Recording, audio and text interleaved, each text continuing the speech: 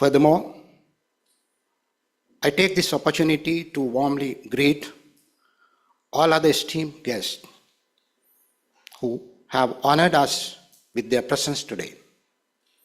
Similarly, I extend my gratitude for your much valued contribution rendered to the prestigious National Defense College since its inception, which played a vital role in shaping our institution and fostering its growth. Your participation is highly valued as we come together for the annual research symposium of the National Defense College. The concept of establishing a National Defense College was initiated in 2016, culminating in its official establishment in 2021.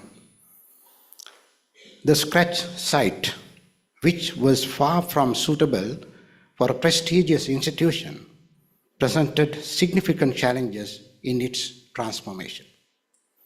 When the concept of NDC was introduced to be established under the visionary leadership of the former Commandant, General Amal Karunasekara, a dedicated team inclusive of members from Tri-Forces, Ministry of Defense, and the other contributors came together to turn this vision into reality. Today, after overcoming those formidable obstacles, we stand as a center of excellence in national security resilience, collaborating with various institutes and advancing our mission.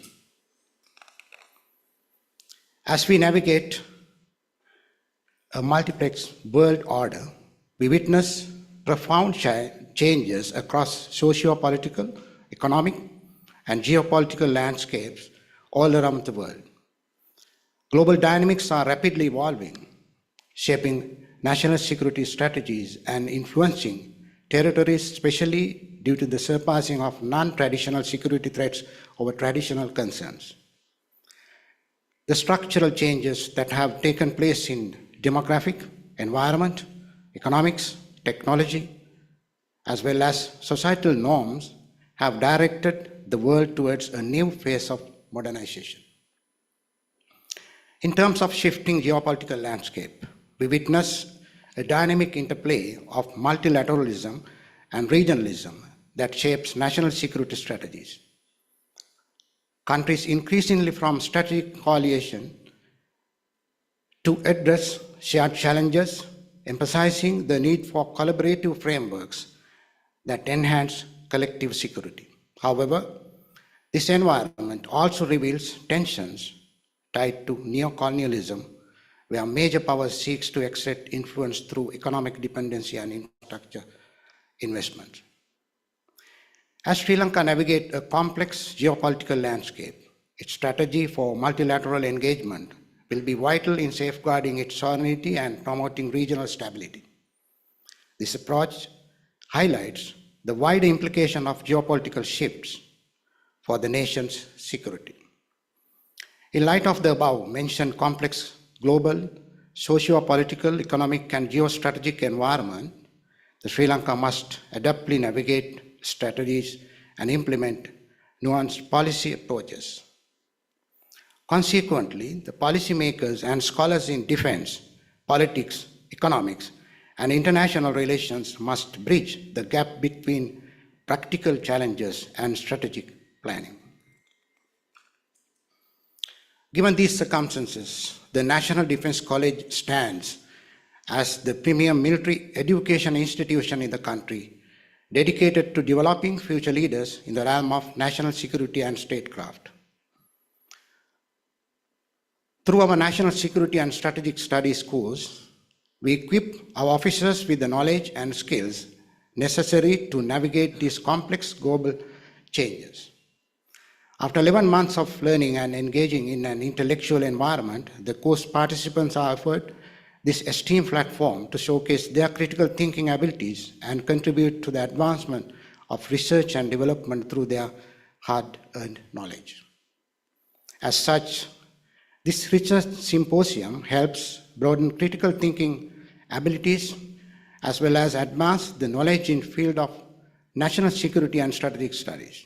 Therefore, this occasion is specially arranged to support the culture of defense research and foster an atmosphere for exploring research ideologies within the domain of national security.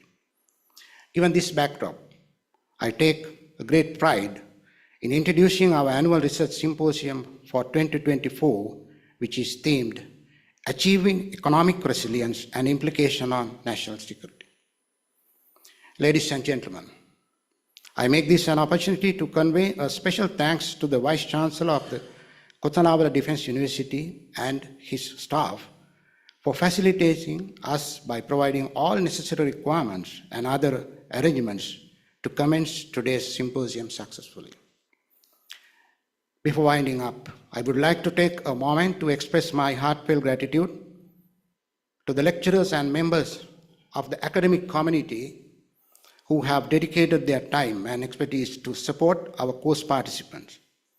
Your unwavering commitment has been instrumental in elevating their knowledge and skills to this remarkable level. This symposium not only celebrates their achievements, but also serves as a vital platform for the officers of the next course who are present here today, providing them with invaluable insights into the degree program they will embark in next year. I'm certain that this symposium will serve as a catalyst for promoting networking among academia, senior military, and police officers, facilitating the exchange and dissemination of academic ideas on modern security concerns. Also, this event will provide an excellent platform for scholars to showcase their talent and enhance their impart their knowledge and experience across various dimensions, including research, intellectual insights, analytical skills, and strategic viewpoint, closely intertwined with their academic curriculum. Consequently, this forum can be viewed as the embodiment of their fruitful endeavors in the realm of research. I'm confident that the lineup of presentations, panel discussions, and formal and informal interactions taking place during the next couple of hours will be instrumental in this regard. In concluding, I extend my best wishes to all participants for a stimulating, contemplative, and fruitful experience during this year's annual research symposium. Once again, on behalf of all the members of the National Defense College, I welcome all the distinguished invitees to the Research Symposium 2024 of the National Defense College. The National Defense College is privileged to have you with us today. Thank you and have a great day ahead.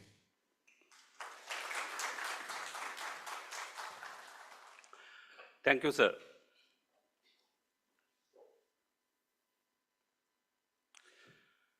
Ladies and gentlemen, now I kindly invite Brigadier Mohan Premanath to introduce the chief guest to the audience.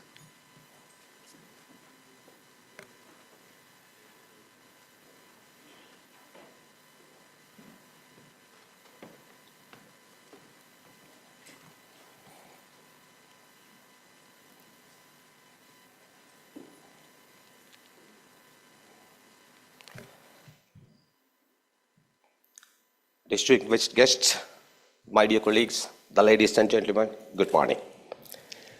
It is with great pleasure and honor that I introduce the chief guest of the today's symposium, the Major General Amal Karunasekara. A distinguished officer of the Sri Lanka Army, Major General Karunasekara has dedicated his life to the service of our nation.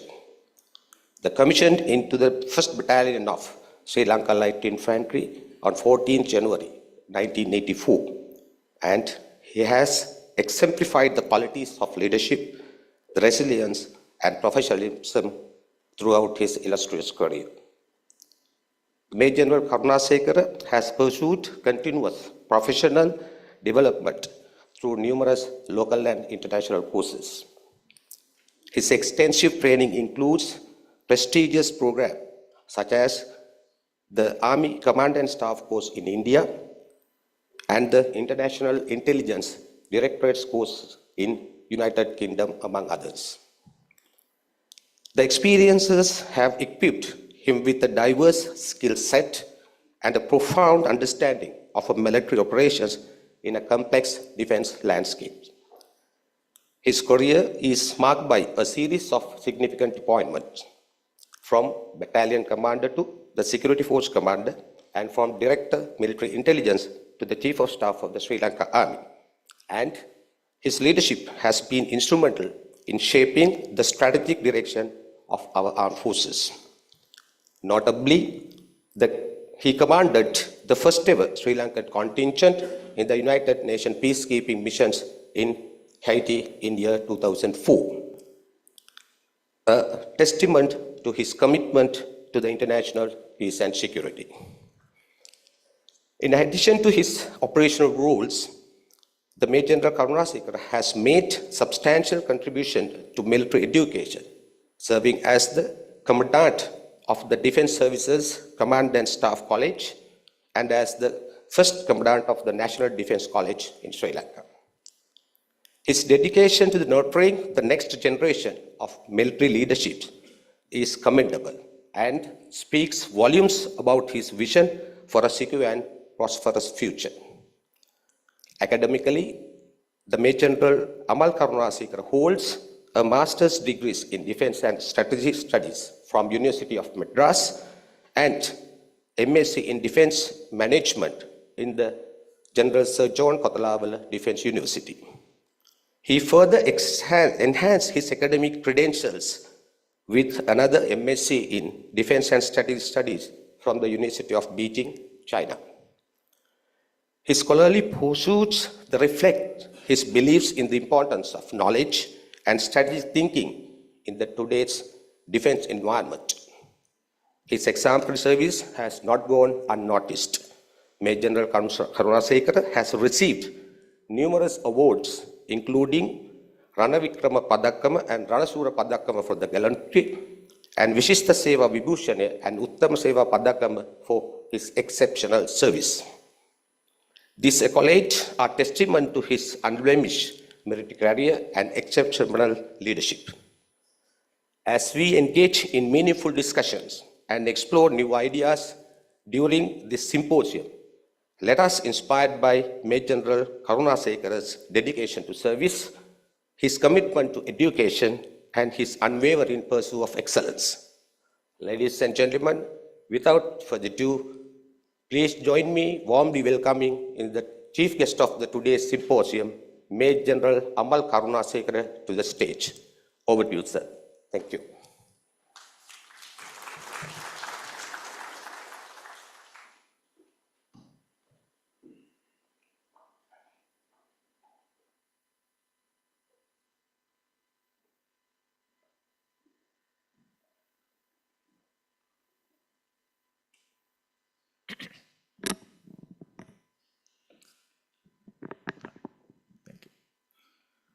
The Commandant of the National Defense College, distinguished invitees, dear officers, ladies and gentlemen, good morning. It is an honor to stand before you today as the chief guest at the National Defense College Symposium 2024, themed Achieving Economic Resilience and Implications on National Security. First, I extend my heartfelt gratitude to the National Defense College for inviting me to this important event to participate in the pivotal dialogue. Reflecting on my tenure as the Commandant of the National Defense College, I take pride in the strides we made together to elevate the college into a hub of knowledge and strategic insight. It was a privilege to witness the college's continuous progress as a center of excellence. I am confident that the foundation we built will continue to resonate in the years to come.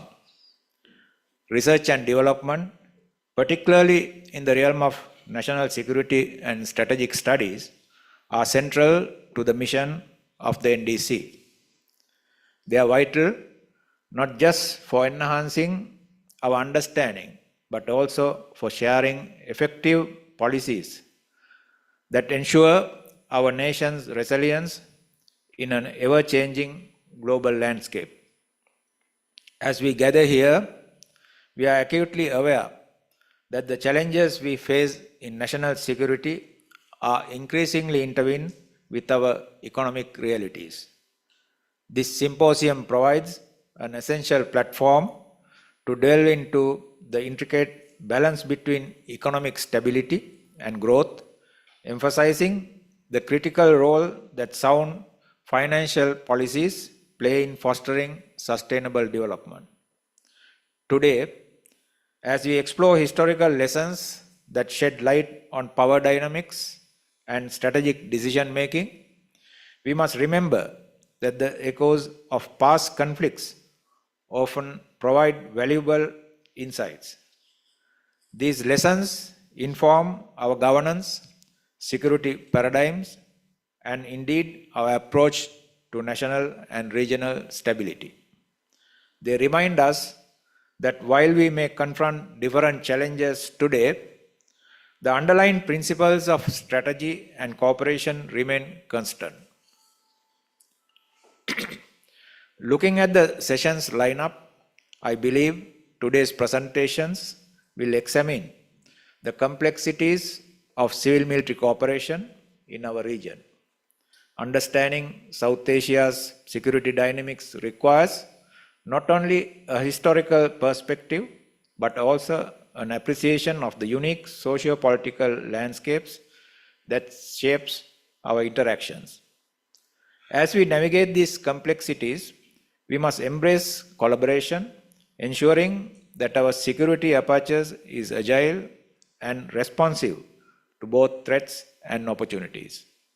Moreover, we cannot ignore the global competition for resources which influences our strategic positioning. Regional alliances are increasingly pivotal, and today's discussions will undoubtedly enrich our understanding of how these dynamics play out on the international stage. We must remain attuned to these changes, recognize that our strategies must adapt to a fluid environment. As we reflect on technological advancement and their transformative impact on modern warfare, we must also consider the role of diaspora communities. Their contributions to shaping perceptions and narratives around national security are significant and often overlooked. Engaging with these communities can provide us with deeper insight into public sentiments and the broader implications for our strategic choices. In conclusion, I urge each of you to approach the discussions ahead with an open mind and a spirit of inquiry.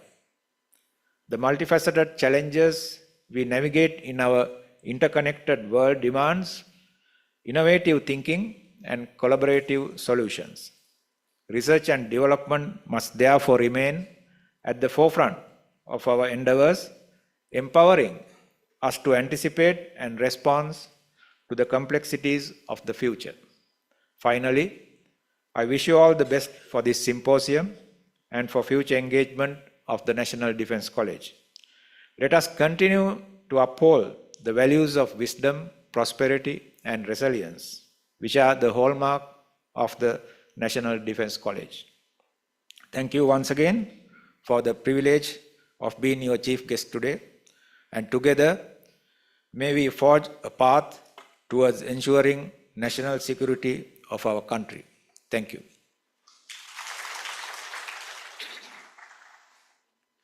Thank you, sir. I request you to remain on the stage for a while, sir. May I invite Commandant NDC Major General Sujeev Chandra Tyapa on stage to present a token of appreciation to Major General Amal Karunasekara for his gracious presence and words of wisdom.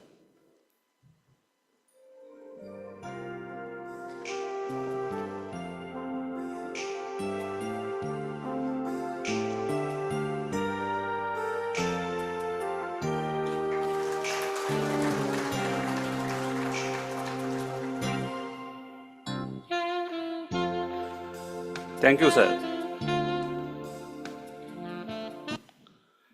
Ladies and gentlemen, this concludes the inaugural session of the Research Symposium.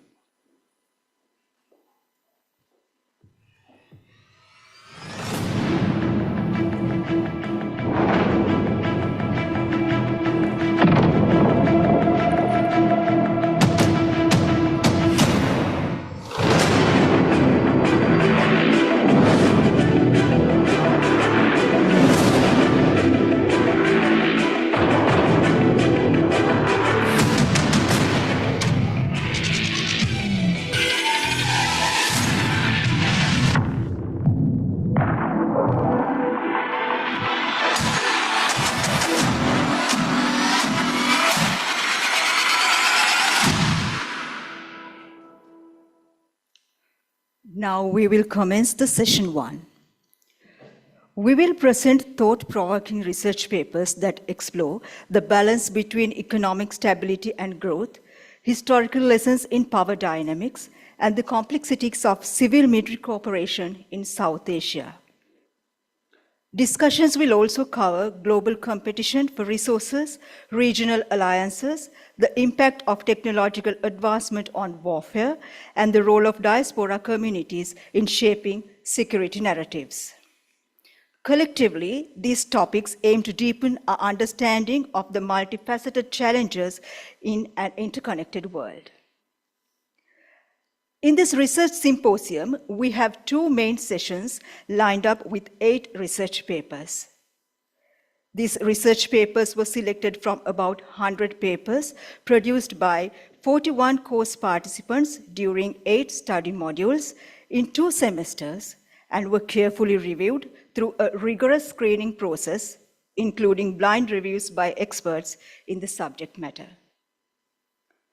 Ladies and gentlemen, Track 1 of the first session of the research symposium consists of 2 presentations on the topics of: the first one is Lessons from Peloponnesian War and their relevance to contemporary international relations, and the second one is The Evolution of Civil-Military Relations in Military Strategies of India and Pakistan. This session will be moderated by Mr. Nilandar Nirudan. Mr. Nilandar Nirudan is a renowned defense analyst and a resource person for many academic institutes.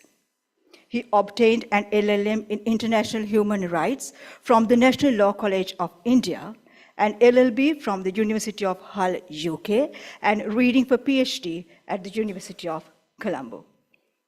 Currently, he serves as the director of the Center for Law and Warfare. Further, he is a visiting lecturer at Bandaranayake Center for International Studies, Defense Services Command and Staff College, and works as a freelance lecturer. Throughout his illustrious career, Mr. Nirudan has authored many papers. His articles have been published in international journals such as Johns Hopkins Journal of International Affairs and the Columbia Journal of International Affairs. In addition, Mr. Nirudan has become a trusted voice in the media. He is a regular commentator in mass media, providing expert analysis and commentary on matters related to security. His insightful contributions have been featured on international media platforms, including WION and Al Jazeera, where his expertise and understanding of global security dynamics have captivated a worldwide audience. Ladies and gentlemen, may I now invite Mr. Nilandar Nirudan to take the seat as the moderator and panelist, Brigadier Amit Sood, Commodore Saminda Disanayaka, Air Vice Marshal Dhammika Dias, and Brigadier Chandana Vikramanayaka to take their seats.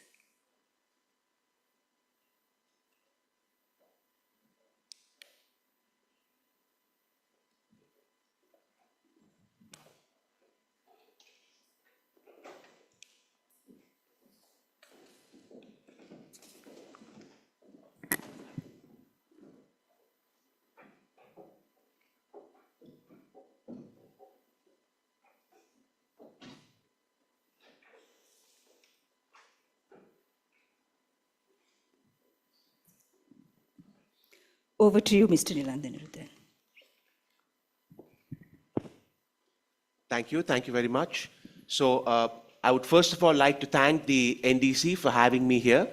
And I'd also like to congratulate the NDC and the Commandant for something that I think we should note right off the onset, which is that the mark of an institution is its ability to improve year on year in terms of the intellectual output and the critical thinking capacity, right? And I think we can quite clearly see that year on year, the NDC has been able to build on its strength and on the quality of the topics and the quantity and the versatility of what's being discussed. And as you know, it's very difficult to keep up a certain momentum like that. And it's only when you have an institution that's completely dedicated to critical thinking and strategic thinking can you maintain that momentum. So congratulations to the Commandant and the organizing team for that, for keeping that momentum, which is very difficult. And before I introduce the speakers, I would also like to make a small announcement. So for the Q&A session, even if the QR system does not work, please put your hand up and we will have mics being passed as well if that doesn't work. So with that being said, let me introduce the first speaker. We have a very interesting topic, lessons from the Peloponnesian War and their relevance to contemporary international relations. Our presenter will be Brigadier Amit Sood, and he will be assisted by Commodore Saminda Dissanayake. Brigadier Amit Sood was commissioned in the Indian Army in 1996. He graduated with a Bachelor of Commerce from Hindu College, Delhi University, which is one of the most prestigious institutions there. He's an alumni of the Army War College and the Defense Services Staff College in India, and he holds a first-class master's in defense studies, along with an MPhil with distinction in strategic studies. He holds a diploma in tank technology, and he's also attended a course in military diplomacy at the Geneva Center for Security Policy.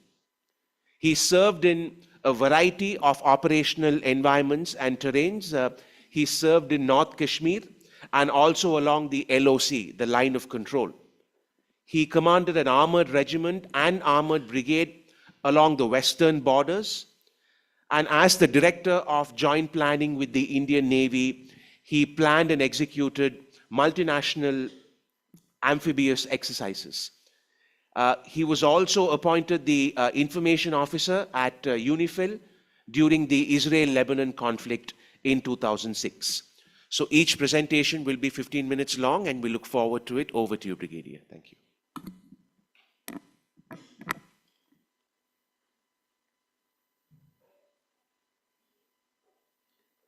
Thank you, Mr. Nilandan, for the introduction. Ladies and gentlemen, good morning. So I shall be presenting to you a paper on the Peloponnesian War. It's an honor for me to present this paper and to have been selected to present this paper. The topic includes the contemporary geopolitics as also the historical perspective as far as the Peloponnesian War is concerned. So as we all are aware that the Peloponnesian War was fought almost about 2,500 years ago. However, the relevance of the war and the lessons are very relevant today in the contemporary world as well. It led to the culmination of the Greece's golden age, a shift in the military strategy, and the power structures of Greece was altered. Thucydides, who wrote about the Peloponnesian War, merely did not recount the events of the war. However, his intent was to illuminate what he viewed as the fundamental truth of human and state behavior. Although the Peloponnesian War was fought over 3 major countries, as we see on the map today, however, at that time it involved almost 200 sovereign city-states. Therefore, the wealth of material of study over geopolitics, power politics and international relations makes it a very important war. In order to draw out lessons and understand the war, it's important to understand the national character of the 2 city-states that participated in this war. The Spartans farmed their lands, therefore had very little monetary assets as individuals or as a city. They had no expertise of battling overseas.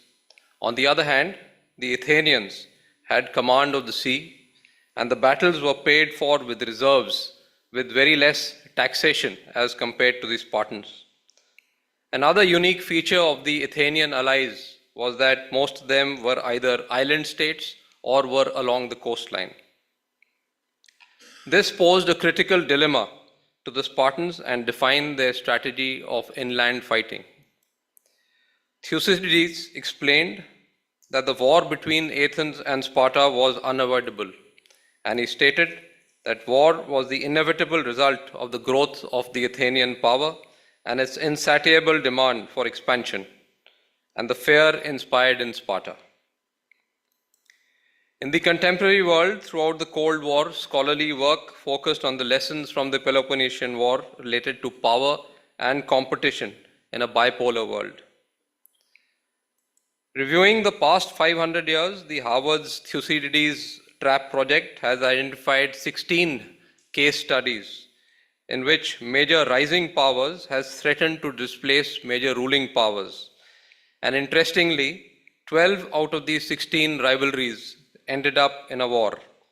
The study has also been quoted by Graham Allison in his book, who was also the architect of the Thucydides trap.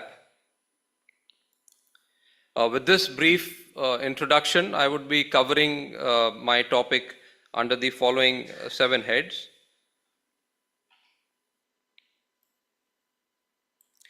The writings of Thucydides, who is also considered the father of the international relations, can easily be related to the theory of realism, power transition, and the security dilemma, which is also a kind of a political science theory.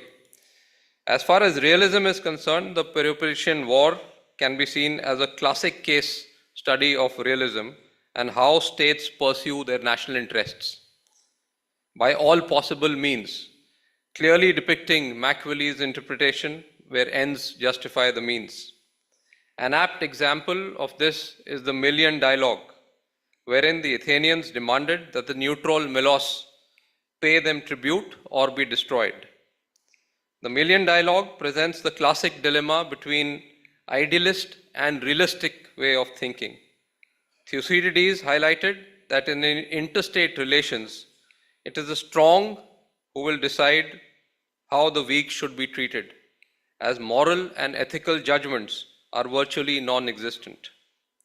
The same is visible in the South China Sea.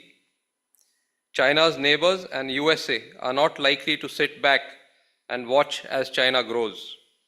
As per the theory of structural offensive realism, fearing their security, threatened countries will join the US in balancing coalition to counter China's rise, as can clearly be seen in formulation of alliances like the Quad. As far as power transition is concerned, on the left, you would see the pyramid where a dominant power on the top at any given point of time has a potential threat from the next immediate power. The deciding feature is the level of satisfaction or dissatisfaction of their allies or subordinate states. This was theorized clearly with the rise and fall of Athens. The graph on the right highlights the probability of war based on the level of satisfaction amongst the nation states. Sparta was apprehensive that the shift in the balance of power would be detrimental to its national security. As long as the core interests of USA and China are not threatened and their allies remain satisfied with the balance of power, the probability of war amongst these states would remain low. The issue of the Megarian decree during the Peloponnesian War was a provocative action by Athens, where it imposed economic sanctions aimed to dislodge Megara from the Spartan alliance, leading to a security dilemma for Megara. At the behest of the Corinthians, the Spartans went to war. A modern example of this theory was the change in the American perception of the Soviet power after the first Soviet ICBM launch, when the US felt that the Soviets were behaving aggressively because they felt that the balance of power was shifting in their favor. A similar situation can be thought of between India and China over the security dilemma over the Maldives. The Spartans' grand strategy of annihilation was dictated by land power and agrarian culture. As a measure of national character, the Spartans were highly risk-averse, which influenced every aspect of their decision-making. During the years between the Persian War and the Peloponnesian War, they made little preparation or reaction to the Athenian growth and hence failed during the Peloponnesian War. On the other hand, the Athenians initially adopted a strategy of exhaustion, shifting to a massive annihilation tactics during the Sicilian invasion, which led to a failure. The form of governments was also a major difference in the adoption of their strategies. In the present day, the difference in the form of governance in US and China highlights the difference in their strategic culture as well. The theory of exhaustion versus annihilation is still applicable to the modern day conflict. In a US-Russia or a US-China conflict scenario, it is reasonable to believe that the escalation, unintentional or otherwise, could occur. As long as US maintains conventional overmatch as the world's largest superpower, it is vulnerable to a strategy of exhaustion through proxy war by nations as an indirect form of warfare, as in a case by Iran. Another lesson which clearly emerges from the Peloponnesian War and also the Russian-Ukraine conflict is that the strategy needs to be formulated by setting objectives that can be achieved with the available means and ways. At the same time, one must be open to recalibrate the strategy based on the progress of war as done by the Russians. At the same point in time, limits to strategy like the plague in Athens was surely not a part of their strategy and needs to be catered for. Thucydides demonstrated that the character of war is emergent, dynamic, and best understood through the medium of combat, where any flaws in strategic or military culture can easily be exposed. Initially, the Athenian and the Spartan military cultures were at odds. However, as time progressed, Spartans adapted to fighting at sea while the Athenians at land. The engagement at Pylos is clearly demonstrated how the strategy must be adopted to the character of the conflict. A similar case can be compared to the fight of the LTTE against the security forces in Sri Lanka. It is possible to imagine many plausible scenarios where a seemingly minor incident between the US and another great power escalates into a war, and which no one would want. And the Peloponnesian War offers a framework for examining these possibilities. In 432 BC, the members of the Peloponnesian League, led by Sparta, called an assembly to hear the complaints against the Athenian aggression. And after hearing the accusation of the Spartan allies, the Athenian envoy declared that fear, honor, and interest were three of the strongest motives which determined state action, examples of which have been highlighted on the view foil.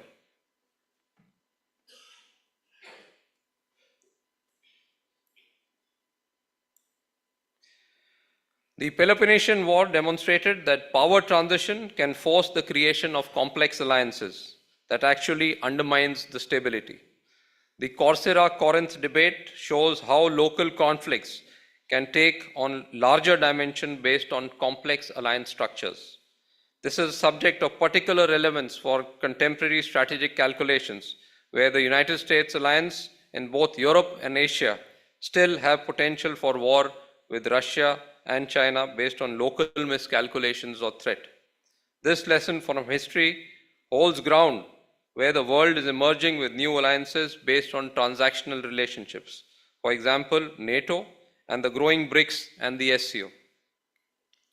Should countries continue to follow non-alignment or get into strong alliances, as highlighted by the moderator during one of the lectures at NDC, is something we need to decide based on the strategic culture and the necessity in a particular nation. Athens, as we all know, used maritime power to create safe passages for trade and gaining alliances. The Athenian sea power is readily recognizable to modern scholars studying maritime operations, where sea power is essential to project power across the globe. It was only when Sparta embraced a maritime strategy that they were successful. The defining battles of the Ionian War were not fought on mainland Greece, but in the Aegean littorals and the Black Sea region, as can be seen on the map towards the left. However, the importance of maritime power can easily be seen in the rapid expansion of the Chinese Navy. On the right bottom, you will see a graph where you would see the Chinese fleet rapidly expanding compared to the US fleet. However, if we take our mind towards the right top graphic, we would clearly see the strength of the aircraft carriers of the US versus China, where we easily can make out the number of aircraft carriers in China are relatively much lesser as compared to USA, thereby showing their attitude for power projection. Economic resilience is critical to sustain long periods of war. The Athenian economy, which was more dependent on trade and alliances, could not sustain the economic pressures created at a later stage. However, the Spartans had a relatively self-sufficient agrarian economy, which was more resilient. In the present-day context, the Russian focus on economic resilience is clearly visible. Despite economic sanctions and support being provided to Ukraine, they continue to be resilient. The impact of the Peloponnesian blockade demonstrated the impact of economic warfare. Control of key resources and disruption of supply routes became crucial aspects of military strategy.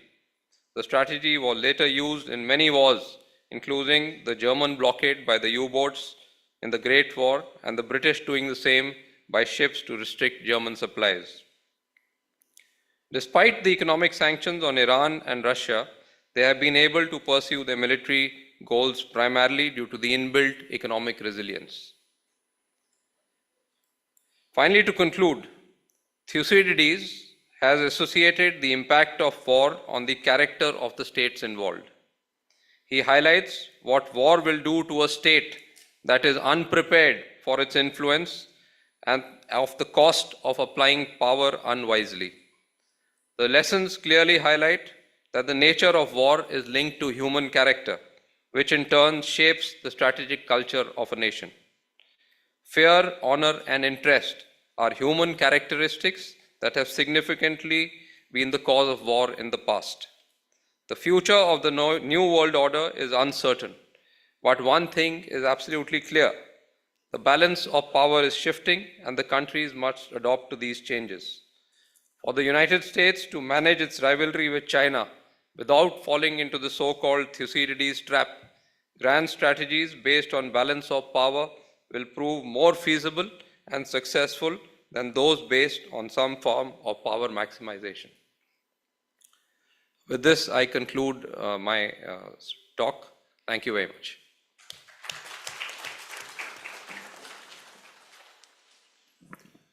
Thank you, Brigadier, for that truly excellent presentation and for fusing historical research and critical thinking together. So once again, very, very high quality analysis there.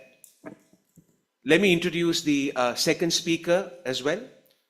Our topic will be the evolution of civil-military relations, military strategies of India and Pakistan. Air Vice Marshal Dhammika Dias joined the Sri Lanka Air Force as an officer cadet in 1993 after he completed schooling at Ananda College in Colombo. He's a senior VVIP helicopter pilot, a qualified flying instructor, and an examiner, having logged about 6,500 flying hours to his credit. In addition, he also holds an air transport pilot license. Air Vice Marshal Dias has held command, training, and staff appointments as the base commander at a number of different SLAF bases, including in Anuradhapura and Ratmalana, and the SLAF Academy in China Bay.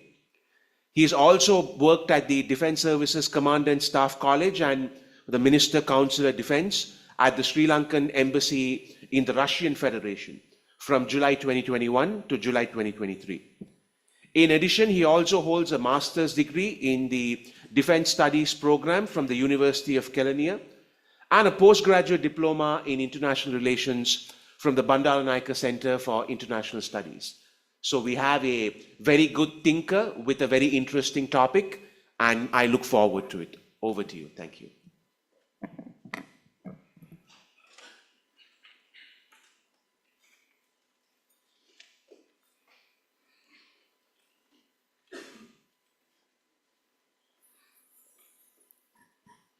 So thank you very much for your kind introduction.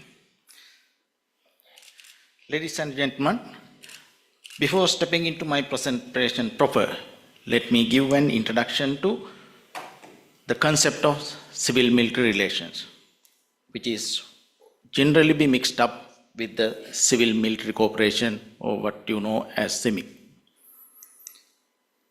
Civil-military relations is a concept brought out by the scholars in the field of political science and international relations in mid-20th century.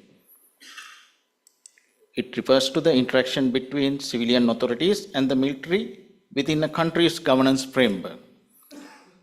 It encompasses the balance of power, control, and cooperation between civilian government officials and the armed forces, impacting policy making, defense strategies, and the military's role in society. Many scholars believe that the effectiveness of civil-military relations hinges upon the civilian control and the military professionalism. With that short introduction, let me step into the presentation. I'll be following the sequence as shown on the slide.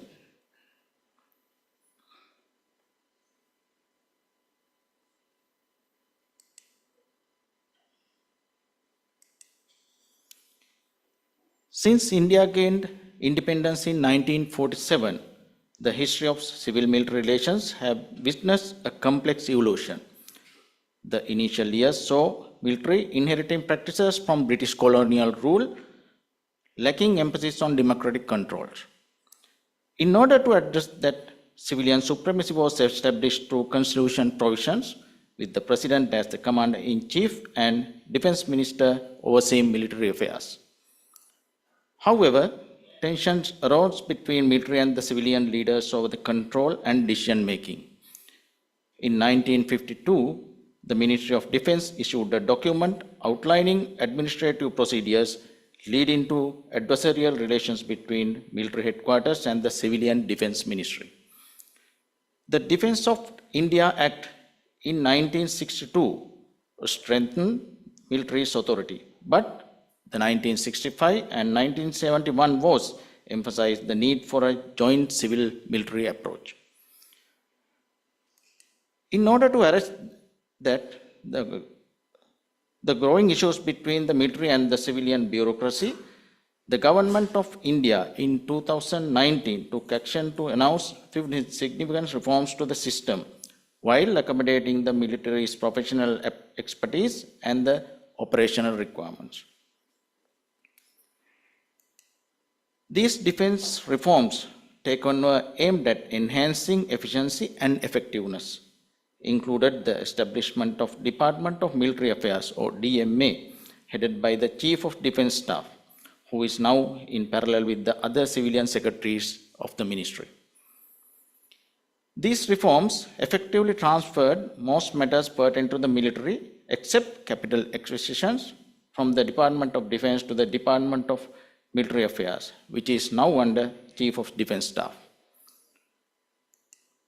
Moreover, as joint secretaries, military officers now head their respective service wings within the ministry. Joint Secretary Army, Joint Secretary Navy, and Joint Secretary Air. Previously, these wings were headed by civilians, and therefore putting military officers in this role represent a significant role. In a way, therefore, to cater to the absence of defense expertise among civilians, the government has infused military expertise within the ministry.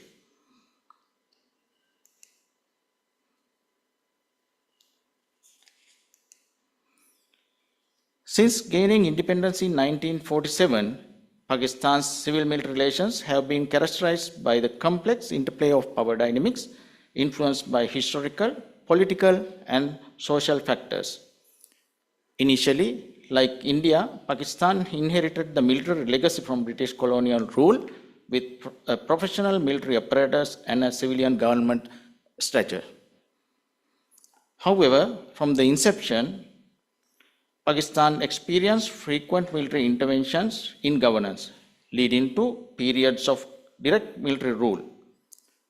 This military dominance over civilian institutions stemmed from the military's perception of itself as the guardians of national security and Islam, often justified through narratives of external threats and also internal instability. Throughout the 1950s and 1960s, Pakistan's civil-military relations were marked by a cycle of civilian rule followed by military coup, reflecting the military's deep-seated influence over political decision-making. The subsequent military regime, led by General Muhammad Zia-ul-Haq, further entrenched the military's role in governance and national security policy. President Zia's Islamization policies and support for jihadist groups in Afghanistan and Kashmir solidified the military's influence over Pakistan's strategic direction, aggravating the tensions with the civilian authorities. Despite the intermittent transition to civilian rule in 1980s and 1990s, Pakistan's civil-military relations remained strained, characterized by periodic military interventions, political instability, and weak civilian institutions.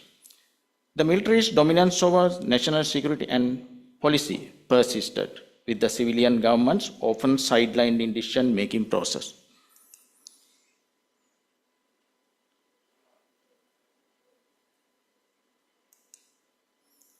The civil-military relations in India and Pakistan are influenced by a variety of factors unique to each country's historical, political, and social context. While both countries share a colonial legacy and inherited military structures from the British rule, the evolution of civil-military relations diverged significantly due to the distinct historical trajectories and geopolitical realities.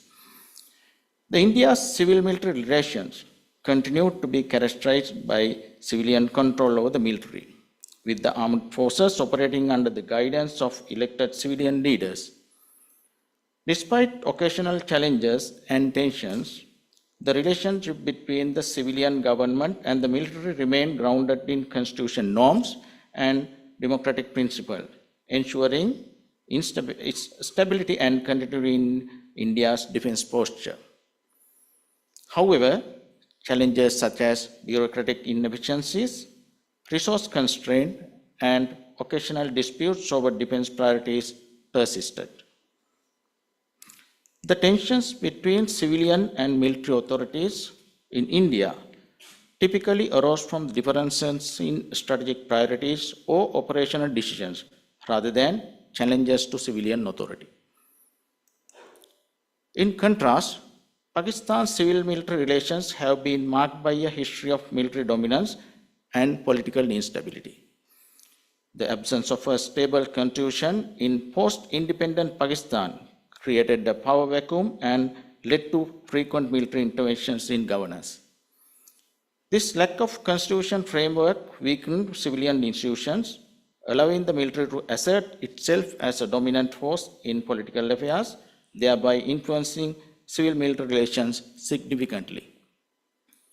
During the Cold War, Pakistan's strategic location and alliance with the United States led to increased military aid and support.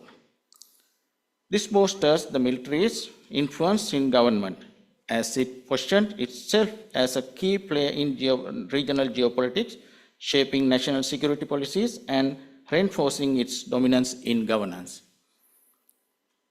Wars with India, particularly in 1965 and 1971, reinforced Pakistan's military-centric approach to the governance. The military justified itself by framing itself as the defender of national security and the religion Islam, leveraging conflict with India to consolidate power domestically and assert control over the political decision making. The rise of Islamic militancy in Afghanistan directly impacted Pakistan's civil-military relations. The military support for Afghan Mujahideen and the Taliban factions influenced Pakistan's strategic decision and effect between civilians and military authorities. The Inter-Service Intelligence Agency, operating as a powerful intelligence and covert operations body with Pakistan's military, exercised significant influence over civil-military relations. Its involvement in domestic and foreign affairs, support for non-state actors, and role in strategic decision-making shaped the dynamics between civilian authorities and the military establishment. The contemporary geopolitics significantly affect Pakistan's military, shaping its strategic outlook and influencing civil-military relations. Factors such as military posture contributing to its influencing role in governance and foreign policy decision-making. In order to understand the status of civil-military relations in these two countries, we examined two separate defense models in other countries, USA and South Africa.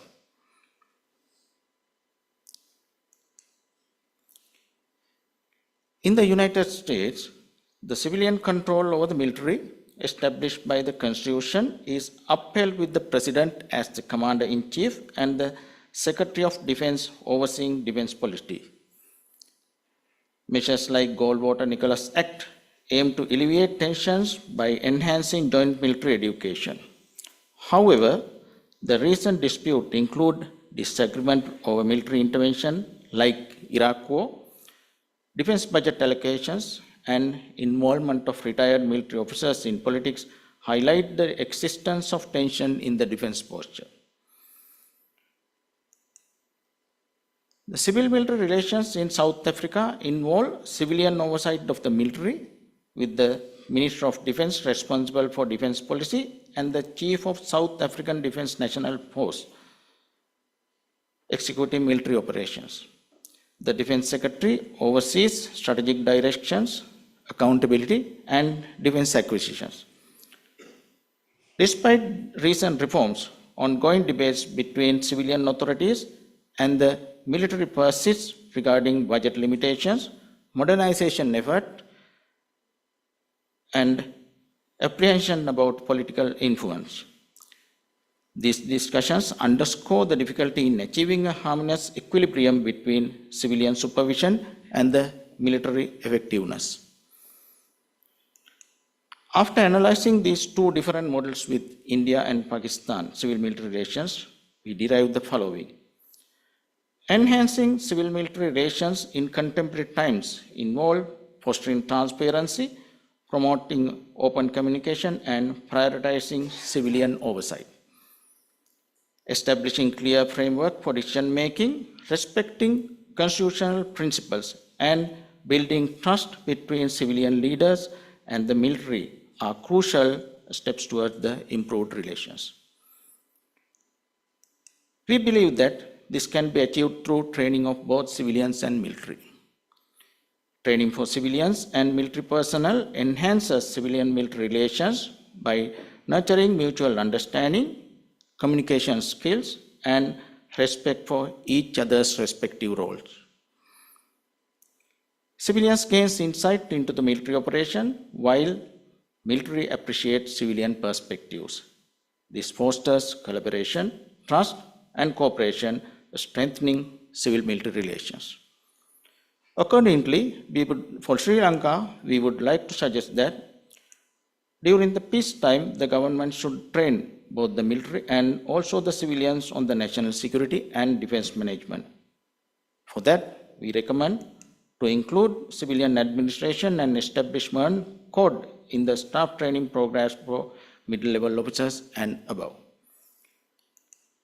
to include introduction to national security and defense management in state university syllabi, to encourage both the military personnel and civilians selected to work in defense-related organizations to go through training in professional military institutes such as staff colleges and national defense colleges. In conclusion, let me summarize saying that in the contemporary world, enhancing civil-military relations is imperative for stable governance. It would foster a balance where civilian authorities maintain control while respecting military expertise, ensure effective responses to evolve global and regional tensions, complex challenges like terrorism, cybersecurity, and geopolitical tensions. With that, I have come to the end. Thank you very much for your patient listening.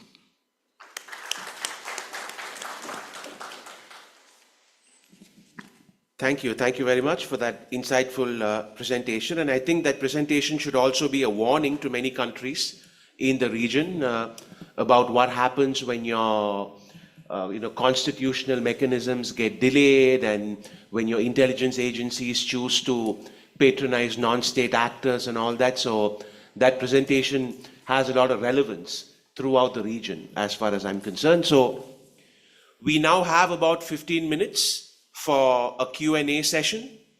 And if any of you want to send in your questions, or if that doesn't work, if you want to put your hand up, we can spare about 15 minutes for that.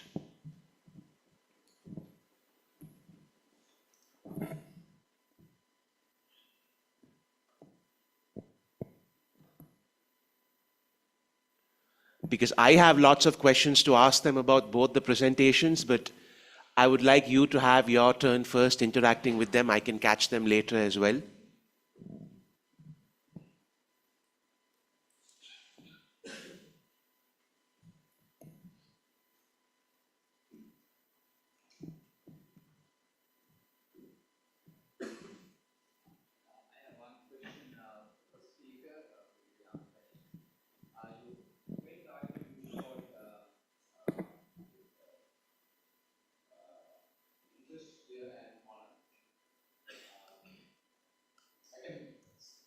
Certainly understand, okay, your decision is driven by sometimes fear, sometimes honor, sometimes you fight for interest.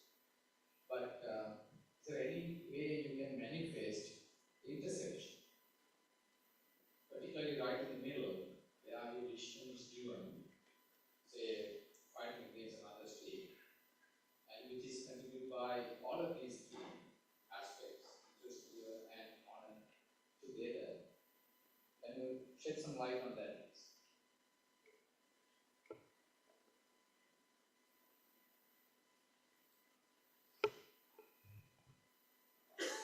Yes, in fact, all three aspects would be equally relevant if we pick up any conflict which has taken place in the past. The examples which have been highlighted, if you allow me to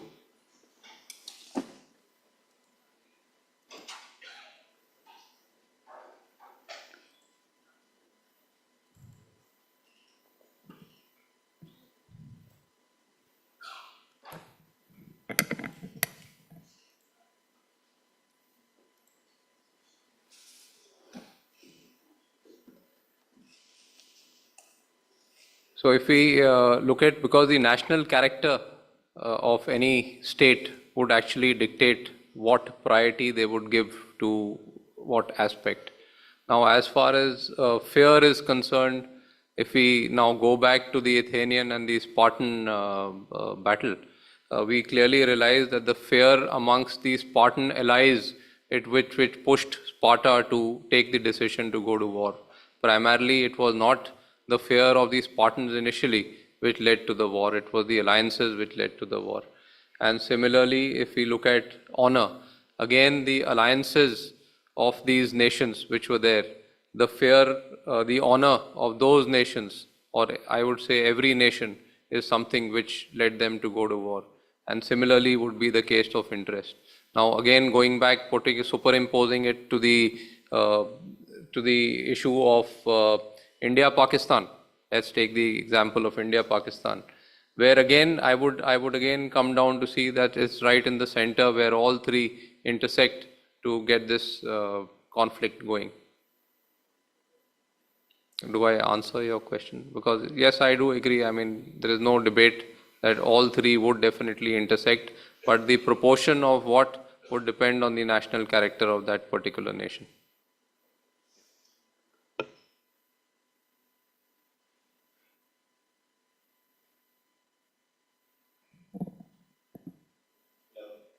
morning. My question is, it's been said that voice too important. This is for the second speaker.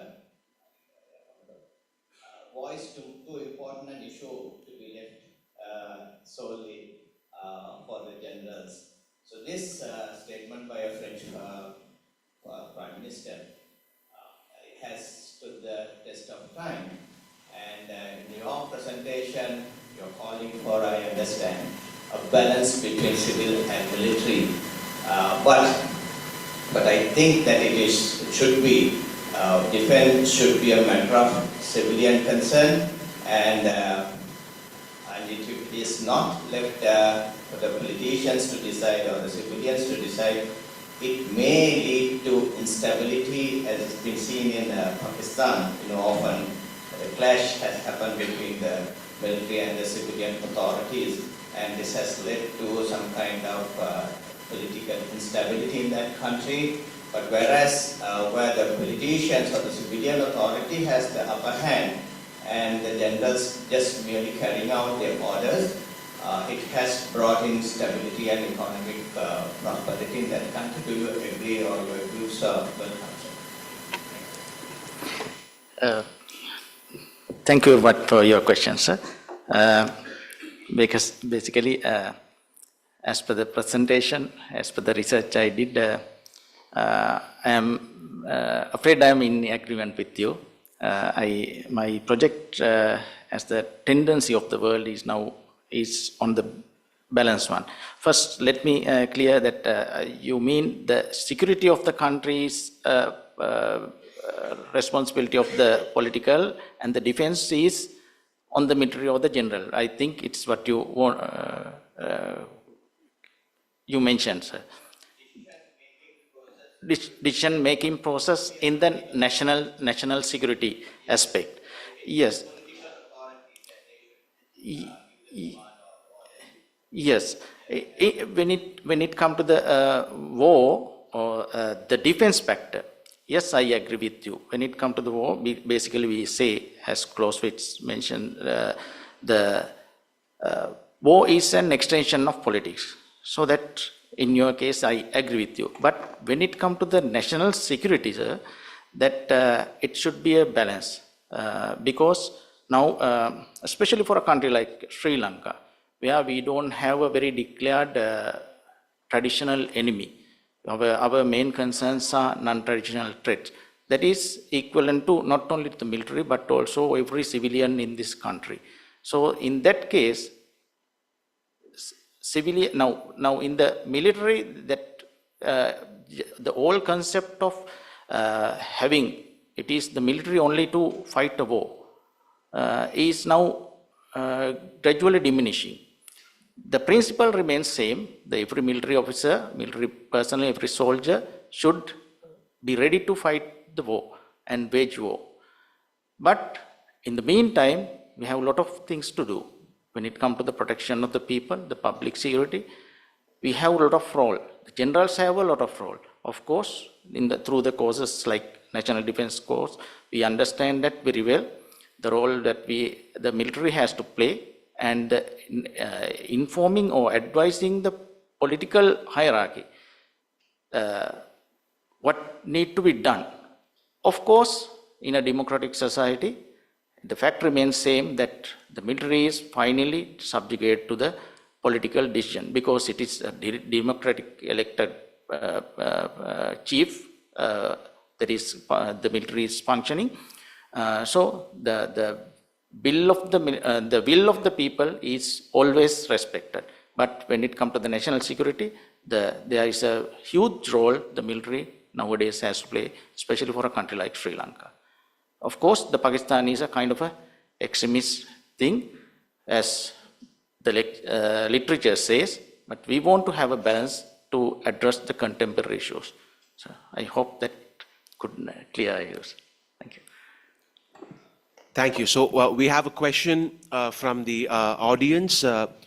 From the Sri Lanka Navy, K.E. Buddhika asks, and I think this is for, it's right there. So how can the US and China manage their growing competition in the Indo-Pacific to avoid the pitfalls of the Thucydides trap? Also, can you highlight a bit about US allies and partner structure related to the graph that you displayed when striking the balance of power?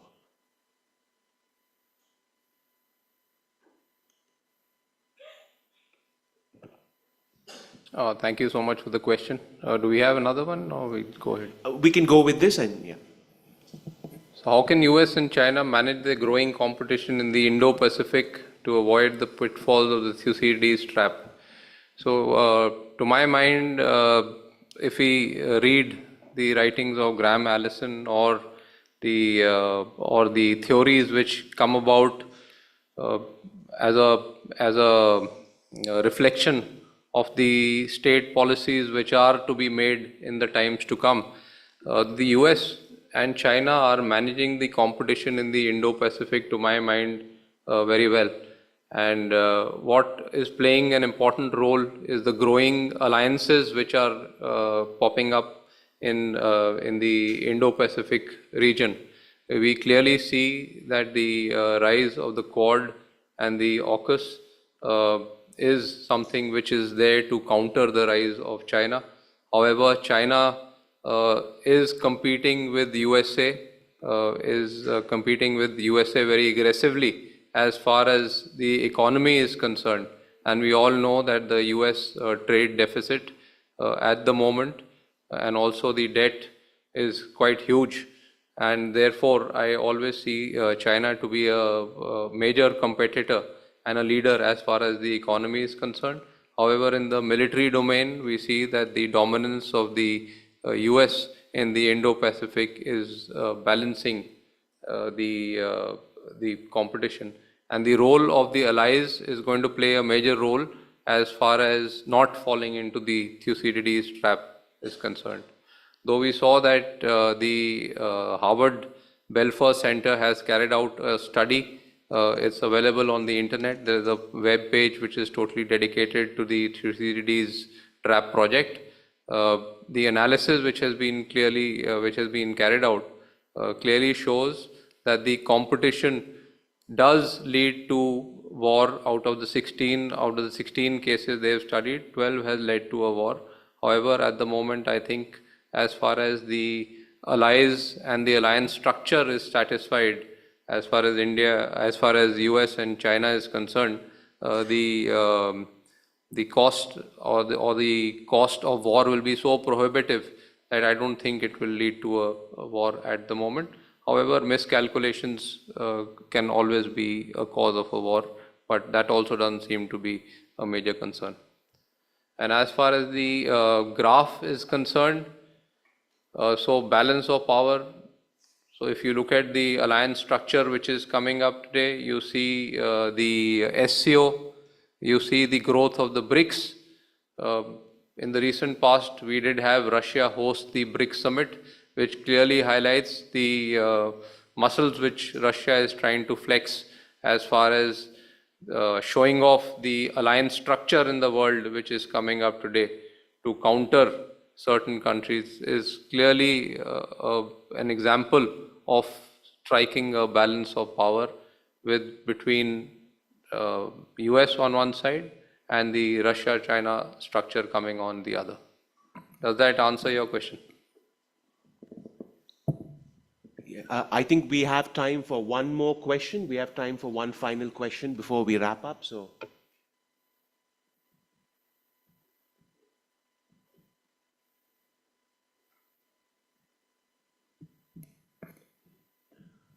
okay. Well, I suppose we've had a few meaningful questions and interactions anyway. So we can wrap up there. So it's just time for my closing remarks. So I would just like to repeat what I said at the start, and so we can all take great pride in the fact that the mark of an institution is the ability to constantly update itself and evolve itself. And as a Sri Lankan, I think we should all be happy that the top military institution in our country is always on the ball with many of these things and is at the forefront.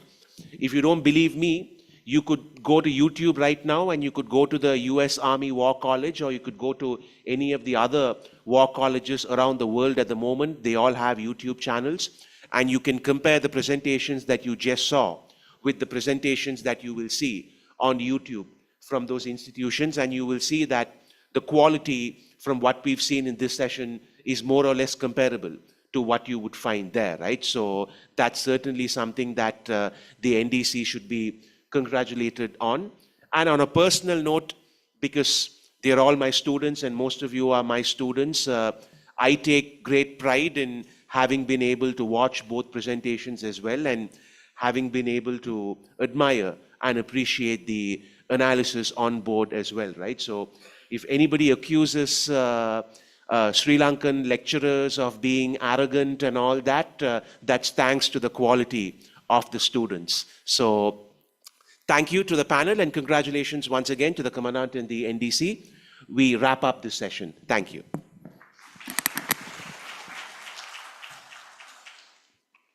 Thank you very much, Mr. Nilandan Nirudan, for moderating the session, and the panelists for presenting your insightful research papers to the audience. Ladies and gentlemen, may I now invite the Commandant NDC, accompanied by the Secretary NDC, to hand over the token of appreciation to the moderator and certificates to the panelists.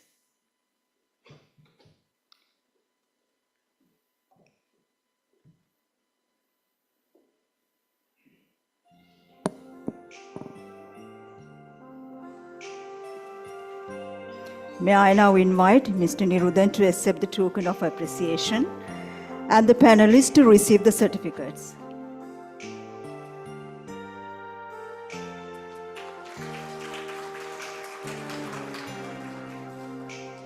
Brigadier Amit Sood,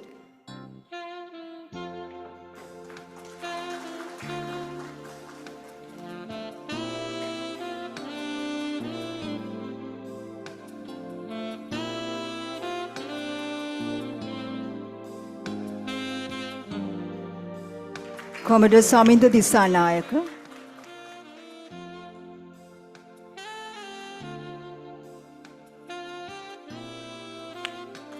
Air Vice Marshal Dhammika Dias,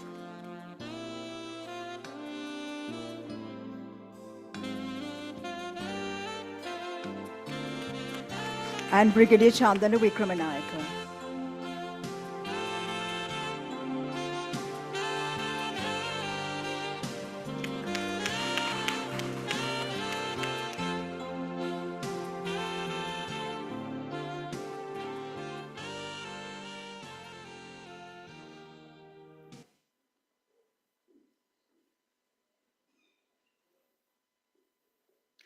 Ladies and gentlemen, now it is the time for refreshments, and all are invited to proceed onto the lobby area.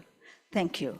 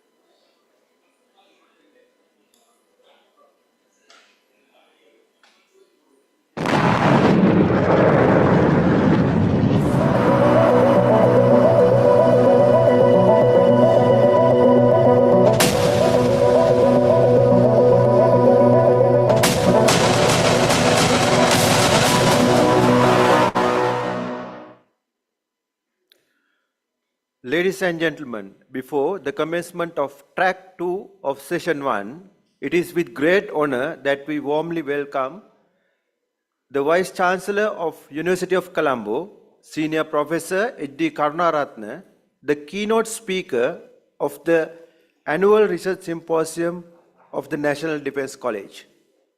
Now, I kindly invite Commodore Anuruddha Karunatilaka to introduce the keynote speaker to the audience.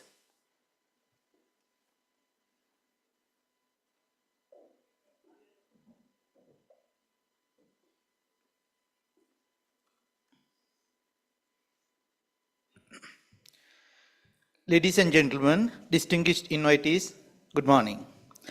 It's with great pleasure and honor that I am standing before you to introduce Senior Professor H.D. Karunaratne, the Vice Chancellor of the University of Colombo, as the keynote speaker of the Research Symposium of the National Defence College of Sri Lanka. Sir, on behalf of the Commandant, National Defence College, I would like to extend you a very warm welcome to the Research Symposium of the National Defence College of year 2024. Senior Professor Karunaratne is a luminary in the field of economics, holding an illustrious academic records that speaks volumes of his expertise and dedication to scholarship. His academic journey began with a BA with first class honours from the University of Sri Jayawardenepura, Sri Lanka, followed by MA degrees in economics from the University of Colombo and economic policy from the Nagoya University, Japan. He furthered his studies with a PhD in economics from Nagoya University, Japan, where he explored deep into the complexities of international development. Throughout his career, Professor Karunaratne has sharpened his research focus on pivotal areas such as entrepreneurship, international business, labor markets, income inequality, and international trade.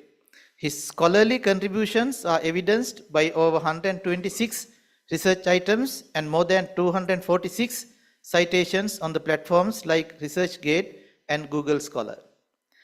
Internationally renowned for his expertise, Professor Karunaratne has been the recipient of prestigious tributes such as the Japanese government postgraduate research scholarships and the Foreign Minister's commendation by the government of Japan.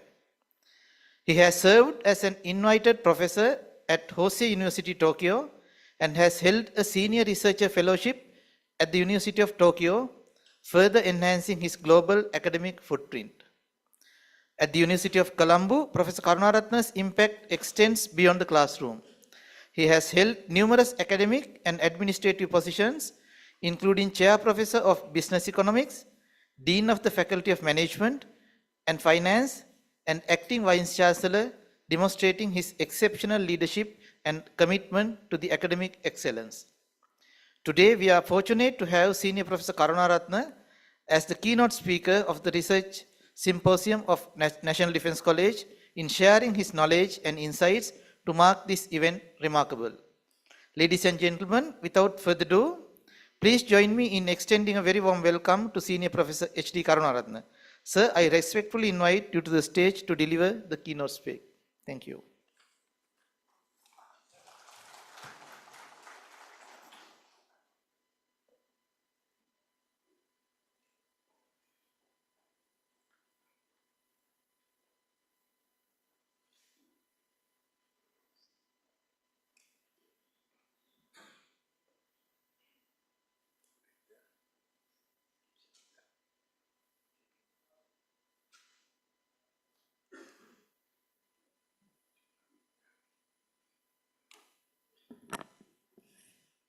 Very good morning to all. Thank you very much for the introduction and inviting me to discuss on your topic today, achieving economic resilience and impacts on the national security. First of all, I should thank for General Sujiva and former director, all officers. There are some of my students. Okay, anyway, we will go through very quickly about your topic, achieving economic resilience and implications on the national security. So that's what you have given me as the topic. So we need to understand that achieving economic resilience, what does it mean? How we achieve the economic resilience? Why we should achieve the economic resilience?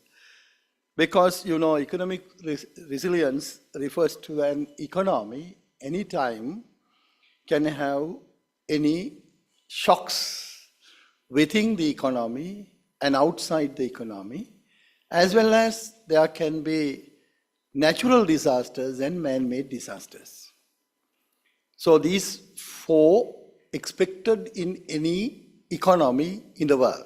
What do you mean by the economy? Economy means that in any society, people always organizing their production, consumption, and distribution.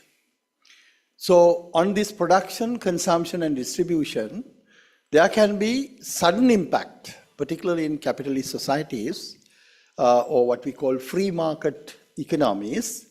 There can be four kinds of incidents where that you can see within the economy, anytime there can be economic recession, crisis, and depression. What do you mean by economic recession? Economic recession means that in any economy, when the GDP, total production, coming down in 2 consecutive quarters, we call economic recession. Then economic crisis is not only the production, but price level will go up as inflationary situation, unemployment will increase, and some other economic variable will change into the negative shape. So that we call economic crisis. And we have economic depressions. Depression means continuously 2-3 years, more than that, all the economic variables in negative signals. Growth rate coming down, the price level going up, unemployment increasing, poverty level going up, foreign transactions coming down, the government budget is having huge gap, so like that. These are economic phenomena. Beyond that, there can be man-made disasters and natural disasters. Very recently we have undergone the man-made disasters like pandemics, strikes, civil wars, Aragalaya. These are kind of man-made disasters. Due to these man-made disasters, economy can be in a crisis or depression or any situation. And of course, natural disasters, flooding and tsunami, and when there is a natural disasters, then in these situations are not normal situations. When there are abnormal situations in the economy, we have to overcome. How can we overcome? So it involves the combination of various strategies that building a robust, adaptable, and sustainable economic systems. At the very beginning, I will say that what are the solutions what we can go. I will let it later to elaborate. We need to do research, number one. On these dimensions, we need to undertake research, because research is the best way of answering any question in the world. Actually, the research coming from the people who have developed their mindset. Any crisis coming, we have to develop our mind to be the resilience. Even in the Buddhism, when Lord Buddha getting issues, he is going to Parileya Vanaya. Why? Because to develop his mind again. So when something happens, we have to develop our mind. So that is, those who develop mind, they have various data collections, experiments and analysis, and finally what we call scientific approach. Following scientific approach, they do research products, which of course sometimes have criticism that research is theoretical, research is universities, research is not applicable, but that's not the reality. So that, of course, what we call today, not the research, we call it as the impactful research. So what is the impactful research? So impactful research means that after the research, there are innovations, new products, new systems, new methods, new data, new ways of thinking coming as a result of research. So that is called innovations. And evidence-based policy making. So what we need after getting good research, that all the time we try to follow scientific methodology. When you take the scientific methodology, which means that you are using data. So data-based, evidence-based policy making is essential. That is one of the lacking things in case of Sri Lanka. Whenever we take the decisions, in Sri Lankan context, we take either because of political power, either because of emotions, either because of relationships, because of some other reasons, we take the decisions. But reality, in many advanced countries, the people who have developed their mindset, they produce research, that those, based on those research, they take the decision with the data and analytical methods using, so that the second important thing is evidence-based policy making and community collaborations. That is number one, community awareness and community collaboration. Whatever the research finding or innovation or evidence-based policy, if it is not accepted by the community, I think that doesn't work. So therefore, how do you make the community awareness, community collaboration, and work with the community, that you have to show them that you are influencing on their lives and changes happening for them. And of course, that all these things are very important. For that, what we need, the most important thing is we need to have networking, collaboration, and cooperation. We are working compartmentalized world, the separate institutes, separate individuals, they do whatever they want, then that doesn't work. So that the networking and collaboration, cooperation is essential to get the maximum benefit for research to the society. So that the economic resilience, I hope you can understand how it can be the national security influence, I will discuss gradually. Now, when we talk about economic resilience, you can see what has happened in recent past. In the country of Sri Lanka, we know there are various variables we can take. If I take one variable which is related to public finance, if you take, we use one variable called primary balance. What do you mean by primary balance? We have given the definition here, government revenue minus government expenditure minus government interest payments. So that you can see how the primary balance has been in Sri Lanka last couple of 3 years. If you take 2022, it was minus 4.4, minus 5.7, minus 3.7, and then 0.6 and 2.1. The IMF expected at least for 1.8. So positive symbol. So this is the crisis we went through. Now, little bit, we are coming out from the crisis. This is only one variable I used to explain that there has been an economic crisis in Sri Lanka. I don't want to explain that you know that there was a dollar crisis, there was an energy crisis, there was a gas crisis, there were many crises, bunch of crises happen in Sri Lanka. But how do we highlight that with the data?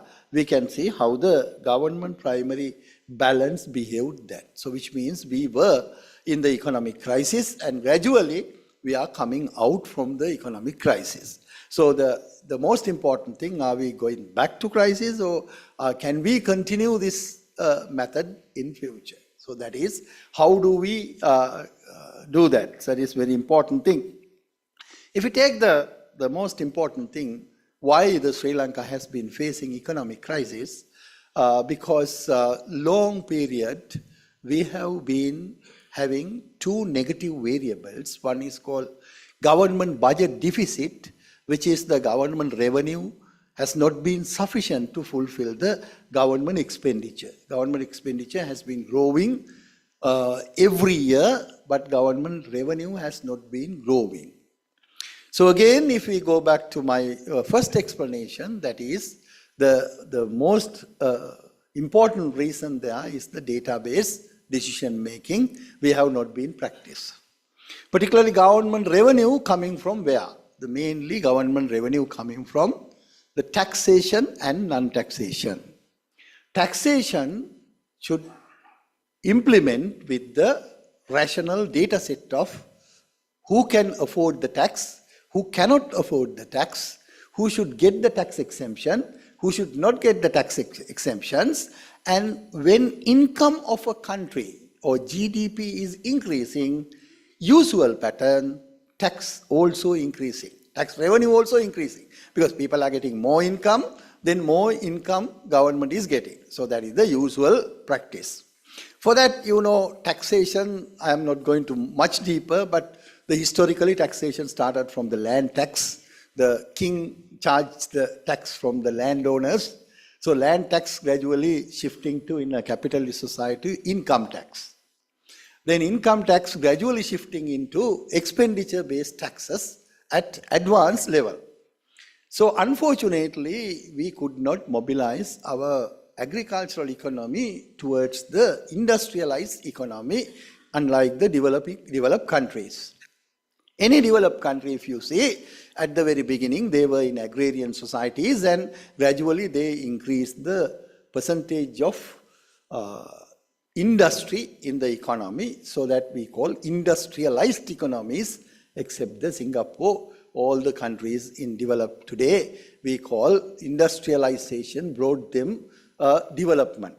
That industrialization means many people get the jobs in the economy in the industrial sector, so they get the income sources. So government charge the income from the industrial sector employees. So the government income tax is going up. Unfortunately, the Sri Lankan economy shifted from agricultural economy to service economy. Now, if you take today in Sri Lanka, 60% of the GDP coming from services, and only less than 7% coming from the agriculture. Rest of that, about 25% coming from the industrial sector. So therefore, we could not have a strong industrial sector, that is number one. So as a result, our income tax could not increase. But more than that, the issue is we could not develop good data set for charging taxes. So still, the biggest crisis in the Sri Lanka is we could not identify who is the real poor, who is the fake poor in Sri Lanka. So as a result, we have been wasting huge amount of money giving subsidies for fake poor, not the real poor. So if we could identify a real poor today, we would have been developed, because we would have not wasted time giving many things free for those who pretend as the poor. So therefore, identification of poverty with the data has not happened in Sri Lanka. And we do not, even today, we do not calculate poverty based on the longitudinal sample survey data. That today you go to village, you ask who's poor, then next year you go to village, you ask who's poor, but not the same people you are tracking. But other countries, the poverty is calculated with the longitudinal data. If you have poverty today, the next year, the same people should be, or less than small crowd coming as a new entrance. So that the way of handling in this country, some conceptual definitions are also wrong. If I go to the statistics and variables that you know, if you go to Google now and type, how many percentage of Sri Lankans are in urban sector? How many population, how many people are in the rural sector? Rural sector still coming as 81%. It is actually wrong, because our Census and Statistics Department used that the definition as municipal council area and the urban council area residents are the urban. Pradeshiya Sabha people are rural. That is the definition still we are using. So we don't know who's rural, who's urban still. So therefore, you go to Google, you see that 81% rural population in Sri Lanka. Even African countries, there are 40% urban population. So still, our conceptual weaknesses, the data collection weaknesses, still there. So we could not really identify who is poor. So as a result, even today, many people say that we are poor. So that is accepted to many variables. So people believe that Sri Lanka is a poor country. Because when you go to other country, you can see, when any foreigner come into Sri Lanka, you see that this is not a bankrupt country. How can you see it bankrupt country? The situation of bankrupt country is totally different than Sri Lanka. Sri Lanka is bankrupt country, but we know in general lives, people are living normally, right? So that is the issue what we need to understand. The root causes I am going to explore for you. The root cause coming from the data and conceptual definitions and economic planning and the real economic techniques are we adopting in Sri Lanka. In any other country, there is an economic mechanism called input-output table. Input-output table means any industry, if you take, where the input coming, how much is the input, what is the value addition, how much is the output, is recorded. And entire country data is there. So for that, usually there is economic planning agency. Even in advanced countries, they call economic planning agency, where they take all these data, where the rice is produced, who's buying the rice, where the rice going, how long they keep, with the all stocks where. The data set is maintained in advanced countries, right? So here we do not have that data. We do not create data. So therefore that our economic decision making, as I told you, either based on political influence, either based on relationships, either based on some other reason. So as a result, the government expected revenue we could not obtain from the country.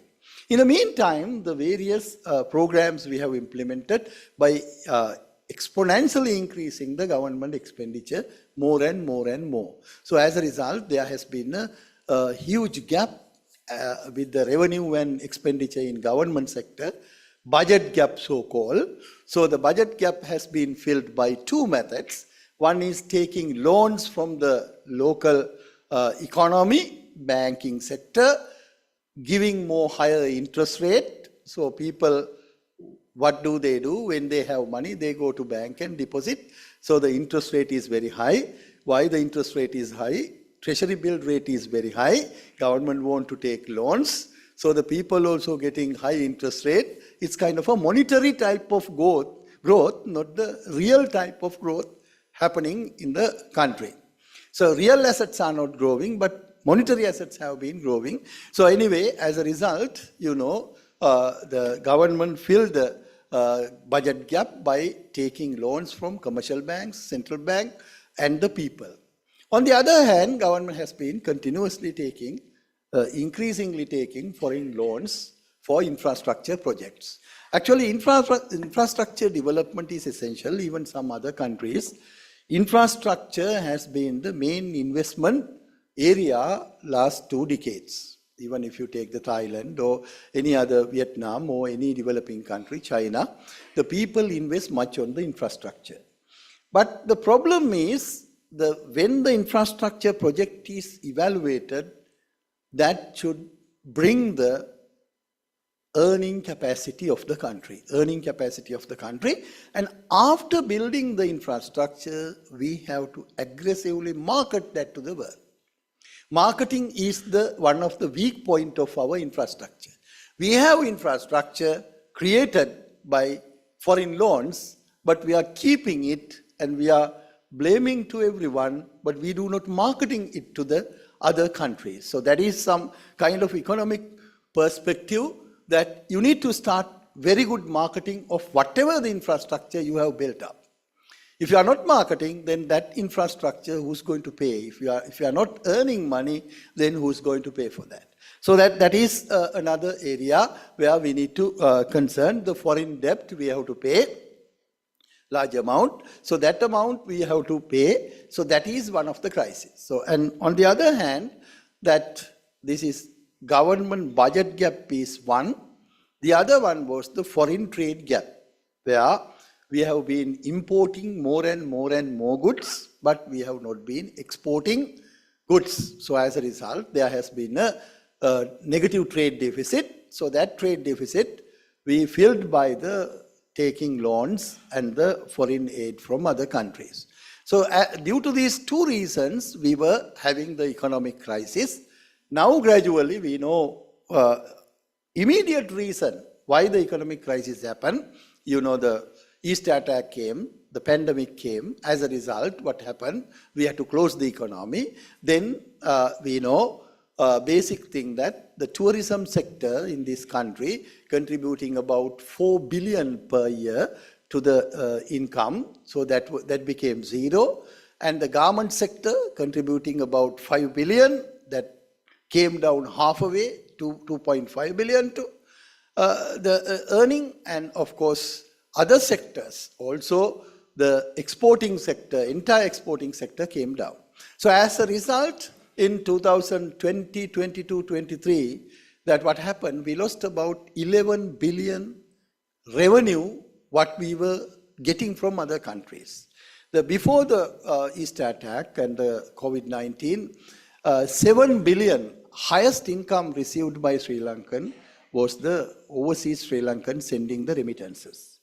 But after the crisis, this has come down to 2 to 3 billion US dollars. So suddenly we lost our total foreign revenue around 11 billion. So then we have been taking 3 billion every year, but once your income drop, you cannot pay the loans. So that's why we had to declare this bankruptcy. Now we need to understand, gradually, you know, very recently tourism sector is performing well, and when there is a crisis, people are leaving from the country. When they are leaving from the country, other countries, they are sending money back. The remittances gradually increasing, the tourism gradually increasing. So we are coming back to a normal situation. But essentially, where the IMF and the other outside pressure is for come back to the real decision making. That is, irrespective of the government, any government coming here, we have to take the rational economic decisions. Some people against the IMF, I don't think that should, if they are very well understood economics, they should not against the IMF. Because IMF is only one organization saying you have to go in a correct path. In economics, no free lunch. We call in economics the simple slogan, no free lunch. If you don't hard work, you will never get resources in the world. So therefore, that you need to follow economic principles.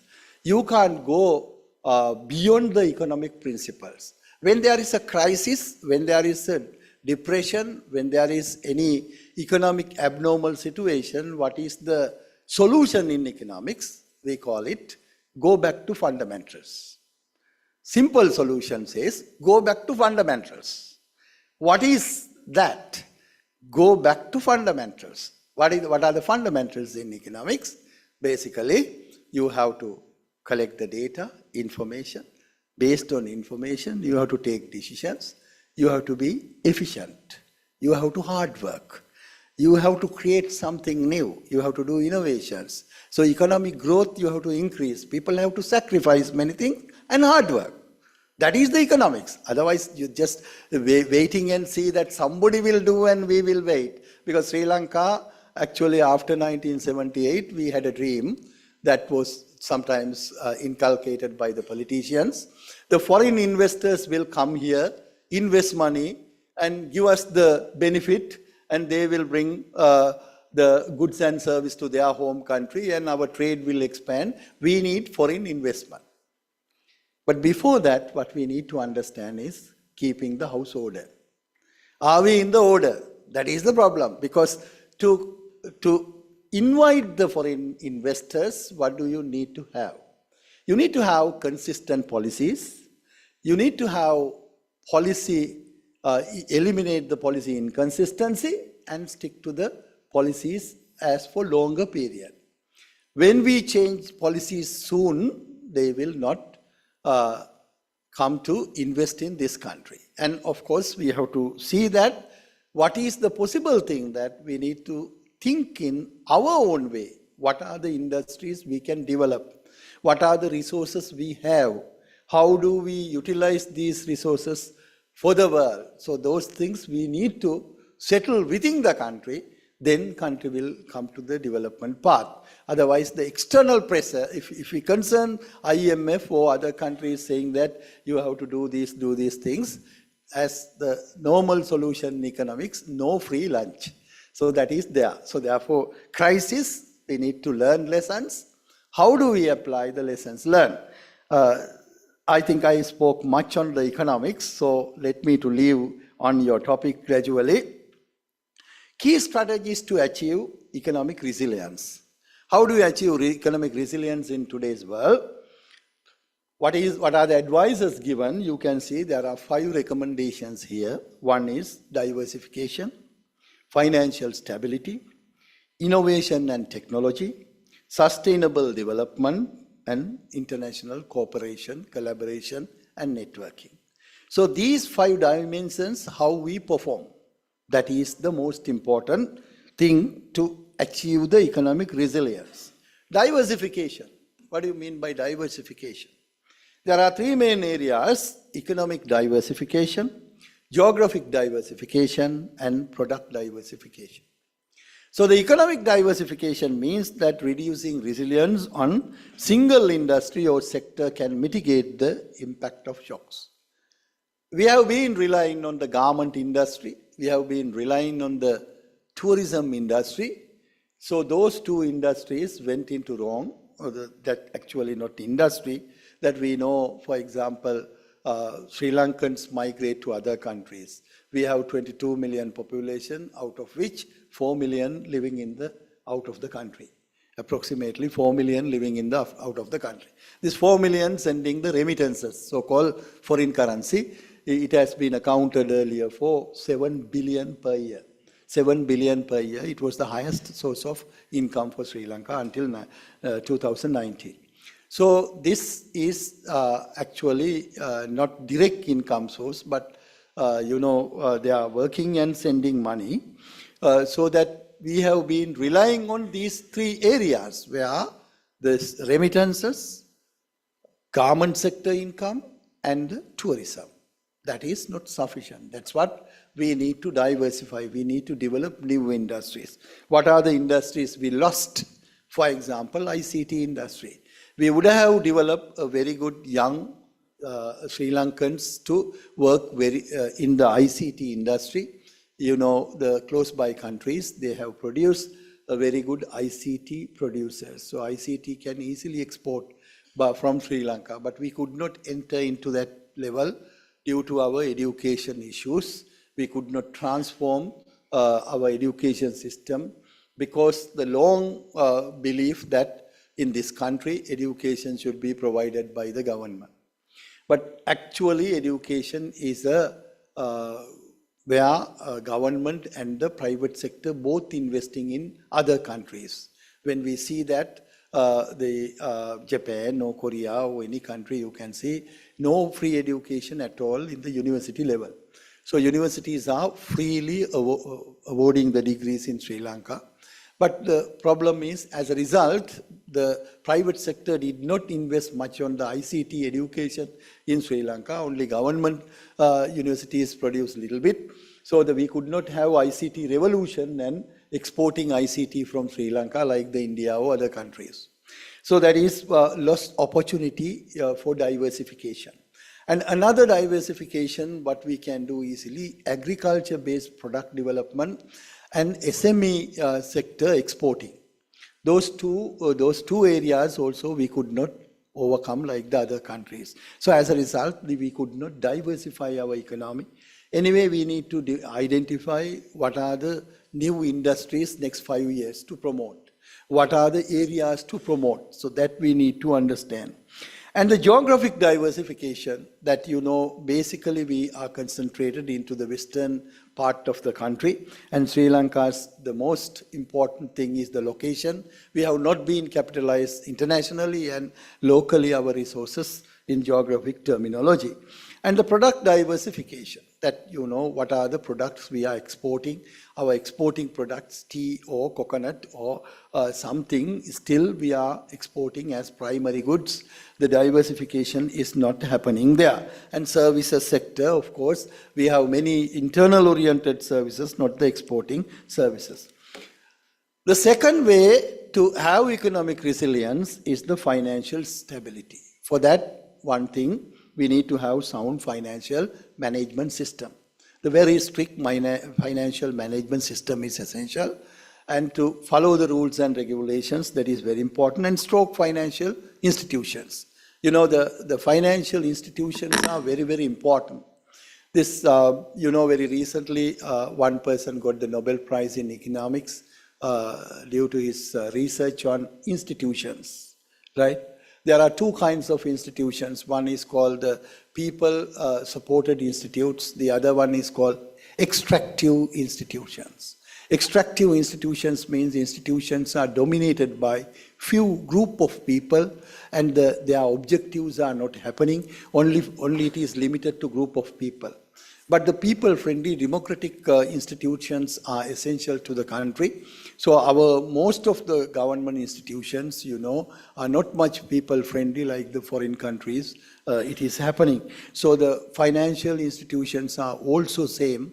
The Sri Lankan financial institutions are not much favoring for exporters, not much favoring for producers, small businesses. Sri Lankan financial institutions are favor for those who are depositing money to give higher interest rate, or depositing their money at the government and get higher treasury bills and think about their profit.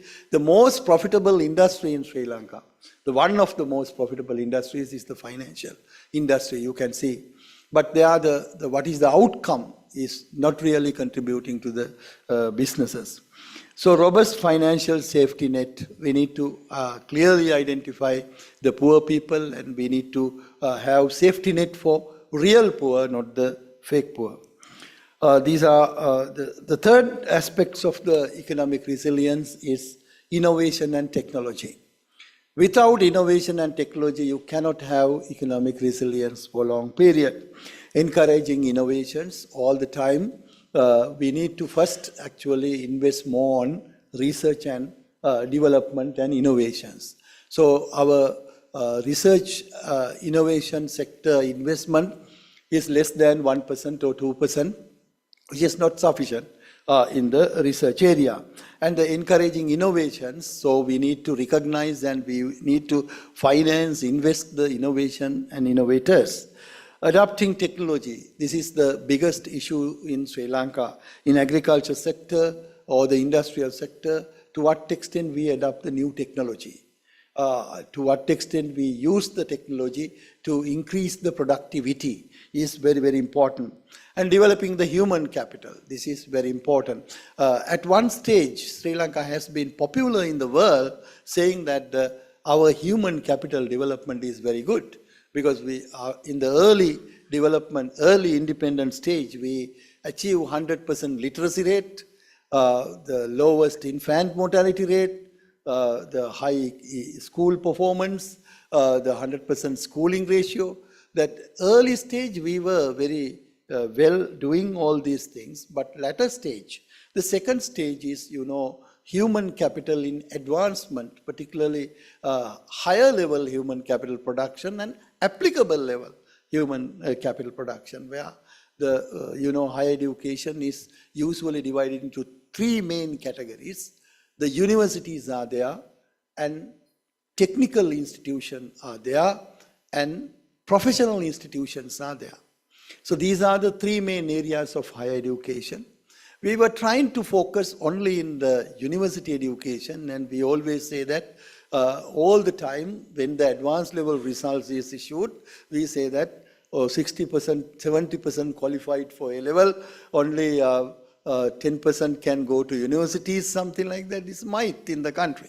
Because other countries, they never announce like that. Because A level is for what? Advanced level is not only to go to university. A level is to go to either professional education and vocational and skill development education too. So as a result of long neglection in Sri Lanka, negligence in Sri Lanka, the technology education, technical education has not been expanded. We could not develop skilled workers as we expected. And we all concentrate, we believe that the best student should go to university. And after getting degree, he is asking the job from the government. So what is happening in the country? So cream of the cream asking job from the government. So that is myth of their thinking pattern. So the changing attitude is essential. So therefore that we would have expanded the natural science-based education. So there were a lot of issues with respect to that. So the human capital development is one of the important things where we need. So as a result, the people, young people migrate today. How many people migrate to do medicine, engineering in other countries? So we have to waste our money for that. So the education policy has been one of the issues there. Then the fourth one, sustainable development, where, I don't want to elaborate much, environmental sustainability, economic and business sustainability, and the social sustainability. These three areas where today people are focusing and collaboration, cooperation, and networking happening.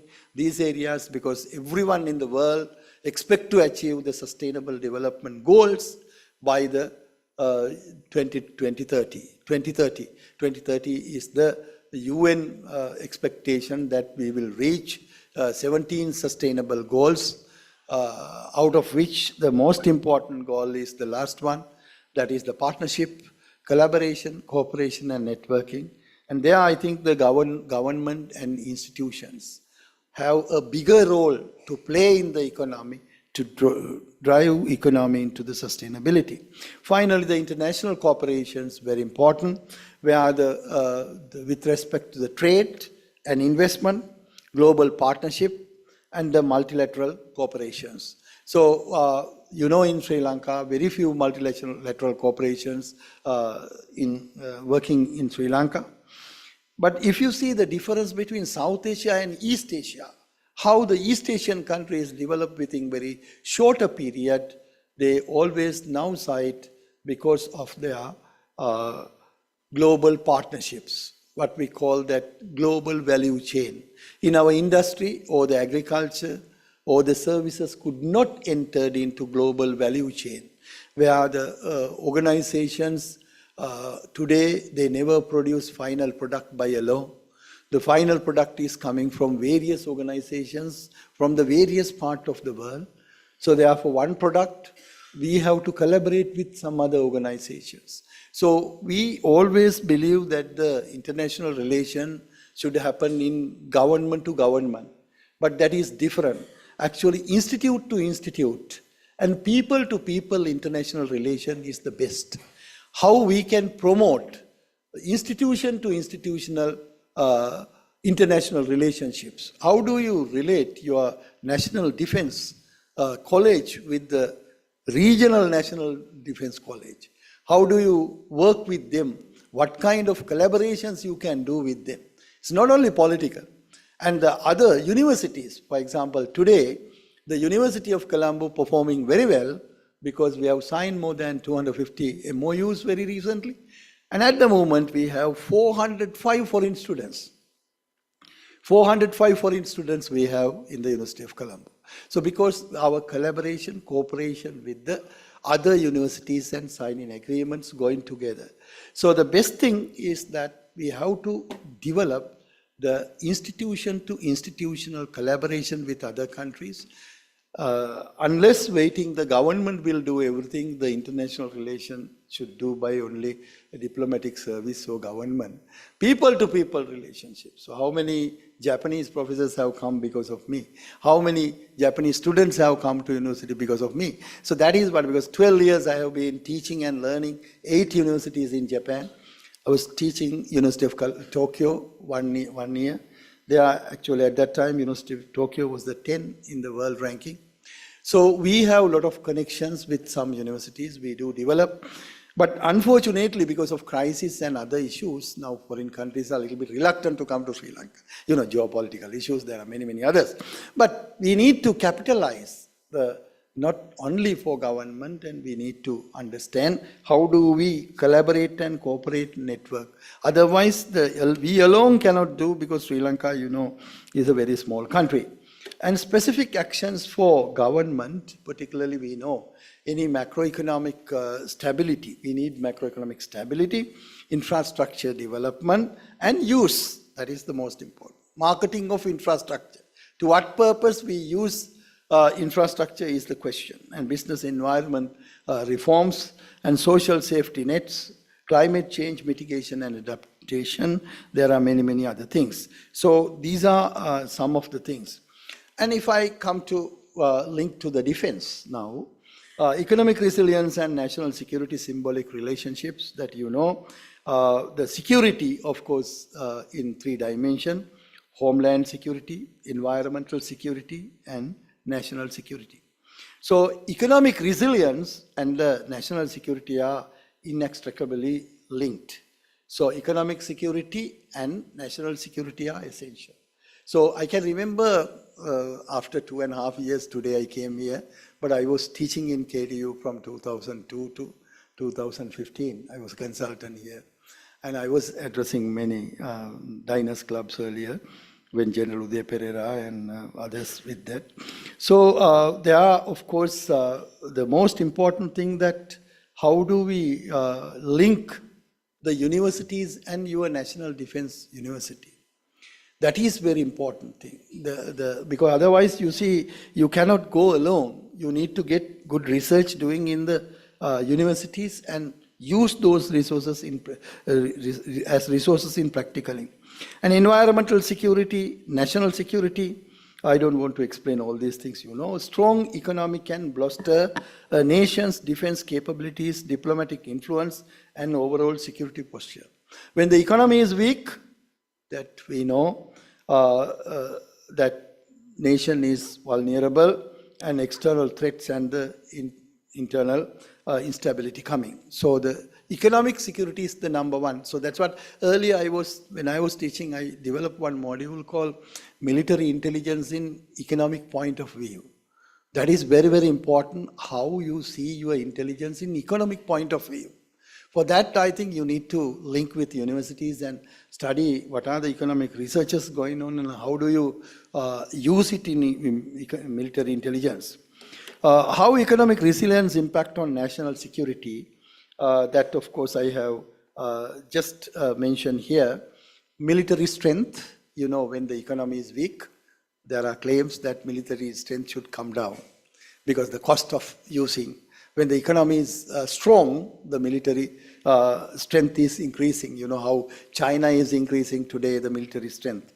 Diplomatic influence, also very, very important thing. And technological advancement.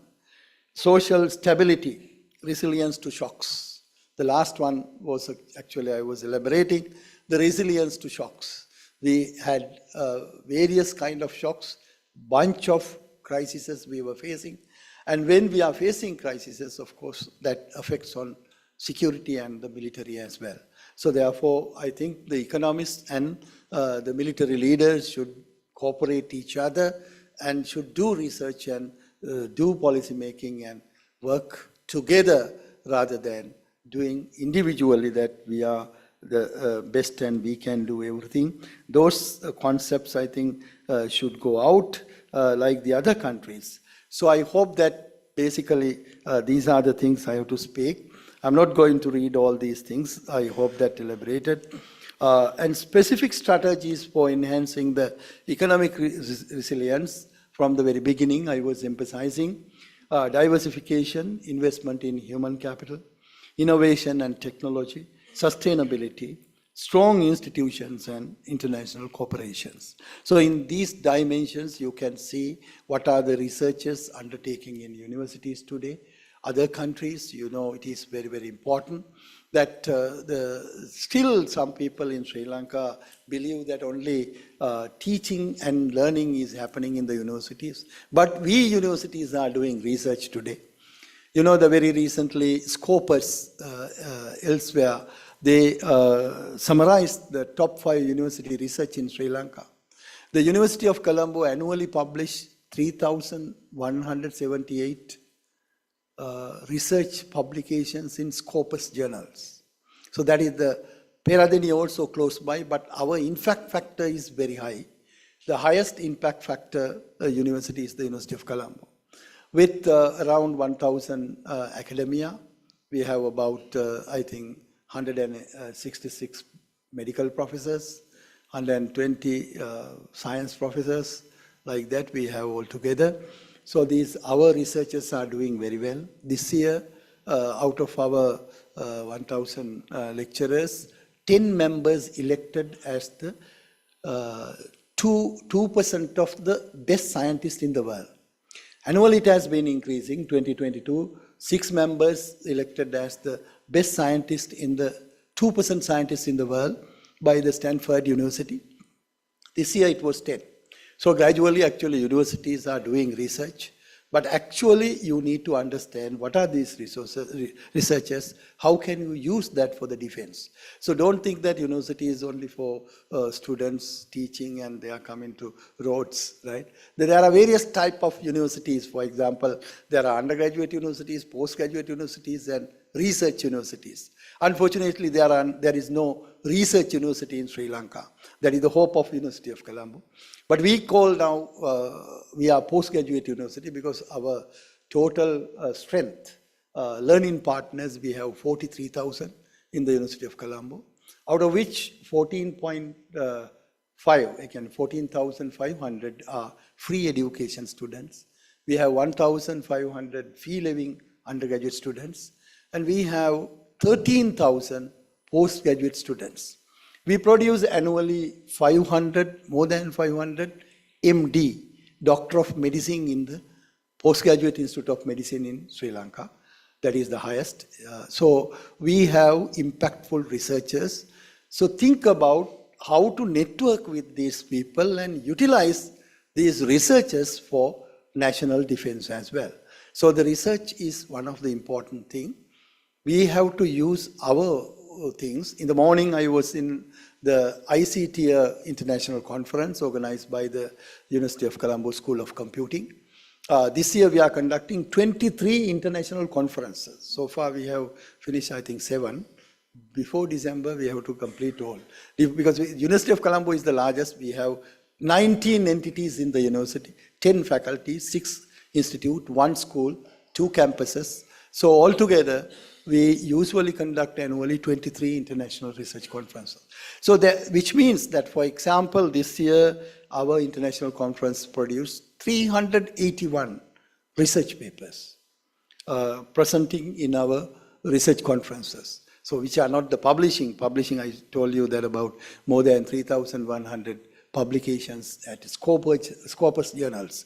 So that is different. So this industry is not much recognized and in Sri Lanka. So people think that only we are undergraduate teaching and universities are for teaching only undergraduate, but things are different. Understand very well what are the universities doing and how they do. That is very, very important. So anyway, the military and university should go together for national security. I don't think the military alone can go, universities alone can go, but researchers are very, very essential to develop, particularly enhancing the economic resilience and national security. So with that one, I hope I spoke much. Thank you very much for inviting me.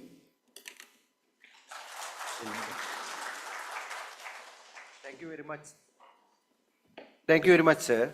Sir, I request you to remain on the stage for a while. May I now invite the Commandant of NDC to present a token of appreciation to the keynote speaker, Senior Professor H.D. Karunaratne, Vice Chancellor of the University of Colombo, for gracing the occasion with words of wisdom.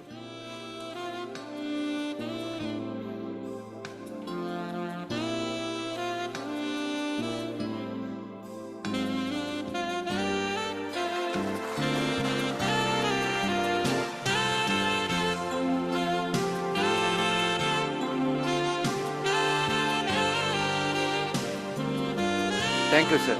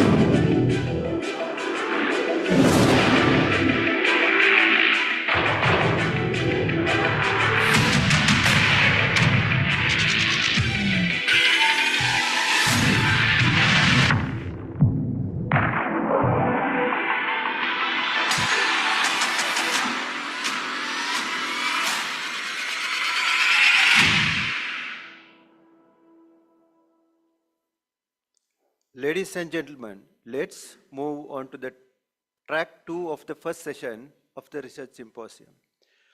Role of the Central Bank of Sri Lanka, reference to Central Bank Act 2023 to achieve price stability versus economic growth, and impact of the domestic debt optimization process and the foreign debt restructuring process of Sri Lanka towards its economic policy goals. This session will be moderated by Ms. Sohani Badulahewage, Senior Lecturer, Department of Economics, Faculty of Humanities and Social Sciences, University of Sri Jayawardenepura. We are pleased to introduce Ms. Sohani Upeksha Badulahewage, a distinguished Senior Lecturer in the Department of Economics at the University of Sri Jayawardenepura, Sri Lanka. With a robust academic background, Ms. Sohani holds a master's degree in economics with a merit pass from the University of Colombo and a first-class honors bachelor's degree in economics from the University of Sri Jayawardenepura, specializing in financial economics. Ms. Sohani has made significant contributions to the field of economics through her researches, having published numerous articles in reputable journals, presented at both national and international conferences. Her area of expertise encompasses financial economics, micro and macroeconomics, and various facets of economic policy, making her a valuable asset to the academic community. Further, Ms. Sohani's commitment to education is evident through her participation in numerous workshops and her role as a reviewer for academic journals. She has been recognized for her research contributions, receiving several awards for her scientific publications. Ladies and gentlemen, may I now invite Ms. Sohani Badulahewage to take the seat as the moderator and also request the panelists, Brigadier Kasun Adhikari, Colonel Khalid Al-Samari, Captain Viraj Dangampala, Brigadier Chandra Abekon to take their seats.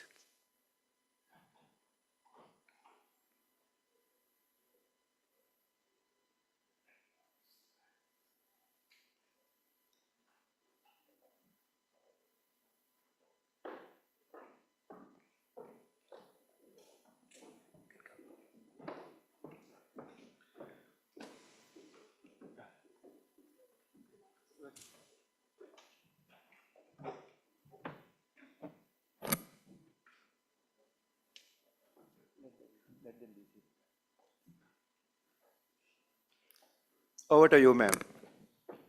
Thank you. Good afternoon, distinguished guests, esteemed speakers, and also attendees. It's my pleasure to serve you as a moderator for this session on achieving the economic resilience and implications on national security. As we navigate through today's discussions, we'll be exploring the crucial issues at economic strength and resilience. The topics that we are set to examine, ranging from the central bank's role to the impact of domestic and foreign debt restructuring. And these topics are vital to understanding how our national security is indirectly linked with economic policies and actions.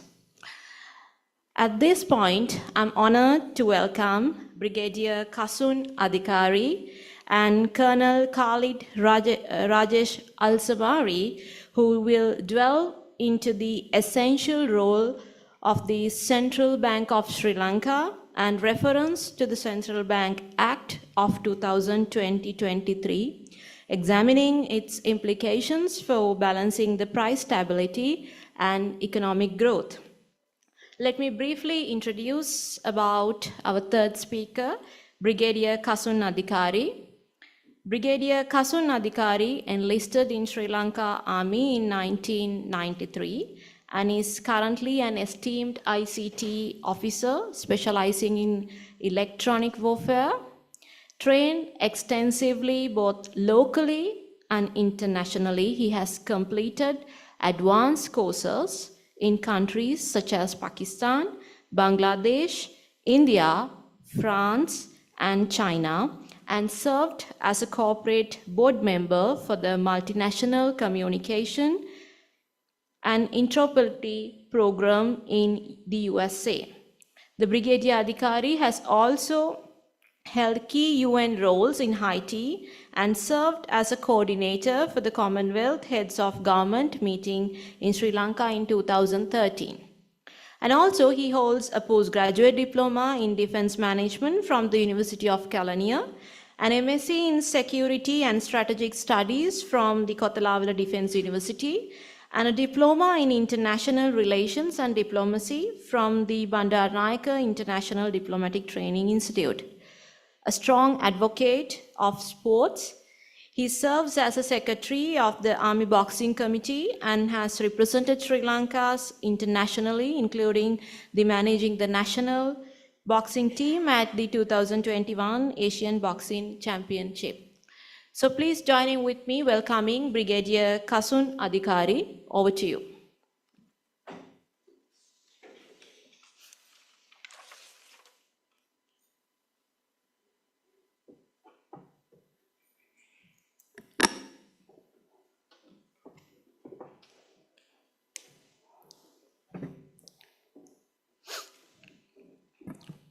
Madam, appreciate the introduction. Distinguished ladies and gentlemen, good morning. Today I'll speak on role of the Central Bank of Sri Lanka with special reference to Central Bank Act 2023 to achieve price stability versus economic growth. In the outset, it is a common phenomena that the independence of a central bank of any country will have a very positive impact on the economic growth. Some of the countries seeing leaders push back against central bank independence, and some are succeeding. That's led to a number of voices declaring that the independence of these public institutions is under threat. But why do we even care whether central banks are independent or not? After the First World War, Germany was in a lot of debt. So Germany's central bank printed more and more money and loaned it to the government, hoping to make up the difference.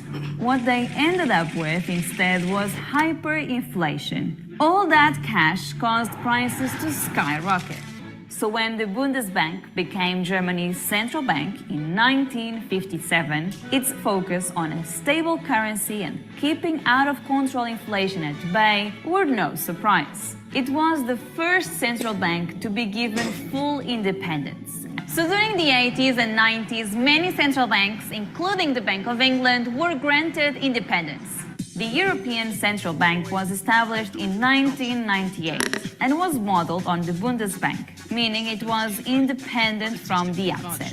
Research has consistently shown that economies perform better and prices are more stable when central banks are independent. We all know that this central bank independence is important factor for any country to succeed in economic development. That's a historically proven fact.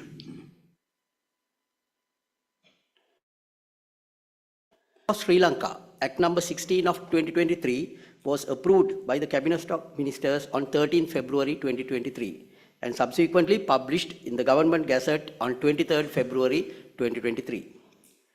The Central Bank Act repealed the Monetary Law Act number 58 of 1949 and introduced a strong legal framework for central bank to perform its duties, nourished by the principles of autonomy, governance, transparency, and accountability. I will follow the sequence as shown on the screen.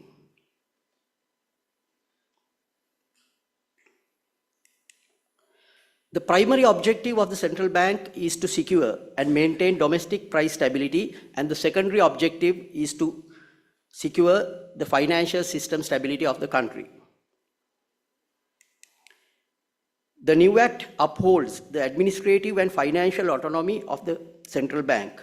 Decisions of the governor, board members, and employees of the central bank cannot be influenced or activities to be interfered.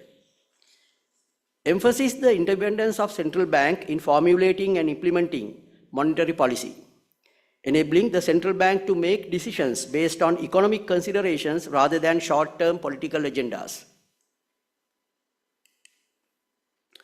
The new act establishes two main decision-making bodies, namely the Governing Board and the Monetary Policy Board.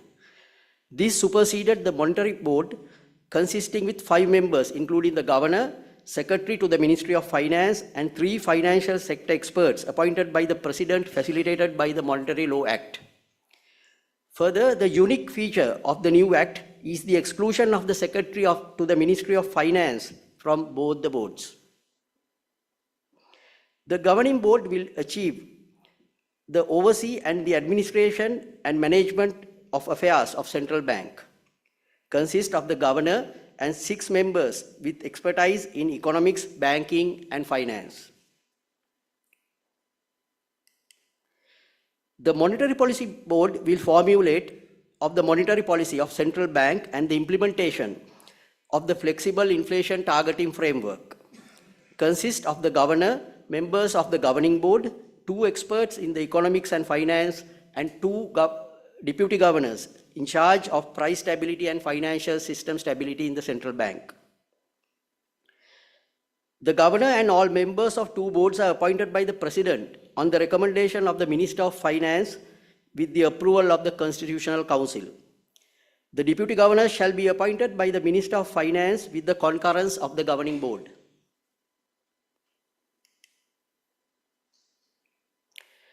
The Act provides for a flexible inflation targeting framework monetary policy to be implemented through the Monetary Board by the Central Bank. The Act empowers the Central Bank to enter into an agreement with the Minister of Finance with regard to setting out the inflation target to be achieved by the Central Bank. Monetary policy agreement is required to be published in the Gazette by the Minister, is subjected to review once in every 3 years. In the event the central bank fails to meet the agreed inflation target for 2 consecutive quarters, that shall be reported to the Parliament through the Minister. The central bank to publish a report on the inflation and source of inflation once in every 6 months. Further, it would be important to note that the Central Bank Act curtails monetary financing by the central bank. This prohibits purchasing of government securities by the central bank from primary markets and carrying out credit operation by the central bank using its own funds. Provisions related to financial stability, empowering the central bank to address and monitor risk and threats to the stability of the financial system through prudential regulation and supervision. The central bank will regulate and supervise financial institutions by carrying out on-site and off-site inspections and providing policy directions. The central bank to be the macroprudential authority in Sri Lanka to achieve financial system stability. The macroprudential policy of central bank with external and internal representatives, basically Ministry of Finance and other financial sector regulators.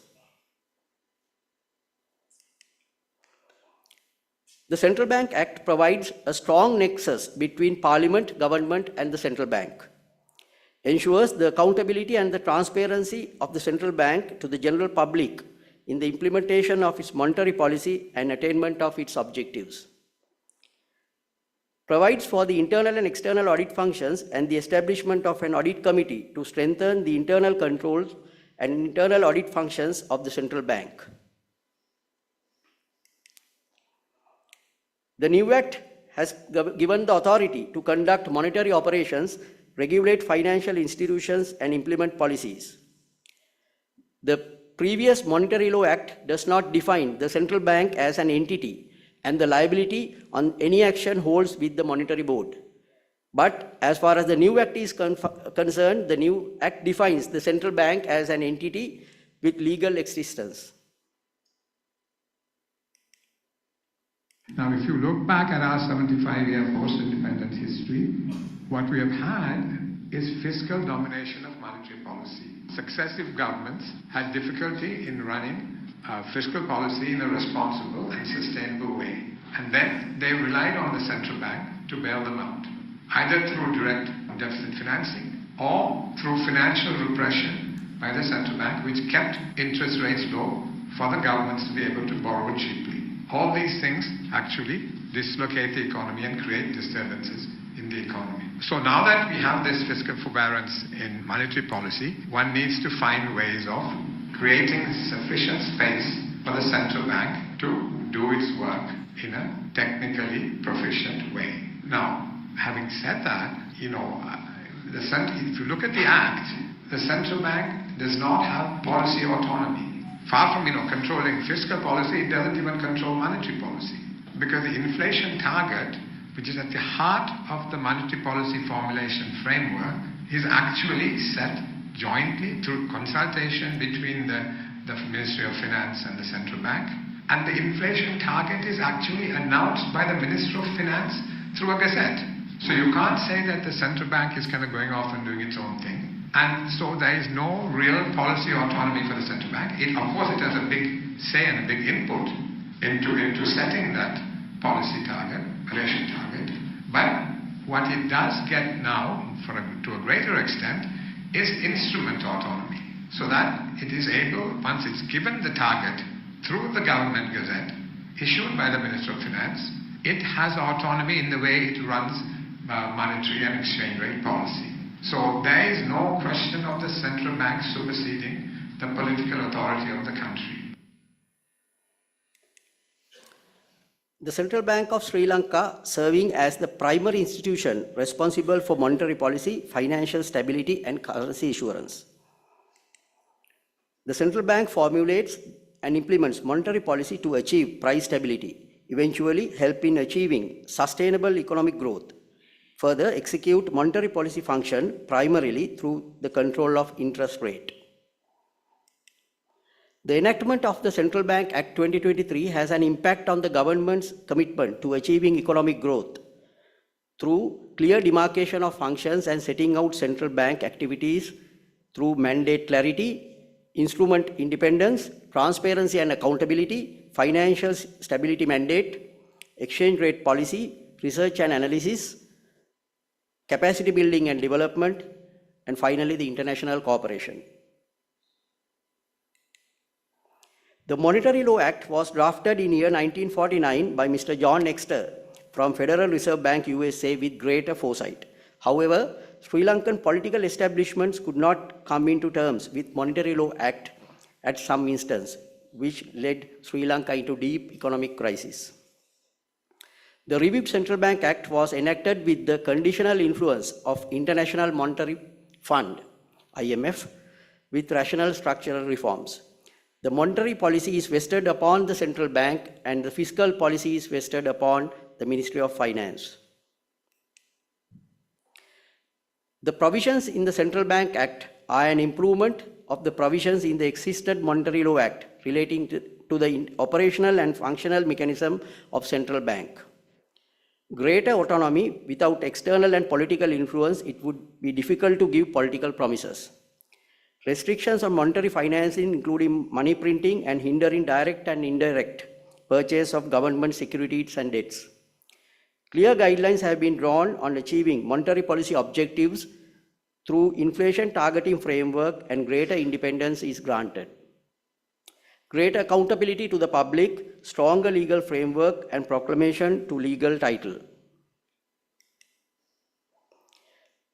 The scientific rationale or justification cannot be identified for the Minister of Finance for the appointing of senior appointment holders of the central bank. The autonomy could be further compromised by the powers entrusted to the Minister of Finance in recommending the governor 6 external professionals as members of the governing board and 2 external professionals as members to the Monetary Policy Board for further consideration of the President. In addition to that, the provision has been specifically given by the new Act to the Minister of Finance to appoint an external entity also as a Deputy Governor of Central Bank. One of the intentions of setting up the separate monetary policy board is to facilitate the central bank to separate the monetary policy from other functions of the bank. It is evident that the governing board is included in the monetary policy board, which could result hindrance in independence existence.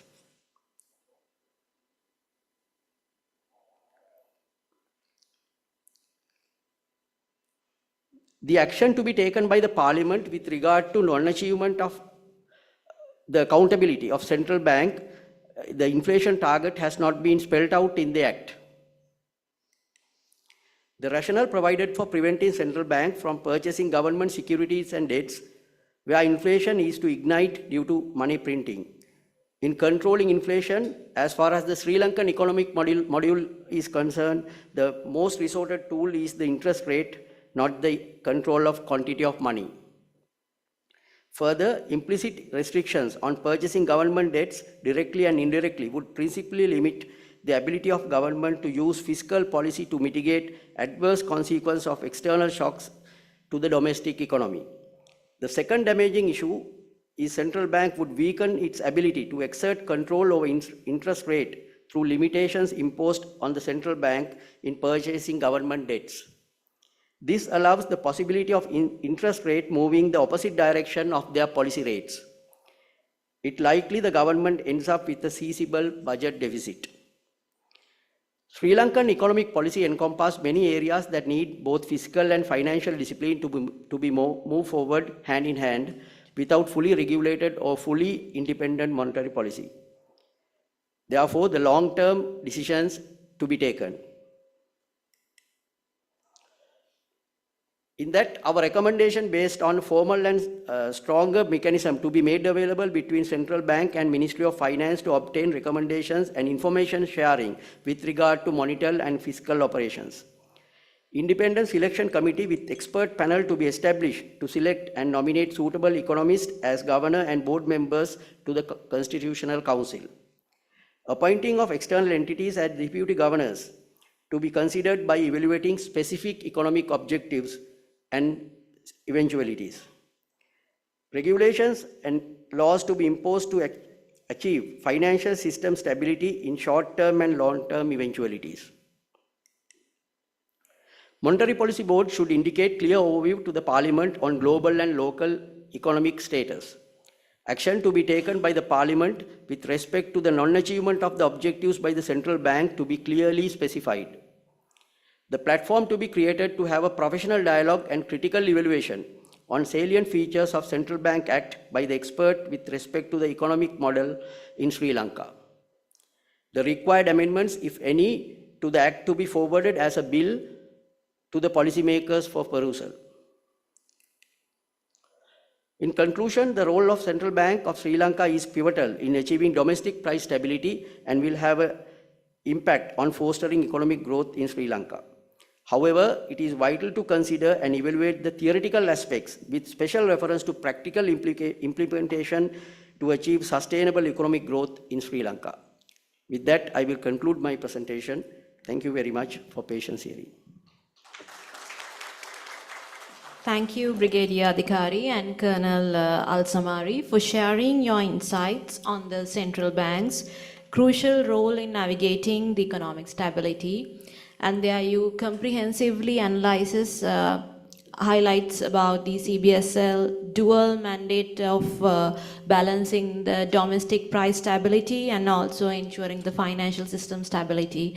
And there you explained about how to use this monetary policy interest rates and also open market operations when ensuring the central bank's credibility towards the financial system stability and economic growth. So thank you for sharing the lights on this crucial aspect.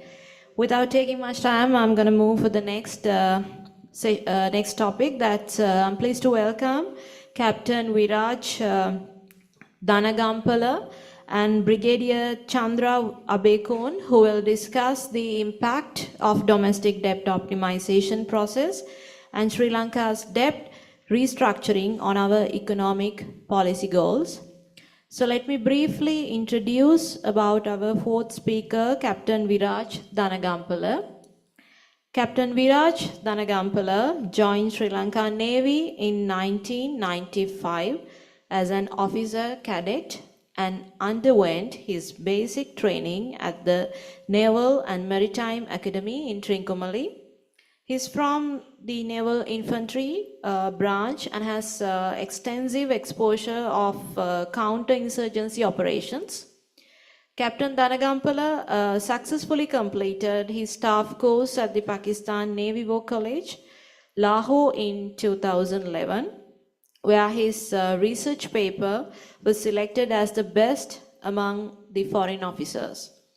He has held many key appointments, including the Deputy Director Planning and Local Training and Naval Headquarters and Training Commander at SLNS Siksha in Pune. He has also held commanding officer appointments in several naval commands, and also additionally he was an instructor at SLNS Siksha in Pune and directing the staff at the Defence Service Command and Staff College in Sri Lanka. And Captain Dhanagampala has been a member of the Sri Lanka Navy Doctrine Formulation Team of the Maritime Doctrine of Sri Lanka in 2020-22. So please welcome Captain Viraj Dhanagampala. Over to you.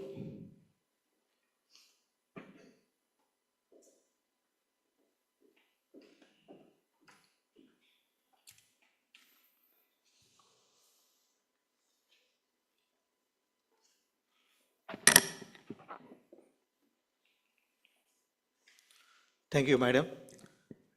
Distinguished guests, ladies and gentlemen, good afternoon. In the next 15 minutes, I will be discussing the topic which is flash on the screen. The sequence of the presentation is flash on the screen.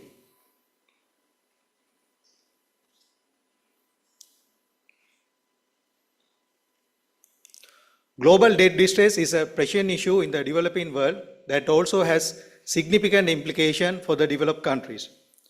Barry Busan's concept of security emphasizes economic security is essential to both national and international stability, underscoring the role that economic vulnerabilities play in broader security concerns. The COVID-19 pandemic amplified these vulnerabilities by disrupting economies worldwide, especially in developing countries that struggle with delayed recovery of economic activities. According to the United Nations Development Programme 2022, 54 developing economies currently face severe debt problems.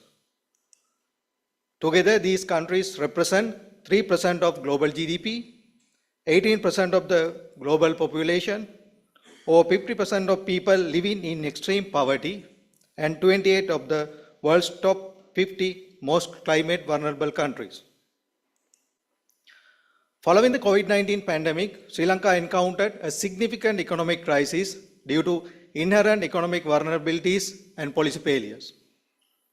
Subsequently, Sri Lanka sought assistance from the IMF and initiated debt restructuring process to restore fiscal and macroeconomic stability. Let us now focus our attention to the debt restructuring process.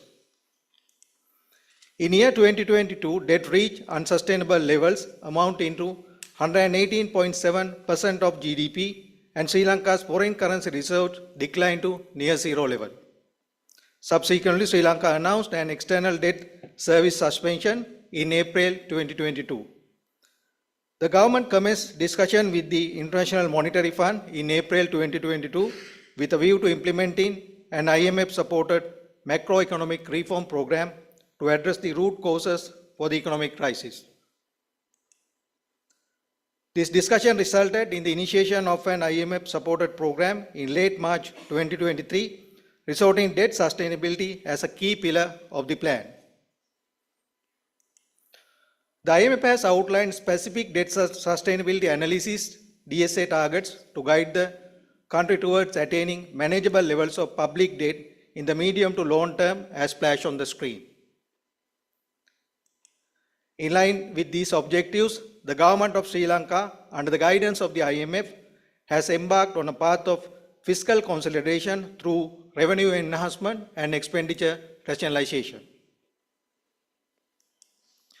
However, considering the inadequacy of these efforts to achieve debt sustainability, the domestic debt optimization and foreign debt restructuring process were implemented to address the challenges. As of the end of March 2023, public debt of Sri Lanka amounts to US dollars 91.56 billion. Within this, the domestic debt reached to 46.90 billion and foreign debt reached to 36.09 billion. Ladies and gentlemen, let us now have a look at the domestic debt optimization process. After passing the domestic debt optimization program in Parliament on 2nd July 2023, Government completed the restructuring of treasury bills, treasury bond, and Sri Lanka development bonds later in the same month. By the time of restructuring was completed, Sri Lanka's domestic debt reached at US dollars 46.89 billion as depicted on the screen. The restructuring involved treasury bills held by the central bank worth of US dollars 7.1 billion and treasury bonds held by the Employee Provident Fund and Employee Trust Fund worth US dollars 8.8 billion were converted to the treasury bond by extending maturities and reducing the interest rates. Further, Sri Lankan development bonds worth US dollars 1.4 billion exchanged against new Sri Lankan rupees instrument. Together they account for about 40% of total domestic debt. Domestic debt held by the commercial bank excluded from this coverage. Let us now focus our attention to foreign debt restructuring process. As of December 2023, the country's total external debt amounts to US dollars 37.33 billion. According to the chart, US dollars 11.7 billion comprises multilateral debt borrowed from various agencies such as the World Bank and the Asian Development Bank. Since Sri Lanka has not defaulted on these loans, there are no immediate issues concerning their repayment. Bilateral debt totaling US dollars 10.8 billion is divided into two groups, that is Paris Club and the non-Paris Club. On 26 June 2024, Sri Lanka completed negotiation with its official creditor committee, OCC, composed of official bilateral lenders co-chaired by France, India and Japan, along with the China Exim Bank. All bilateral creditors reached an agreement to extend debt maturity periods, implement capital grace periods, and significantly lower interest rates. The most serious concern is Sri Lanka's US dollars 14.74 billion in commercial debt, of which US dollars 12.55 billion comprises international sovereign bonds, that is ISBs, obtained from the open market. In June 2024, during the discussion on Sri Lanka's ISB restructuring, the ad hoc group representing the largest international holders of these bonds reached an agreement in principle to restructure the debt. The restructuring provided approximately US dollars 17.5 billion in debt service relief under the IMF program, ensuring the compliance to the DSA targets and as well as the fair treatment for the creditors.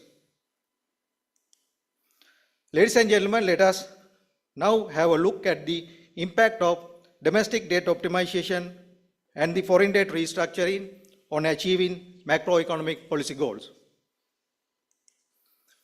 According to the Sri Lankan authorities and IMF staff estimates, the key macroeconomic indicators which is flashed on the screen have been selected for the discussion. Debt restructuring support economic growth by reducing the cost for the government to repay its debt.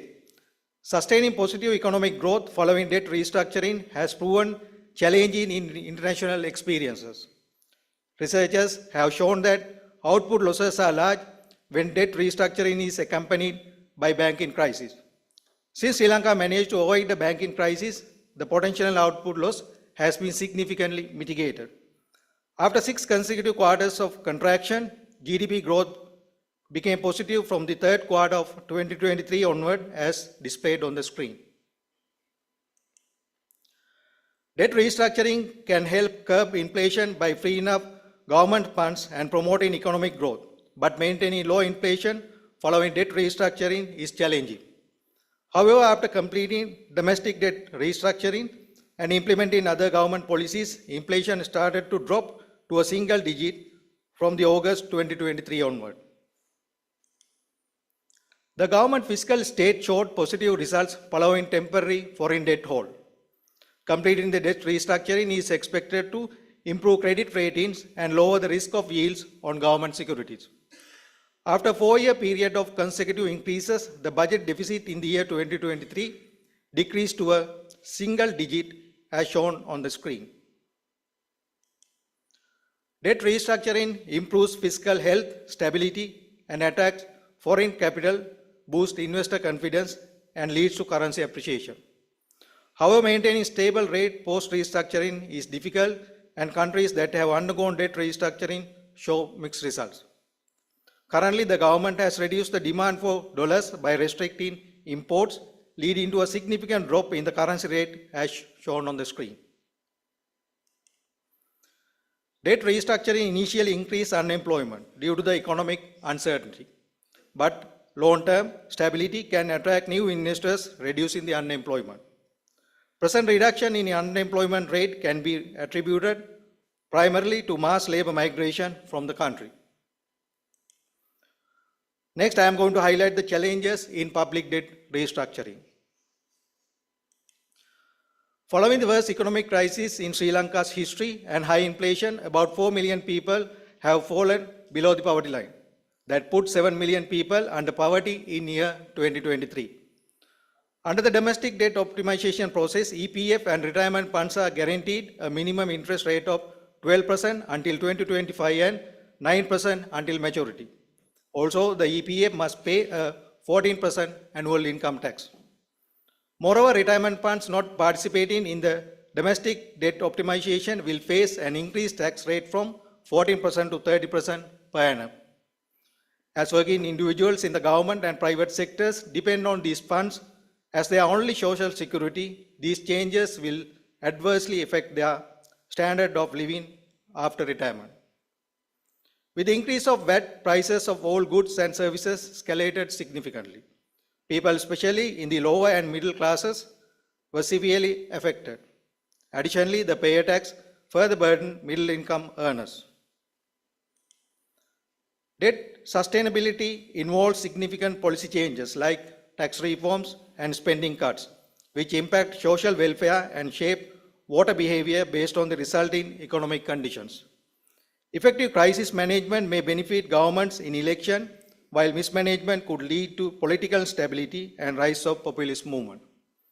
Both Greece and Argentina mismanagement of debt restructuring contributed to changes in government. With that, I would like to draw your attention to the analysis of the study. Restructuring debt is always challenging and painful. Ideally, a strong economy would prevent the need for restructuring, but Sri Lanka's current situation is far away from that. Any form of restructuring would bring negative consequences, but not restructuring would be even worse. Sri Lankan economy is re-emerging from its worst socio-economic crisis. However, doubts remain about the sustainability of the current economic recovery. If the current restructuring plan doesn't fully resolve the debts, there might be need for further restructuring. The current domestic debt optimization program is highly inequitable. It imposes most of the burden on salary earners and ordinary people, placing a heavier load on employee provident fund and employee trust fund. Meanwhile, it spares the banking sector. This has raised concern about the social and political harmony. Despite Sri Lanka achieving slightly favorable macroeconomic stability according to the statistics, actual market inflation remains high and poverty levels are also increasing. Based on the Sri Lanka's economic trajectory, it is evident that the growing burden of external debt is predominantly a result of borrowing from the international capital market. Loss-making SOEs have to be at the heart of Sri Lanka's economic crisis, acting as a channels for corruption and hindering entrepreneurship and foreign direct investment. The recent economic downturn in Sri Lanka has led to social unrest. Additionally, international experience indicates that mismanaging a debt crisis can cause political instability and posture the rise of populist movements due to the economic hardship. Ladies and gentlemen, now I would like to highlight some recommendations for your consideration. Explore alternative sources of concessional loans to boost economic growth and effectively manage debt. Enhance international trade ties and seek out new markets for Sri Lankan products and services to stimulate economic growth alongside fostering foreign direct investment in the export sector. Widen the tax base, ensuring that more individuals and entities from both the formal and informal sectors contribute to by paying their taxes. Social safety nets must be strengthened and improved by targeting the right people. Loss-making SOEs have to be reformed without delay to boost the economic growth. Inland Revenue Department promptly collect taxes and refrains from granting concessions and amnesties to prevent repeated tax increases. Establish laws to maintain debt to GDP ratio in order to ensure debt sustainability in future borrowing. Gradually increase the interest rate of EPF and ETF funds based on the success of the debt restructuring progress in order to provide greater benefit to the working individuals. Explore the possibility of restructuring debt by stopping need for investment in nature and climate while addressing the nature climate issues. Ladies and gentlemen, in conclusion, Sri Lanka's economic crisis driven by pre-existing vulnerabilities and policy missteps have necessitated urgent debt restructuring and optimization efforts. While these efforts have shown initial signs of macroeconomic stability, significant challenges remain that threaten sustainable recovery. Success will depend on sustained fiscal reforms, improved investor confidence, and the ability to navigate political uncertainties while ensuring social equity and economic inclusivity. Mismanaging the debt crisis could worsen these issues, leading to a further instability. Additionally, the Sri Lankan Armed Forces and police must remain vigilant and be aware of the current and potential future situation to mitigate uncertainties. With that, I conclude the presentation. Thank you very much for your patient listening. Thank you, Captain Danagampala and Brigadier Abekon for that valuable perspectives on the DDO and foreign debt restructuring process and their significance for Sri Lanka's economic path forward. So there your analysis effectively highlighted about how this DDO is instrumentally achieving the IMF sustainable targets. Because there you explained about the balance approach when it's come to the debt restructuring, because the DDO is not only about the fiscal consolidation, but also concerns about the balance treatments for the creditors and thereby enhancing and also ensuring the credibility of central bank and also the Sri Lanka. So thank you for sharing the lights about these important aspects, which is a crucial and currently important topic. Now, I would like to open the floor to our attendees for a Q&A session for about 15 minutes. And you can feel free to direct your questions to any of our speakers. And I strongly encourage you to take this opportunity. Then we can deepen our understanding about these vital issues. Yeah.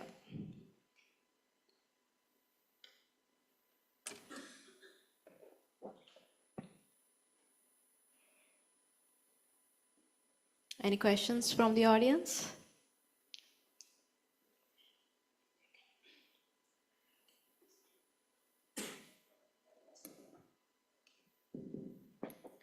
Yes. My question goes to the first speaker. As you mentioned in the presentation, it is interesting to know that the Secretary of Finance, with the new enactment of the 2023 Act, so he has been excluded from the respective boards in the CBSL. So my question is how that will impact with your study. How you evaluate the pros and cons of excluding the Secretary of Finance, because he being the president, actually by virtue of appointment, the president is the finance minister. So his secretary, the Secretary of Treasury, has been omitted from the two particular boards. So how you visualize it? Thank you.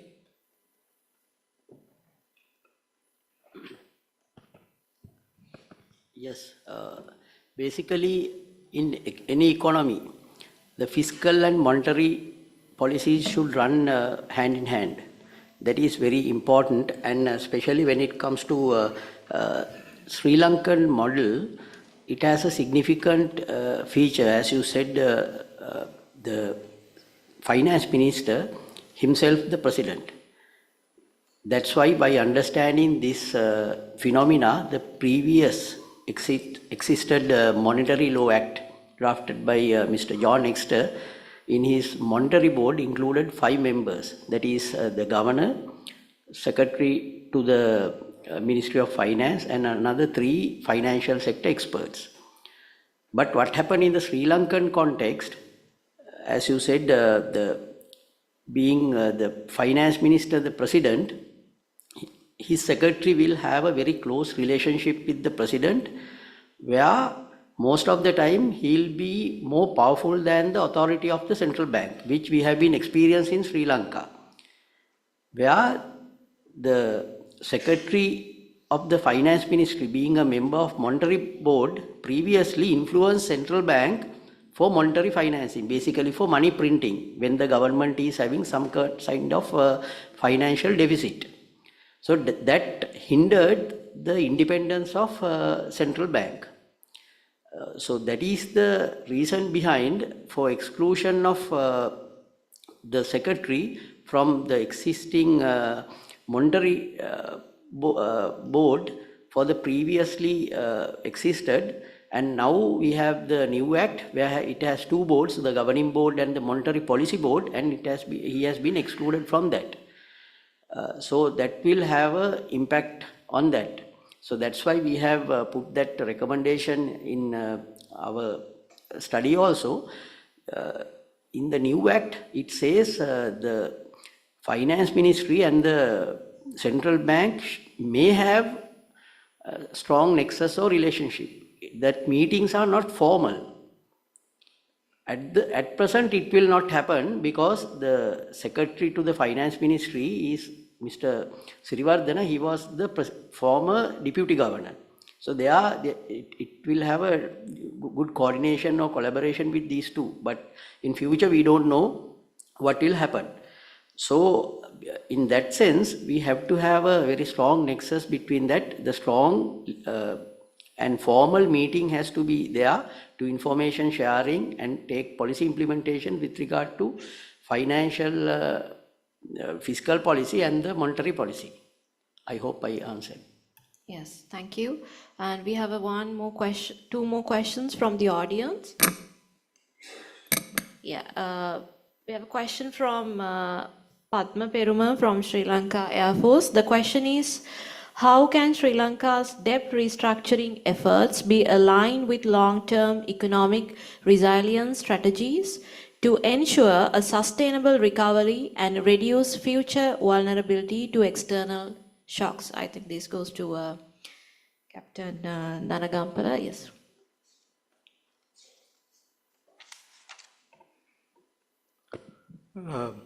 Thank you very much for the question. Now, as I highlighted, now we have the most concern is about the external debt, that is reaching to the 37 billion, 0.33.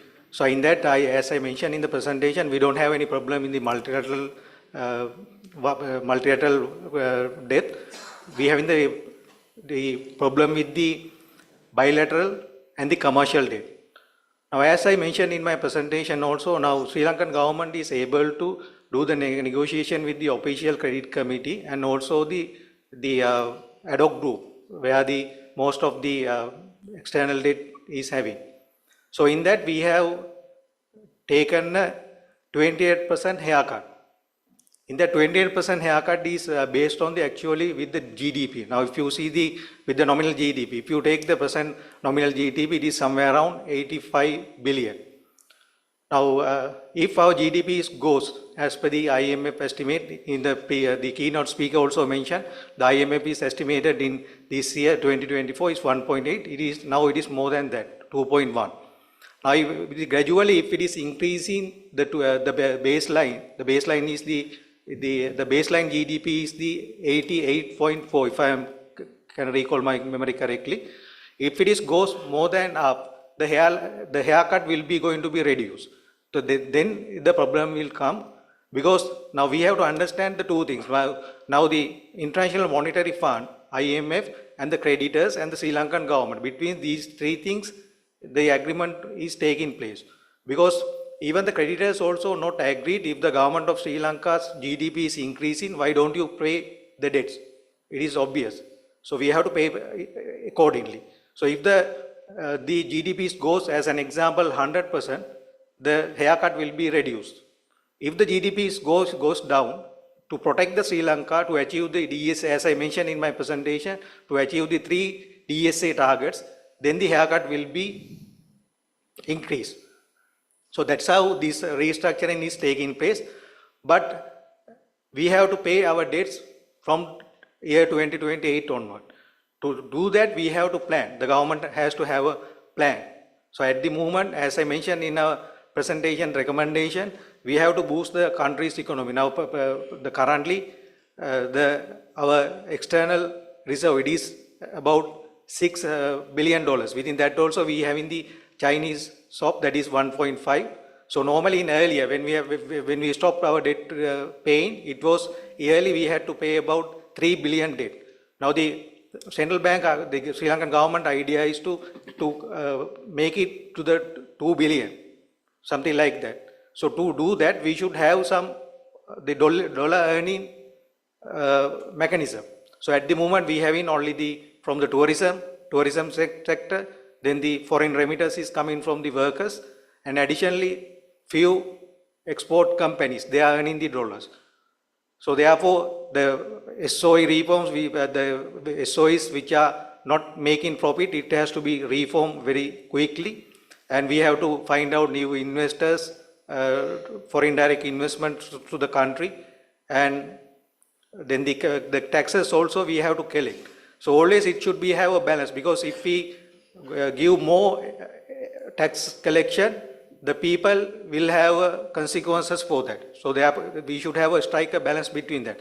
That's how it has to be worked out. Hope I answered the question. Thank you, Captain Danagampala. We have 3 more minutes for our Q&A session. So any other questions from the audience? Okay, we have one more question from Mr. Nishanta Chandrasekhara from the audience, Sri Lanka Police. The question is, in what ways could the Central Bank Act 2020-23 influence future investment and fiscal policy decisions in Sri Lanka, potentially affecting the long-term growth and stability?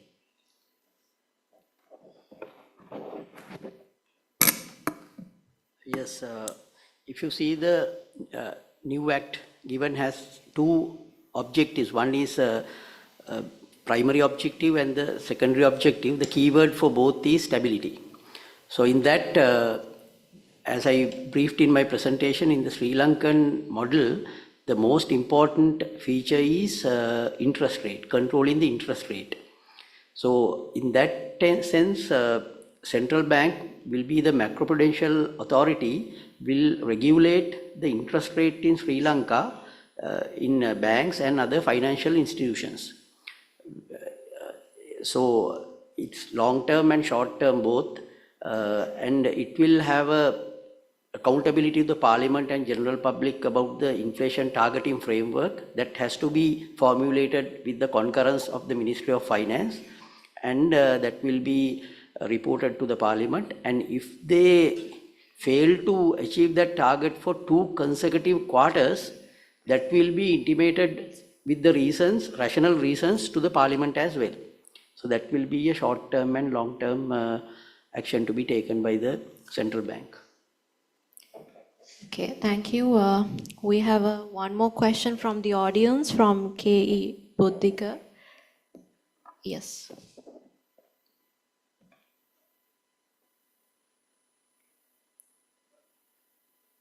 From K. Buddhika from Sri Lanka Navy. So this question goes to the second speaker. So actually, this question is linking to the answer given by you about taxation.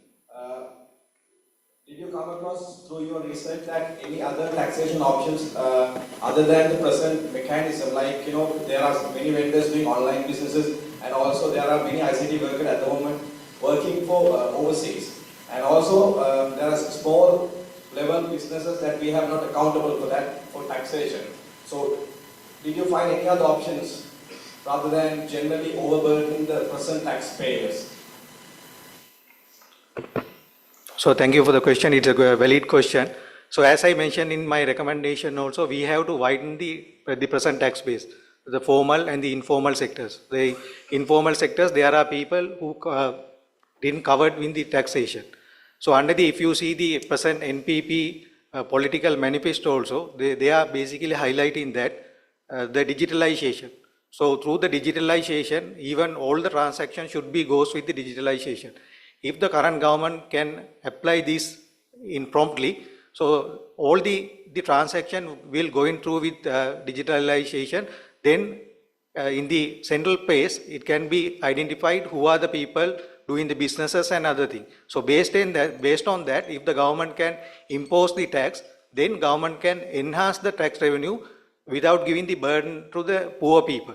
So I think if you take the India, they are practicing at the moment, that is the main requirement, because none of the previous governments didn't implemented that.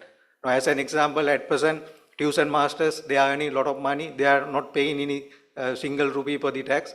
And maybe some doctors, they are doing the private practices. And I don't know how much they are paying to the government. So likewise, there are some entities without covering to the tax, because all the tax that is included in the present, everybody is paying, either poor or either rich. So that has to be changed. So I think in the present government is correctly identified those things, and probably if the government would able to implement those things, the poorest will not affect in future. Hope I answer your question. Okay, thank you. Since we have reached out to the time limit, it's time to wrap up the session. So ladies and gentlemen, as we wrap up this enlightening session, I want to extend my heartfelt thanks to our distinguished speakers, Brigadier Kasun Adhikari, Colonel Khalid Rajesh Alzamari, Captain Viraj Danagampala, and Brigadier Chandra Abekon for sharing your invaluable knowledge and also your perspectives about these important topics with us. And your insights on central banking and debt restructuring and economic growth and resilience have proved that the both broader understanding and deeper appreciation is important for challenges and strategies that define our paths to stability and economic growth. So I would also like to thank our engaged audience whose questions and attentiveness have enriched today's discussion. And let us take forward these insights shared today as we continue working towards our goal of resilient and secure economic future. So thank you once again, and I look forward to see you all for future sessions and discussions at this conference. Thank you.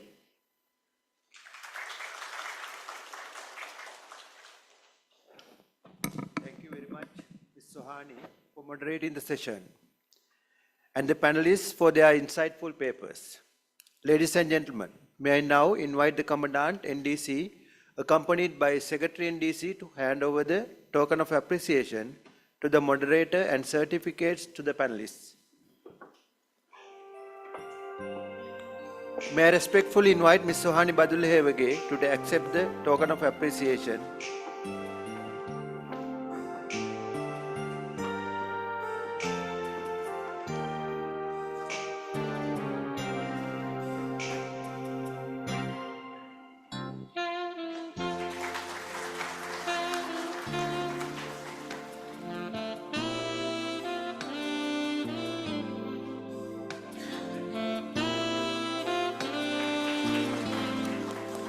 and the panelists to receive the certificates. Brigadier Kasun Adhikari,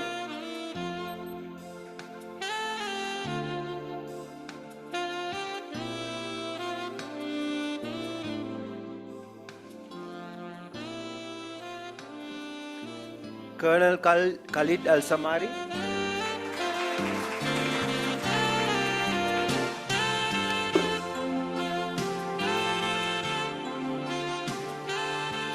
Captain Viraj Dangampale,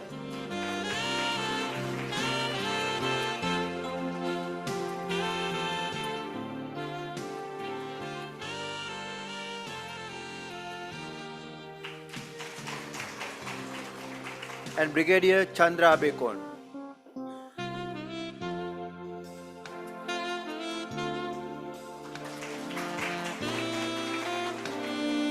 Thank you, sir.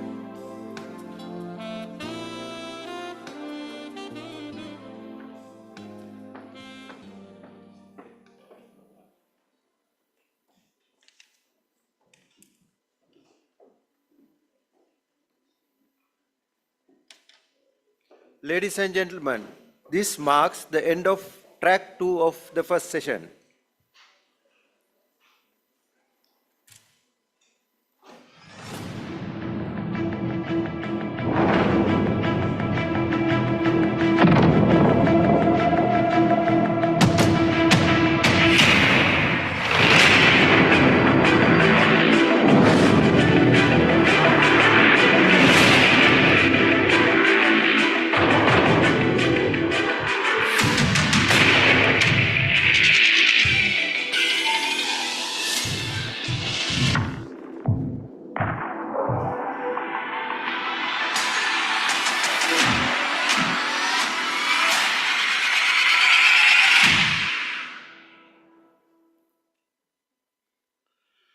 Ladies and gentlemen, welcome back to the second session of the National Defense College Research Symposium 2024 under the theme of Achieving Economic Resilience and Implication on National Security.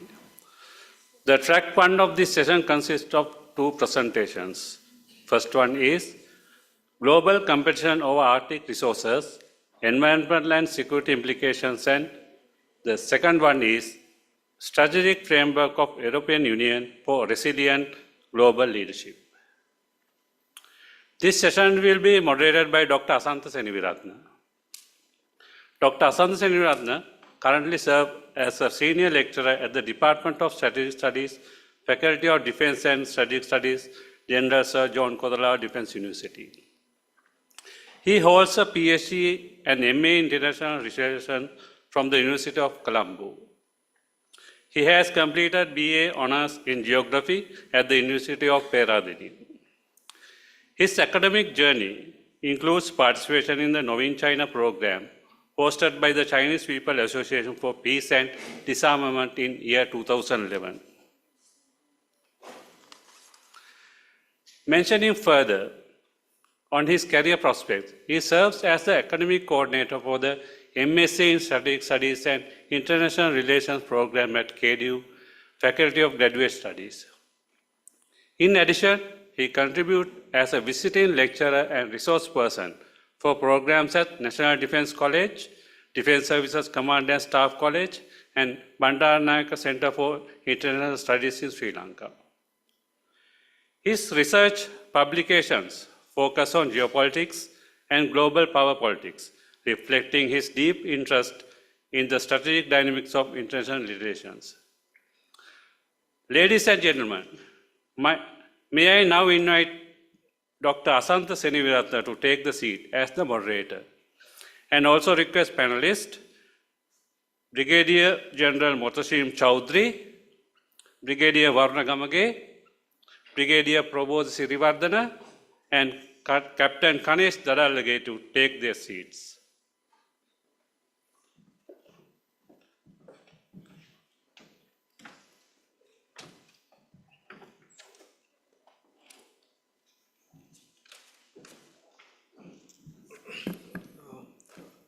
Good morning, ladies and gentlemen.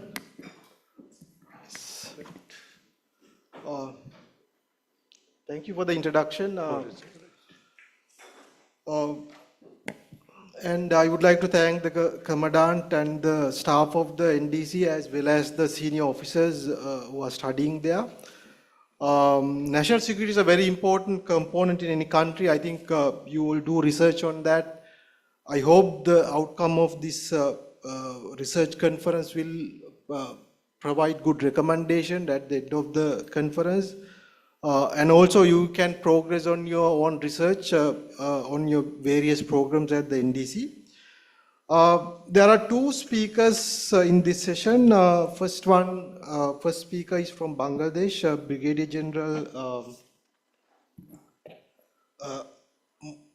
Mahatim Chowdhury. Brigadier General Chowdhury joined Bangladesh Army in January 1994. He's an infantry officer having command, staff and instructor experience. He commanded one infantry battalion, one infantry brigade and an armored brigade. He was a directing staff of School of Infantry and Tactics, a directing staff and senior instructor of Bangladesh Staff College and a directing staff of War Corps. He was an operational staff officer in an infantry division and in UN Force Headquarters. Brigadier General Chowdhury did 2 bachelors, one on computer science and another one in engineering from Dhaka University. He did 2 masters, one at Bangladesh and another one in UK. Presently, he is undergoing PhD program in Public University of Bangladesh. In military career, apart from all mandatory courses, he graduated from Defence Services Command and Staff College, Mirpur. Later, he did his second staff course in UK. He's also a graduate of Armed Forces War Corps from the National Defence College, Mirpur. Brigadier General Chowdhury served in UN twice, and he also served as a brigade commander in post-counter insurgency operation area. His topic is global competition over Arctic resources, environmental and security implications. He is assisted by Brigadier Varuna Gamage, and you have 10 minutes, and over to you. 15 minutes, sorry, it's 15 minutes. Thank you very much, sir, for introducing me. Respected Chief Guest, Commandant NDC, learned academicians, valued invitees, and distinguished audience. Good afternoon. Today, just to cut short, the topic that I'm going to present is shown on the screen, and it's about Arctic. Arctic is an area which is the northernmost part of the world. The horizontal line that is on the side view of the globe, you can see above that one, is called the Arctic region. It is the 66.5 degree north latitude that we have drawn. There are 8 countries in the Arctic region. Mentionably, the principal countries are United States, Canada, Russia, and Greenland. Although Finland and Sweden, they do not have a coastline. And also the Iceland, it is outside the Arctic region. These countries are also considered as Arctic nation. Prior diving deep into the details, let us see a small video to orient ourselves with the Arctic. It's been untouched for millions of years, lying deep below the Arctic ice. The future of our warming planet depends on what we decide to do with it. It could be extremely valuable and extremely dangerous. Below the ice lies a fortune in unexploited oil and natural gas resources, and everyone wants a piece of the melting Arctic. China is geographically a near Arctic state. The United States is an Arctic nation. These restrictions cannot stop us from this process, from exploring the Arctic. And it's not just about oil and gas. The melting ice also opens up shipping routes, fishing grounds, and land. Will the Arctic powers grab those fossil fuels and worsen the heating of our planet? Or will they cooperate for a sustainable future? It's not as simple as you might think. To survive here, you do need to cooperate. The largest Arctic mission ever, called Mosaic, proved that humans can pull together. Oh man, I am so impressed. A challenge is a challenge, but we together can overcome it. Big shows of military strength often reveal much about potential future conflicts. Russia hopes to extract 6 billion tons of crude and 2 trillion cubic meters of gas here. It's planned new airports, marine terminals, and 800 kilometers of pipelines. That's assuming the Arctic has melted enough to ship out the oil via the Northern Sea route. It might well be delayed or scaled back. Canada prohibits offshore oil drilling in marine protected areas. And Greenland banned oil exploration in 2021. The US has suspended oil and gas leases in Alaska's Arctic National Wildlife Refuge. But pressure is growing to drill here to secure energy supplies. The world has two poles, the North Pole and the South Pole. We have Arctic and Antarctica. But usually, the Arctic is more discussed and given more importance. A question can be asked, what is the reason behind it?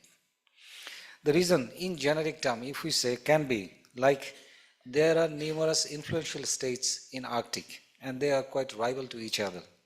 And these rivalries has forced them to establish multiple military bases. In addition to that, Arctic have indigenous population. It has a huge amount of natural resources and potentiality of having a very profitable trade routes. Again, if you look towards Antarctica, there is a treaty called Antarctica Peace Treaty, and there is no military activities in Antarctica. And these are the reasons why Arctic gets more importance to our day-to-day discussion. The Arctic region is characterized by its extreme conditions like the cold temperature, ice-covered seas, and permafrost.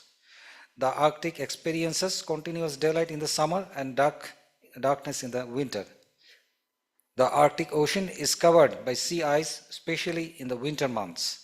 The Arctic covers 11% of the Earth's surface and about 0.05% of the global population.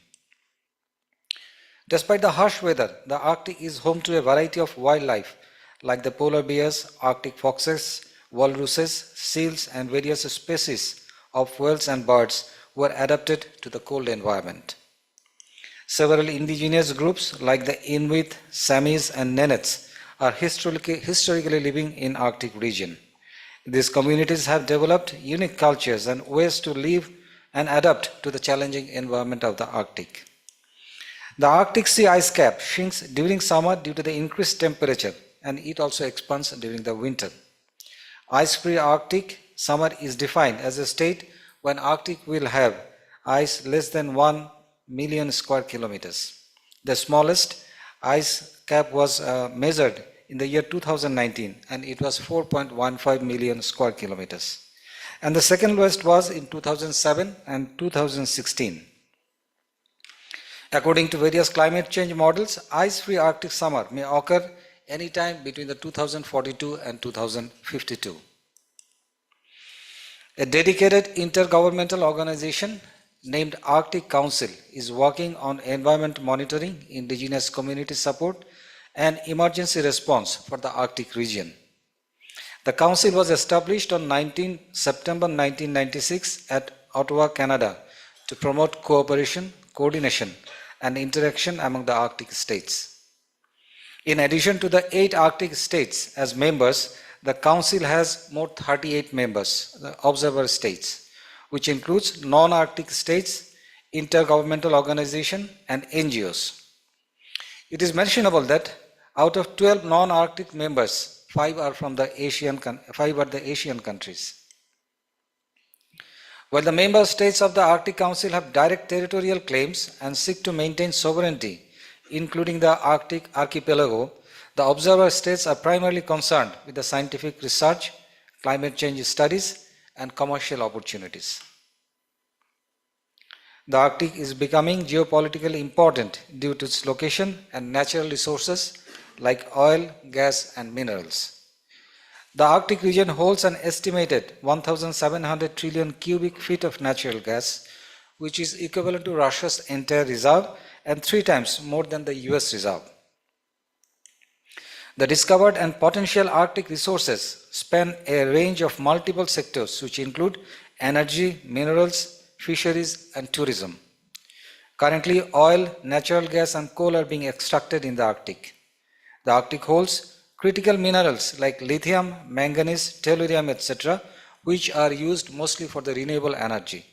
As such, demand for this Arctic mineral are projected to rise significantly by the year 2040. Major oil and gas fields that are discovered in the Arctic are mainly at Alaska of USA, Norway, and Russia. Greenland has significant deposits of rare earth elements which are essential for high technical industries. The Arctic waters are home to some of the world's largest and most valuable fish stocks like the cod, haddock, and herring. The Arctic contains vast reserves of fresh water, primarily in the form of glaciers and ice caps. As fresh water becomes more valuable resource, globally the Arctic's water reserve could become increasingly important.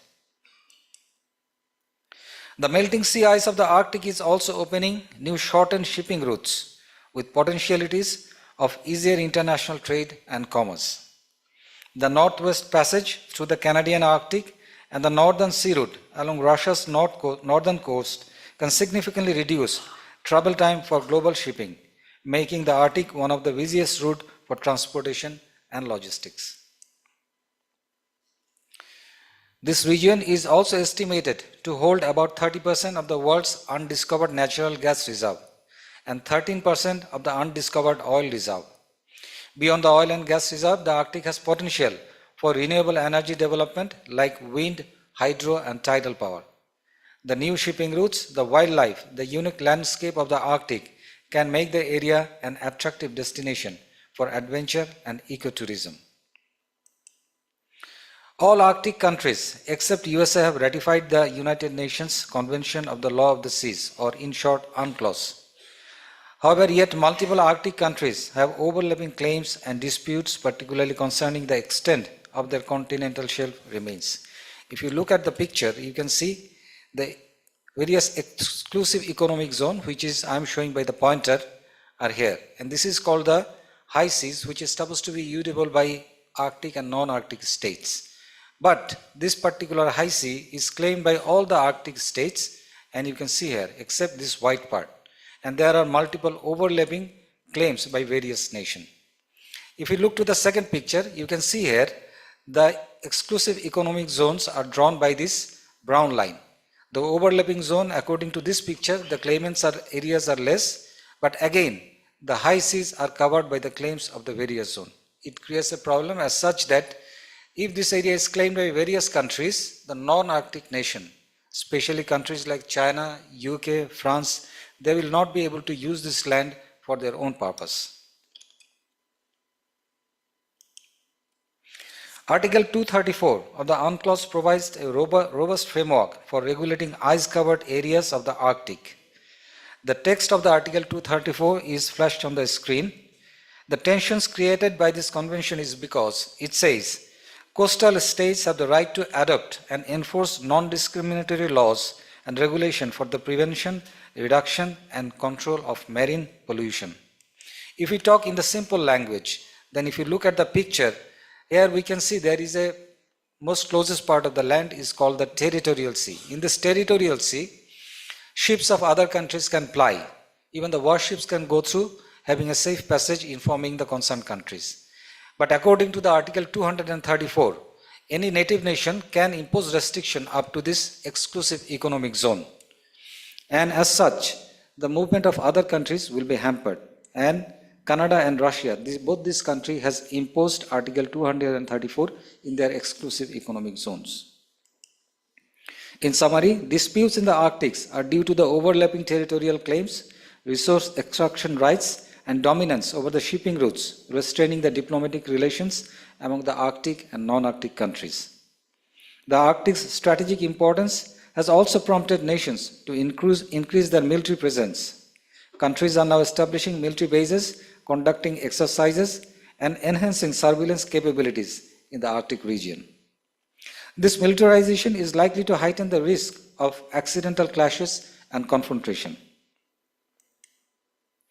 During World War II and Cold War, superpowers faced each other geographically in the Arctic.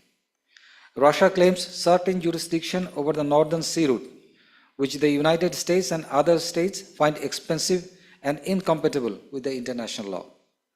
The Northwest Passage and the Russian Northern Passage are both critical routes in the Arctic. Both Russia and the NATO countries seek economic benefits from this route. China, as the near Arctic nation, and other observer states are also trying to establish their interest in this region. Arctic is warming twice faster than the rest of the world, and this phenomenon is known as Arctic amplification. Summer temperature at times reaches up to 38 degrees Celsius in part of the northern Siberia, disrupting the ecosystem which are acclimatized to cold weather. Warmer summers are leading towards landscape transformation in the Arctic. Study shows that Arctic sea ice is shrinking at a rate of 13% per decade. Arctic has become a field of strategic competition between the United States, NATO members, and Russia. Since 2005, Russia has reopened multiple Soviet-era military bases in the Arctic. These bases are located along the western reaches of the Northeast Passage. Russia has the largest military presence in the Arctic. It has established or reactivated numerous bases, airfields, and radar stations along the northern coastline. Although it is difficult to get the appropriate data about the military bases, but at least 5 military bases are maintained by Russia at this moment. US, the same applies that US information are not also accurate and it cannot be assured about the correctness, but yet US is the second highest, have the military deployment in Arctic region, and they are operating from 4 bases, including 1 air base at Greenland. Canada has increased its Arctic military presence, focusing on its sovereignty and surveillance necessities. At present, Canada is established and maintaining 2 full-fledged bases, and they have established about 4 forward operating locations in Arctic region. Peaceful countries like Norway and Denmark, they have also established military bases in Arctic. The Arctic has a rich history of militarization and conflict. Although experts believe direct military conflict is unlikely in the Arctic, vigilance is necessary to avoid escalation and tension. While the risk of direct military conflict remains relatively low, but factors like access to resources, boundary delimitation, and use of new shipping routes remain a concern for the future days. Disputes over territorial boundaries and policies may also add fuel to this tension. Global policies to cut the greenhouse gas emissions are essential to stop temperature rise and rapid ice melt in the Arctic. A multifaceted approach to address climate change and protection of biodiversity in the Arctic is a dire necessity. Measures to reduce pollution from the shipping, tourism, and use of heavy fuel oil in the Arctic needs to be regulated. Existing pollution, such as plastic waste, abandoned industrial sites, need to be cleaned to restore the natural environment. The Arctic Council must play a dominant role in implementing its goals. The Council needs to coordinate international efforts to protect the Arctic environment. The Arctic Council, which is working with the 7 goals, need to be implemented also. The goals that are being projected here, the first 3 deals with the environment, the second 2 deals with the indigenous people, and the last 2 it deals with the resilient global response. In conclusion, as nations are competing for the control of the Arctic's wealth, risk of conflict and environmental degradation are increasing significantly. Environmental protection is a cornerstone of the Arctic policies. Preserving the unique biodiversity of the Arctic and mitigating impacts of the climate change are critical for this region. Thank you.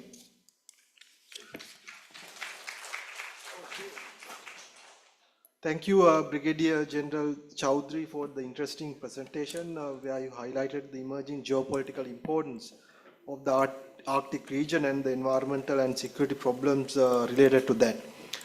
The next presenter, I'm actually his MPhil supervisor. He presents a different topic today, but it's an interesting topic. That is Brigadier Prabodha Sirivardhana, who joined Sri Lanka Army as an officer cadet in 1991 after he's completing schooling at the Nalanda College, Colombo. In his 33 years of military career, he has served in various parts of the nation. He has served in the capacity of command, instructional and staff appointments, With active participation in the operation conducted against separatism and terrorism, including the humanitarian operation that ended in 2009. He deserved to be a gallantry award holder for his remarkable contribution to the conflict. Brigadier Prabodha has done his command and staff course in Sri Lanka, obtained his master's from the University of Kalani and holds a postgraduate diploma from the FGS University of Colombo. His topic is Strategic Framework for European Union for Resilient Global Leadership. He is assisted by Captain Kanesh Dadallage. The floor is yours.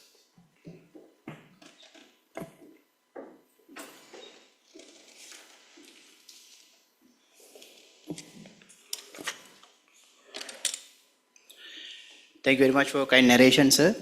And I'm glad to be stand in front of this distinguished audience with my topic given, that is I'm going to speak on the essence of strategic framework of EU for global resilient leadership.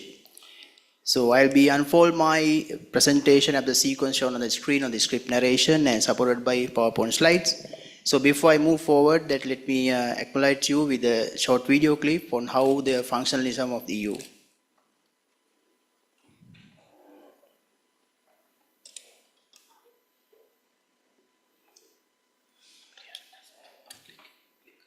Did you know the EU is the second biggest democracy in the world, representing 450 million people? This video will explore what the European Union is, what it does, and who controls it. So what is the European Union? The European Union is a political and economic union of 27 European countries with common goals and values. It is a unique entity, as it is neither a country nor a federation, but rather a supranational organization that exercises some of the powers typically associated with national governments. For those unaware, supranational refers to a level of organization that is above and transcends national governments. What this means is that the EU's member states have transferred some of their sovereignty to the EU in order to jointly address issues such as trade, security, and social policy. The EU comprises of 7 main institutions, including the European Council, the Council of the European Union, the European Commission, the Court of Justice of the European Union, the European Central Bank, the Court of Auditors, and finally, the European Parliament. The European Union is a unique partnership between 27 European countries, known as member states or EU countries. Together, they cover much of the European continent. The EU is home to around 447 million people, which is around 6% of the world's population.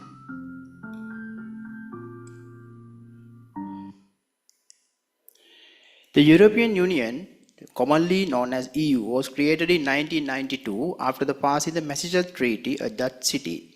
The effort was to build 2 decades of promoting peace, stability, and economic cooperation in post-war Europe. Originally consisting of 12 member states, it has expanded to include 27 countries and is considered one of the world's major and highly influential political and economic entities. The vision is based on principles of unity, democracy, and rule of law. Mission is to foster economic growth, social progress, and environmental sustainability across Europe. The vision is realized through the concept of single market, allowing the hassle-free movements of goods, services, capital, people, and common currency, the euro, used by 20 member states. The Union's future goals include deepening integration among its members, enhancing global competitiveness, and leading global efforts to combat climate change.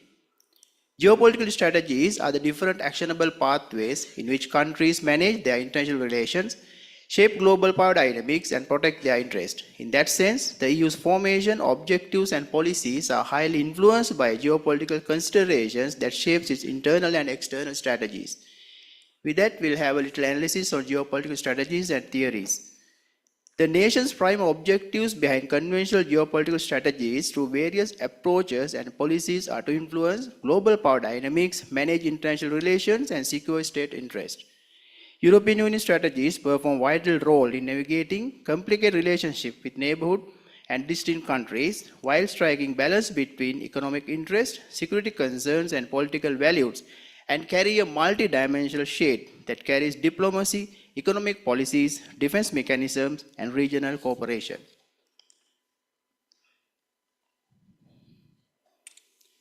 When you consider the geopolitical theories and framework that help explain the strategic interaction and power dynamics between nations, The key theories include Mackindor's heartland theory, which posits that control over the Eurasian landmass is crucial for global dominance. Spikesman-Rimland theory, which argues that the coastal fringe of Eurasia the key to controlling the world. The world system theory and Huntington's clash of civilizations offer insights into how geography, resources, and cultural differences shape global politics, influence conflicts, and drive the ambitions of major powers. In addition, global geopolitical strategies are shaped by several key theoretical frameworks, each offering distinct perspectives on how states interact on global stage. Realism emphasizes on pursuit of power and national interest. Liberalism focuses on cooperation, international institutions, and rule of law. Constructivism highlights the role of ideas, beliefs, and social norms to shape states' behavior. At last, neo-functionalism, often linked to regional integration, suggests that economic and technical cooperation in specific areas can spill over into broader political integration. With that, let's see how it applies to EU. The Heartland theory emphasizes the EU's focus on balancing power in Europe, especially in response to Russian aggression. Rimland theory aligns with the EU's multilateralism, where its global influence is amplified through strategic alliances and a rule-based international order.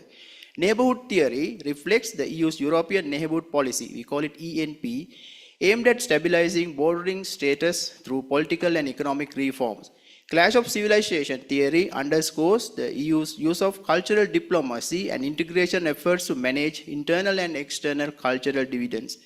Geostrategic regions theory explains the EU's strategic alliances in Eastern Europe, Mediterranean, and Africa to enhance its geopolitical influence. Lastly, the organic state theory parallels the EU's original integration and cohesion policies, reflecting its adaptive growth strategy, particularly in expanding into Western Balkans. With that, let's discuss the strategic framework. The organization of the European Union operates within a complex and multifaceted strategic framework designed to address a range of global and regional issues. It encompasses several key components as the global strategy for foreign and security policy, strategic partnership, and trade and economic policies. The EU strategic framework operates within global strategy for foreign and security policy, which was put into action in June 2016, articulates the Union's vision.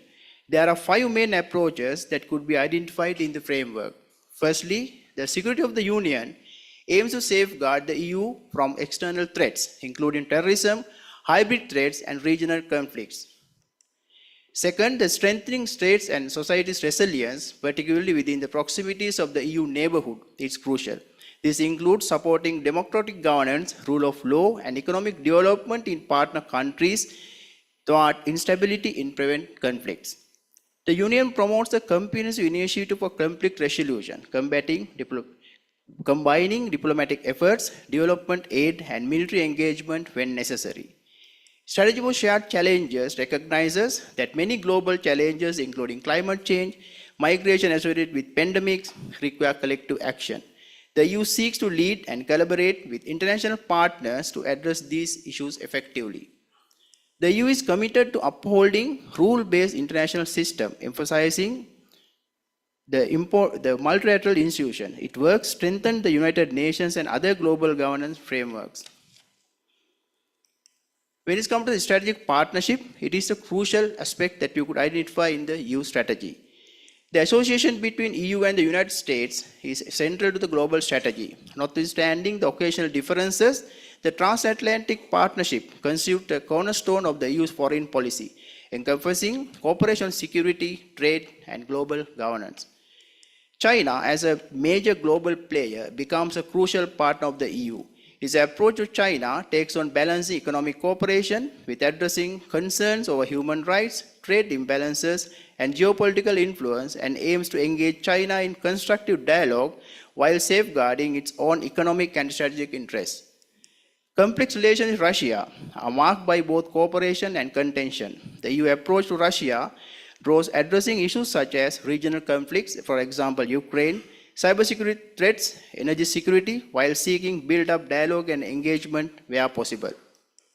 The EU having strong partnership with African Union and individual African countries focuses on addressing global challenges such as migration, development and security support, African initiatives, and provides aid to promote stability and economic growth in Africa. The EU engagement in Middle Eastern countries to address regional conflicts, promote peace processes, and support economic development promotes its involvement in Israel-Palestine peace process and support for stability in countries including Syria and Lebanon, which are key aspects of its strategy in the region. When it comes to Asia, strategic partnership with Asia aims to strengthen economic, political, and security ties with the region through bilateral and multilateral engagements. The EU focuses on enhancing trade investment, promoting sustainable development, and fostering dialogue on human rights, climate change, and good governance. In security, EU's involvement in Indo-Pacific region emphasizes stability, maritime security, and rule-based order. With that on analysis, we'll see the viable strategy where EU promotes. The European Union has emerged as a prominent model for contemporary world leadership and resilience through its multifaceted approach to governance, economic management, and international relations, and most importantly, as the world confronts unexpected emerging challenges from geopolitical tensions and economic instability to climate change and pandemics.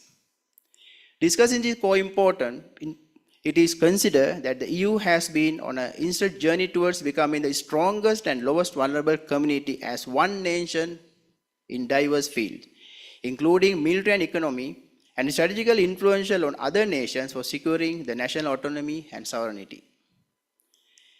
The European Union places a significant emphasis on achieving strategic autonomy, aiming to reduce its dependence on external powers. This focus stems from historical experiences, including the dominance of the external forces during World War I and II, which left a lasting negative impact on European citizens.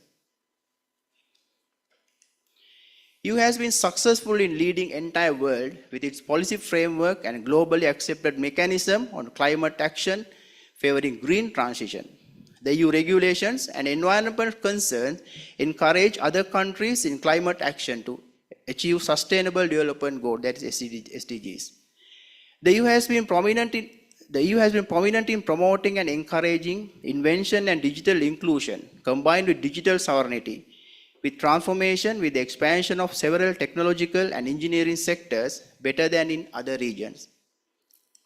Lastly, EU has proved its commitment and dedication towards upholding human rights and democratic values through several judicial trials taken up in response to allegations of severe violation occurred in the world. Now we'll discuss the challenges. Internal divisions among member states, differing national interests and varying levels of commitment to EU-wide policies can hinder the development and implementation of unified strategy. The external pressures from global powers like United States, China, and Russia present ongoing challenges to the UN strategic goals. As the Union navigates a rapidly changing global landscape marked by shifting power dynamics and emerging threats, there are issues in enhancing its strategic autonomy while maintaining strong transatlantic and global partnership. With that, I'll come to my recommendations. Establish a strong strategic military and naval policy framework among the EU nations in collaboration with other regional countries to counter emerging threats, maybe extremists, terrorists, so on and so forth. Formulate and enter into economic and defense cooperation with other littoral nations for the development of security and defense platforms to counter common and emerging transnational organized crimes and threats. Enhance cybersecurity cooperation with other countries that are having issues with the cybercrime threats for prevention and countering the adverse effect of such crimes on the socio-economic conditions of other countries. Develop cooperation among the tech-savvy nations to learn and enhance its own digital innovative platforms for strengthening its digitization process. Enhance more eco-friendly policy framework and rule and regulations applicable to the world community for rising and protecting global environmental stability and consistency. Set up strong strict legal system for ensuring judicial independence, rule of law, and protection of the fundamental and human rights while guaranteeing the due administration of justice in respect of all citizens without any discriminatory efforts on the grounds of caste, race, or gender. Promote EU standards on different sectors among other nations to achieve the trust and confidence of such nations to avoid deviation from scope and purview of the EU for future endeavors in multidisciplinary efforts, including military and civic actions. In conclusion, the EU strategy for global strategy and resilience provide a viable model for other entities seeking to navigate the complexities in the modern world. It emphasizes on institutional coherence, strategic partnerships, economic integration, and adaptability demonstrate a comprehensive approach to global governance and resilience. By building robust governance structures, fostering diplomatic relations, integrating economic policies, and responding flexibility to challenges, the EU exemplifies how global leadership and resilience can be achieved and sustained. With that, I come to the end. Thank you for your patient listening. Thank you very much, sir. Thank you, Brigadier Prabodha, for the interesting presentation where you highlighted the strategic framework adapted by the European Union as a very important power block in global politics. Now, with that, we can come to the question and answer session. I was informed we have to limit the session to 10 minutes. So I would like to open the floor. You can ask question, and as you know, you can also ask the questions through the QR code.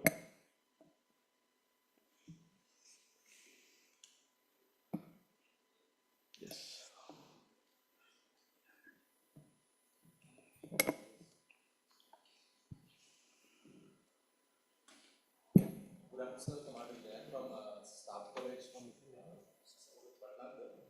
My question goes to speaker 1 and 2. I have two questions. The first one is the explorations of the and the environmental impact. I am talking about the environmental impact. It is directly affecting the small state like Sri Lanka and Maldives. So who is the responsibility and accountable for that impact? And my question 2 goes to the speaker 2, sir. The European Union leadership strategic partnership with the US.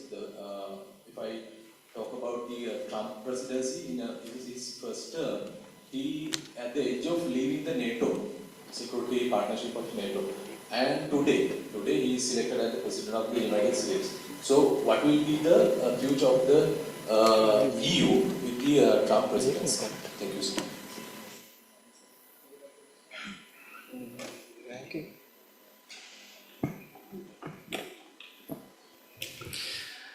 Thank you for the question. Who is going to look after Arctic? Arctic is a big question. Because if you go in the depth of this subject, you will find many things. Like, if the climate change takes place, then 2 shipping routes will come up, which will shorten the distance much in a lesser form. That is, from going from China to USA, the distance they have to cover now, the distance will be maybe less than half. So there is a profit. If the climate change takes place, if the ice caps are melted, then you can extract oil and gas. So what Russia should want, that climate should not change, or USA should want, climate should not change, and I should not be able to extract gas or oil, or what should they want? If climate change takes place, it's beneficial for me, so I can use the shortened route, I can extract natural resources. So nobody will say what really they want, but you have to assume about that one. So climate change is a factor for Maldives, climate change is a factor for Bangladesh, for Sri Lanka, but it's not going to affect in that way to the Arctic nations who are there. But honestly, they have a good effort through the Arctic Council so that climate change doesn't take place. If you have followed the presentation, the lowest ice was seen in the year 2019. And second lowest was seen in 2007 and 2006. Ice, shrinks, again it develops. So we can't say that it's continuously developing, but various models says that it is reducing by 13% per decade. And some model says by 2042, Arctic will be ice free. Some model says by 2052, and some model says it will take some more time. So, but there is a consciousness that every nation must have, that they should not pollute the environment, and as such climate change should not take place. And if we say organizationally, the Arctic Council is trying to look after that one. Thank you. Yeah, thank you very much for your question. Answering your question on the EU and USA, basically that we need to understand EU is not having any kind of security, their own security force, because most of the countries in the EU basically join with the NATO. So NATO and this, there is no any the confirmation on the binding of these two organizations. So whereas EU basically works on the trade and economic as well as their societal resilience. So they maintain always the good governance, and as I mentioned, they go for this digital sovereignty and green environment, likewise the rule-based orders on that line. So there is no any open kind of dictatorship in this EU for their member countries, as well as in the global, whatever the organization of the country. So it's a basically works on the humble nature of good governance that we can observe. So answering your question on the appointing or the selection of presidents in USA, there won't be much impact, the open impact onto this European Union strategy or the activism or the functionalism in that regard.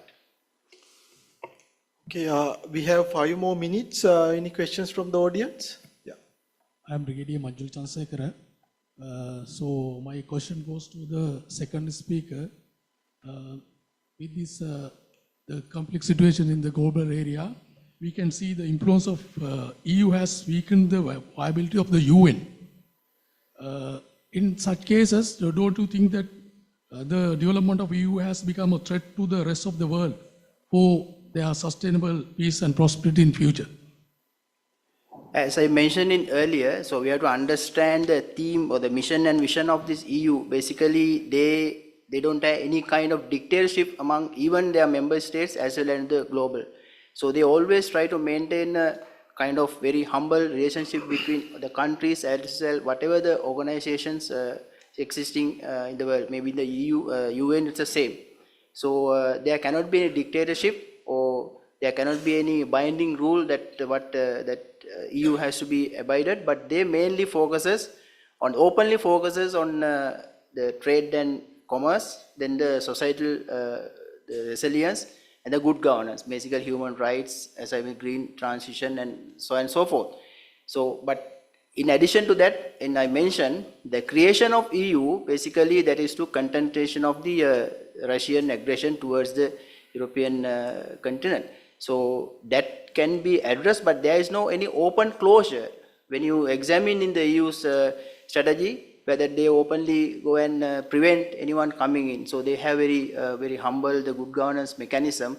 So there won't be any open issues with the EU's functionalism with the UN. Okay, we have 3 more minutes. If there are no questions from the audience, I would like to get a question from the QR code. It's a question from Lieutenant Colonel Dharmaratna. He's from the Staff College, Sri Lanka Army. Given the rapid warming of the Arctic and the significant decline in sea ice, what multi-faceted strategies do you propose to balance the economic interest in the region? I think the question goes to Brigadier General Chowdhury.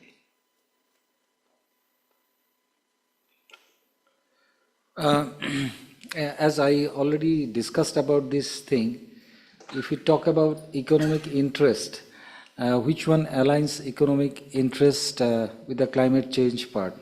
That is, if the climate change takes place, then you have more economic opportunities indeed. Although we do not spell out in that form, but it is the truth that if the ices melt, then they can extract oil and gas. If the ices melt, they can have the trade routes functional. So economic interest is contrary to the environmental interest. That is the first fact that we have to understand. If you have meant about the in the region means Arctic region, if you wanted to mean, then there is an Arctic Council. And this council looks after the environment and the people. In that particular area, there are about 400,000 people, indigenous people living in that area. And their life is being threatened. So the Arctic Council is taking multiple measures that their life remains secure. But it is true that global warming is causing difficulties not only in Arctic, in the United States, in, as I say, in my country, in your country, in India, everywhere. So global warming is threat not only for Arctic. In general, everybody should be aware of that, whether he is staying in Arctic or he is a non-Arctic state. Very unfortunately, we have seen Donald Trump's last tenure that he did not believe that climate change is taking place. But we hope there will be changes in this tenure. But in general, I should say it is the responsibility of all the country so that we can protect our environment and climate change doesn't take place. Thank you. Okay, thank you, Brigadier General Chowdhury, for the answer. I think the 10 minutes it's over for the question and answer session. With that, I would like to conclude the session. I would like to make some conclusive remarks of the session. Two interesting presentations, very much connected to the geopolitics and strategy. You have selected two very important areas in the world. You highlight the geopolitical importance of two very important areas. The first speaker highlighted the importance of the Arctic region. The importance of Arctic region is on the rise because of the climate change. The new areas are opening up. Very correctly, you highlighted the new sea route is emerging in the northern seas and how it will play a major role in the global geopolitics in years to come. And you highlighted the roles of the countries like Russia, then United States, how trade will improve between the different parts like China and the European Union. Very important area. We have to do further research to identify the importance of this area, especially when because of the geopolitical rivalry where Russia and the West is engaged in now. How it will play a role in the years to come in this particular area. Very interesting research. I think you can do further research on that. The second speaker highlighted the strategies adopted by the European Union. European Union is a very important area. It has a very large economy as one area, but it has its own problems, with the Brexit and with the problem now they have with Russia. You try to highlight the whole issue, the strategies of the European Union in connection to theories like the Heartland theory, Rimland theory, organic theory, and various other theories. And also you try to highlight the security policy, the foreign policy, and what are their relation is like with China, Russia, the African Union, Middle East, and Asia. And also their relations with the United States is very important. So these are two very important areas in today's world, and even what's happening in those areas have an impact on us as well. Because when the major powers are in a rivalry, and we also can witness the world is more multipolar now, and it will be very difficult to navigate in an environment like this for countries like Sri Lanka and many other countries in the developing world. So two interesting presentations. I hope you can do further research on these areas. So with that, I would like to conclude the session. It was a very interesting session. I would like to thank the audience as well as the speakers and the others who assisted the speakers. So with that, I would conclude the session. Thank you very much. Thank you very much, Dr. Asantha Senviratna, for moderating the session and the speakers for presenting their insightful papers. Ladies and gentlemen, may I now invite the Commandant NDC, accompanied by the Secretary NDC, to hand over the token of appreciation to the moderator and the certificates to the panelists.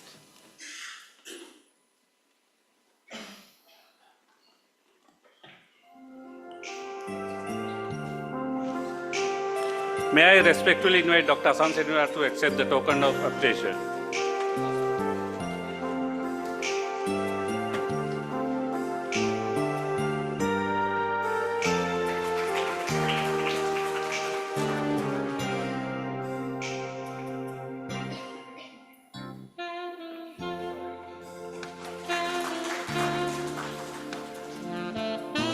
And the panelists to accept the certificates. Brigadier General Ndc Chowdhury,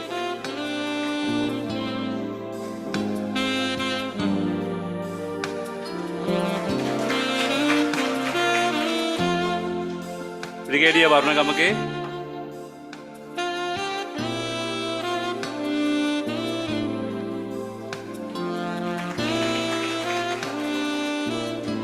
Brigadier Prabodh Sirivardhana,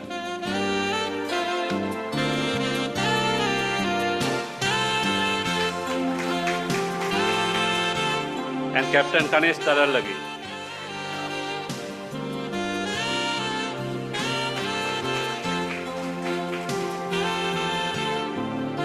Thank you, sir.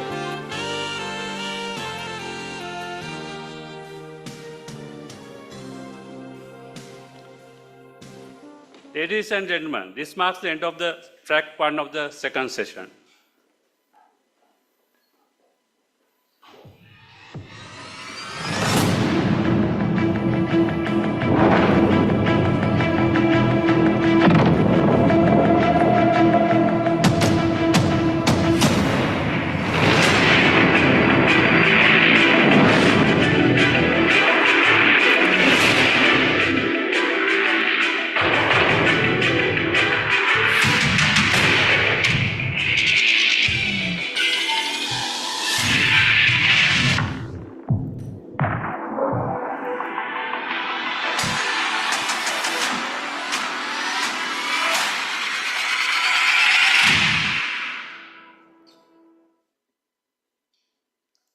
Ladies and gentlemen, let us now proceed to track 2 of the second session, which is also going to be the final session of the Ndc Research Symposium.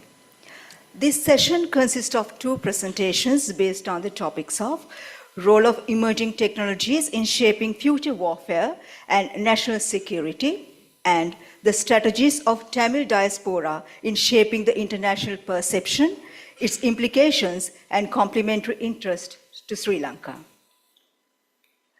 This session will be moderated by Senior Lecturer Dr. Sanath De Silva. Serving as a Senior Lecturer at the Department of Strategic Studies, Kothalawala Defence University, Dr. De Silva is a scholar specializing in nuclear disarmament and security within South Asia. With a focus on the complexities of nuclear strategies and regional security concerns, he is a prominent figure in international relations research. Dr. De Silva earned his PhD from the Department of International Relations at the University of Colombo. His academic journey also includes a Master of International Relations from the University of Colombo and a Bachelor of Arts from the University of California. Dr. De Silva has further enhanced his expertise through his studies at the United States University of Defense and the Near East South Asia Center for Strategic Studies. In his professional career, Dr. De Silva serves as a visiting resource person at various military and academic institutions, including the Defense Services Command and Staff College, Sri Lanka Military Academy, and the Sri Lanka Air Force Academy. Ladies and gentlemen, may I now invite Dr. Sanath De Silva to take the seat as the moderator and also request panelists Brigadier Gamini Bandaranayaka, Brigadier Indika Pereira, Brigadier Janak Premathilaka, and Air Commodore Manoj Kalapatti to take their seats.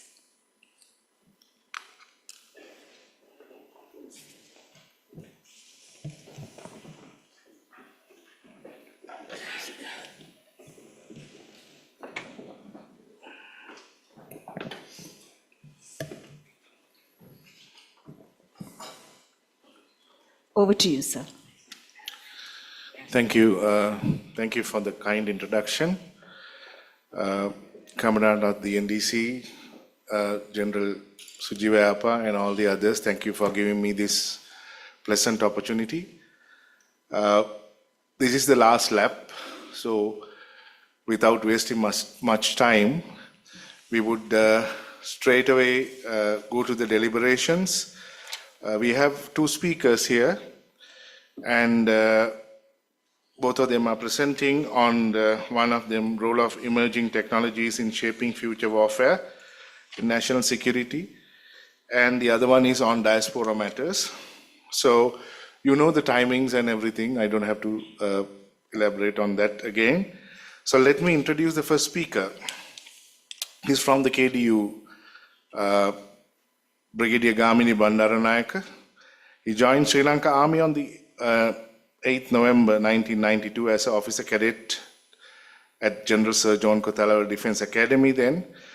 During his career, he has served numerous places and command staff instructor appointments in different capacities. He has held course officer, company commander, and senior instructor at prestigious Sri Lanka Military Academy. Later, he commanded the 3rd and 10th Signal Regiments of Sri Lanka Signal Corps. Subsequently, he held appointments of General Staff Officer 1, Operations, Colonel General Staff, and the Brigade Commander at 561 Infantry Brigade. And he has also held the appointment of a military observer in the UN mission in Western Sahara for 1 year tour of duty. And further, Brigadier Gamini Bandaranayake is also a proud graduate of Sir John Kothalawa Defence Academy with Bachelor of Arts in Defence. He achieved his PSc qualifications from Army Command and Staff College too. He obtained postgraduate in management from Kothalawa Defence University. And he's well assisted by Brigadier Indeke Pereira. Over to you, Brigadier, you can start your deliberations.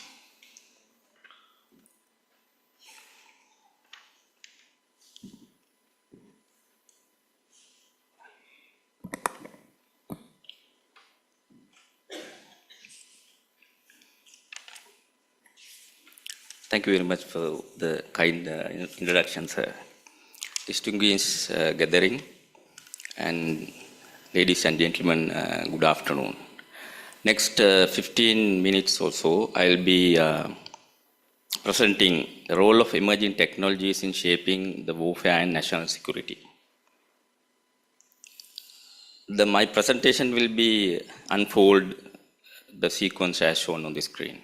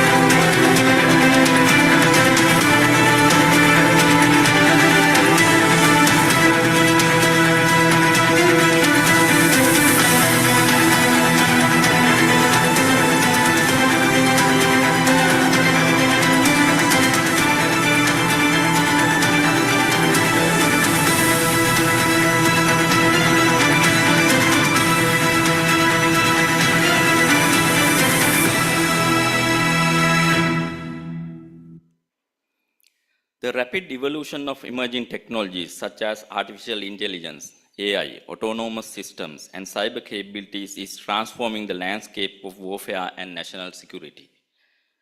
These innovations are revolutionizing the way nations approach defense, intelligence gathering, and strategic decision-making, presenting both opportunities and challenges for military forces and governments worldwide. The 20th and 21st centuries have witnessed exceptional technological advancements that have reshaped warfare. The integration of electronics, telecommunications, and computing technologies has led to the development of precision-guided weapons, satellite navigation systems, and network-centric warfare capabilities. These innovations enable real-time communication, intelligence gathering, and coordinated operations across multiple domains. It is fair to assume that the application of technology will be aimed at achieving the best results of operations with the least possible expenditures. In this case, this optimization may outline, among other things, reducing numbers and commitment, lowering cost, minimizing risk, and providing a higher level of security, accelerating the pace and increasing the precision of operations, expanding situational awareness, or improving decision making.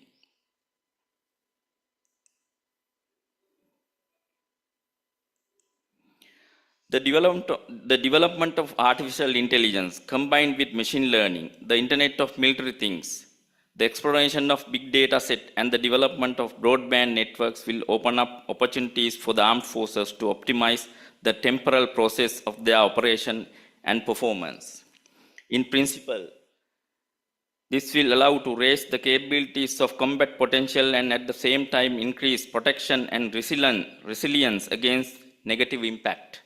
It will also foster the creation of full automated situational awareness, including through early detection, identification, and classification of threats in various domains in real time.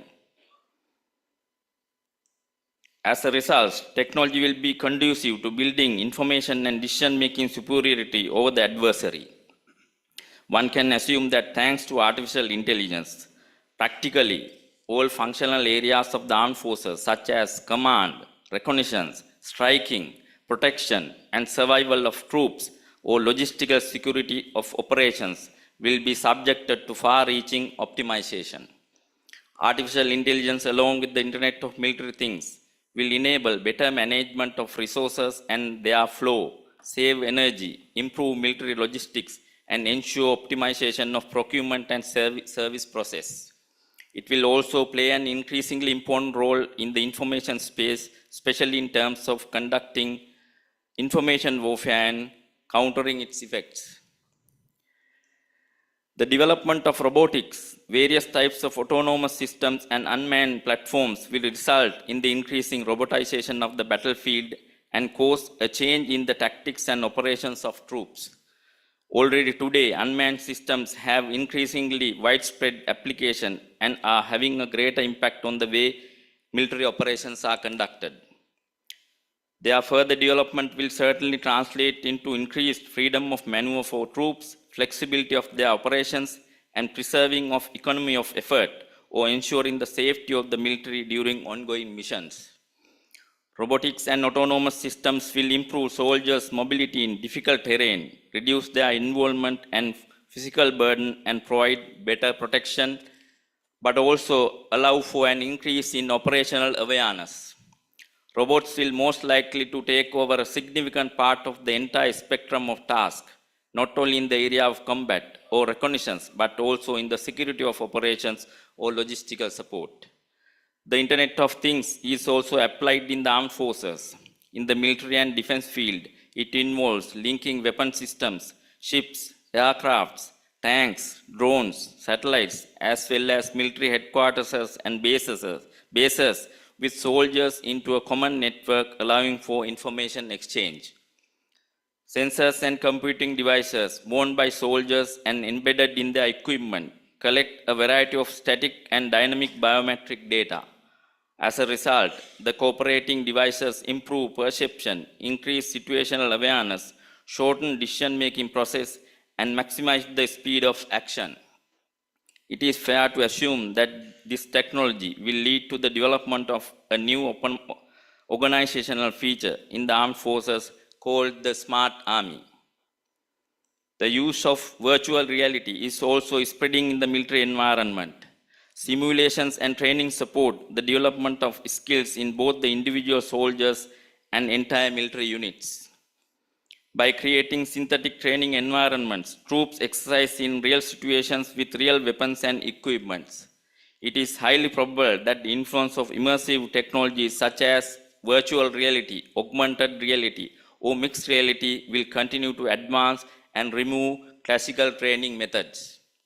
3D printing has also been recognized as a breakthrough technology. It has enabled rapid prototyping by transforming 3D CAD data into physical models in just a few hours. This trend will certainly impact the operations of industrial defense capabilities, enterprises, as well as the processes of manufacturing, armaments, and military equipments. It is also likely to create new opportunities for engineering design, significantly lower production costs, and reduce logistical burden. Energy weapons might have a significant impact on the manner and nature of future military operations. It is fair to assume that they will provide greater striking effectiveness compared to classical weapon systems, reduce the logistic burden, and results in lower battlefield lethality. Hypersonic weapons are designed to combat high-value targets, so their employment makes it possible to achieve completely new operational and strategic results other than the classic ones. The cybersecurity environment is also evolving in a dynamic way. The development of artificial intelligence combined with cyber threats will likely result in the creation of new comprehensive hybrid security threats. Targeted cyber attacks, reinforced by the availability of data and information drawn from smart devices, will become ordinary. Disinformation and so-called fake news are powerful means of manipulating public opinions. It is fair to assume that in the future, disinformation, further aided by artificial intelligence, will produce new, more complex and sophisticated forms of the phenomenon. The space technology market is also developing at a great speed. Satellite technologies provide valuable data in the form of imagery. They facilitate communication and navigation, make military operations more precise and effective. They allow militaries to expand situational awareness and improve decision-making process. As a result, they contribute to better management of resources, time, and indirectly human lives.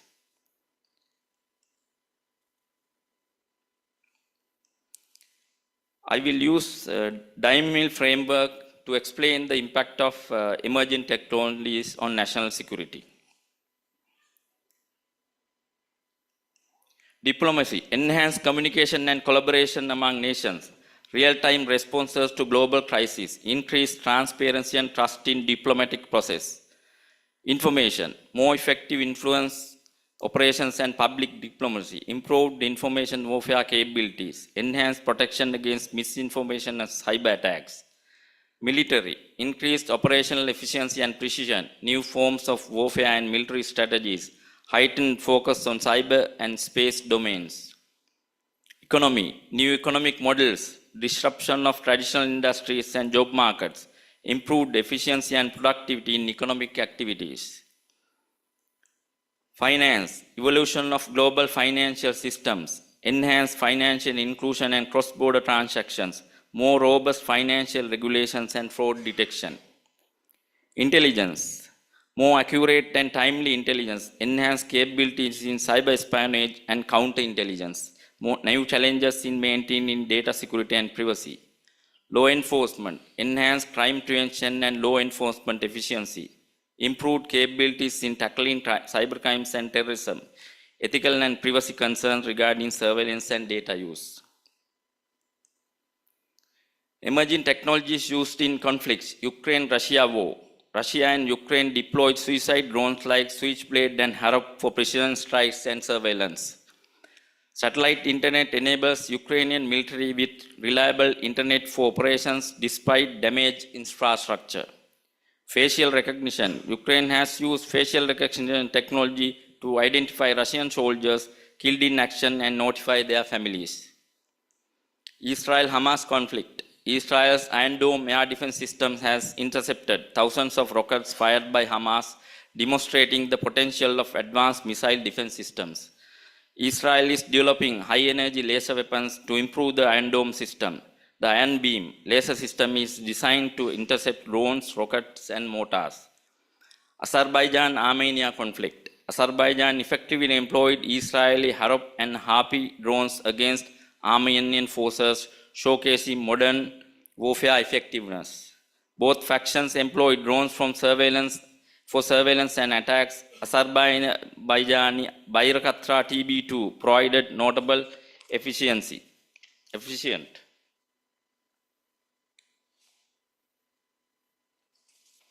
One of the foremost challenges in leveraging new technologies in warfare is the potential for technological expenditures.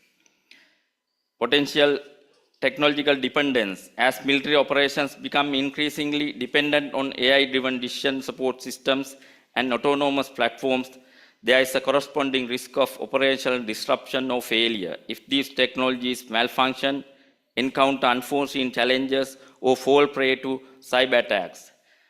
The ethical and legal implications of deploying AI autonomous systems, and cyber capabilities in warfare are profound and multifaceted. Ethically, there are concerns regarding the use of lethal autonomous weapon systems and the delegation of decision-making authority to AI algorithms in combat scenarios. Questions of accountability, transparency, and adherence to international humanitarian law arise, particularly concerning the distinction between combatants and civilians, proportionality in the use of force, and the ethical consideration of autonomous decision-making in life or death situation.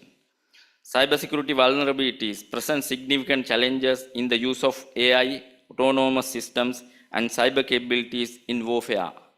Military networks, communication systems, and data sources are prime targets for cyber attacks by state actors, non-state actors, and malicious entities seeking to disrupt operations, steal sensitive information, or manipulate data for strategic advantage. It is crucial to understand that technology alone cannot secure victory on the battlefield. The art of war, which includes leadership, morale, and organizational cohesion, is vital for achieving success.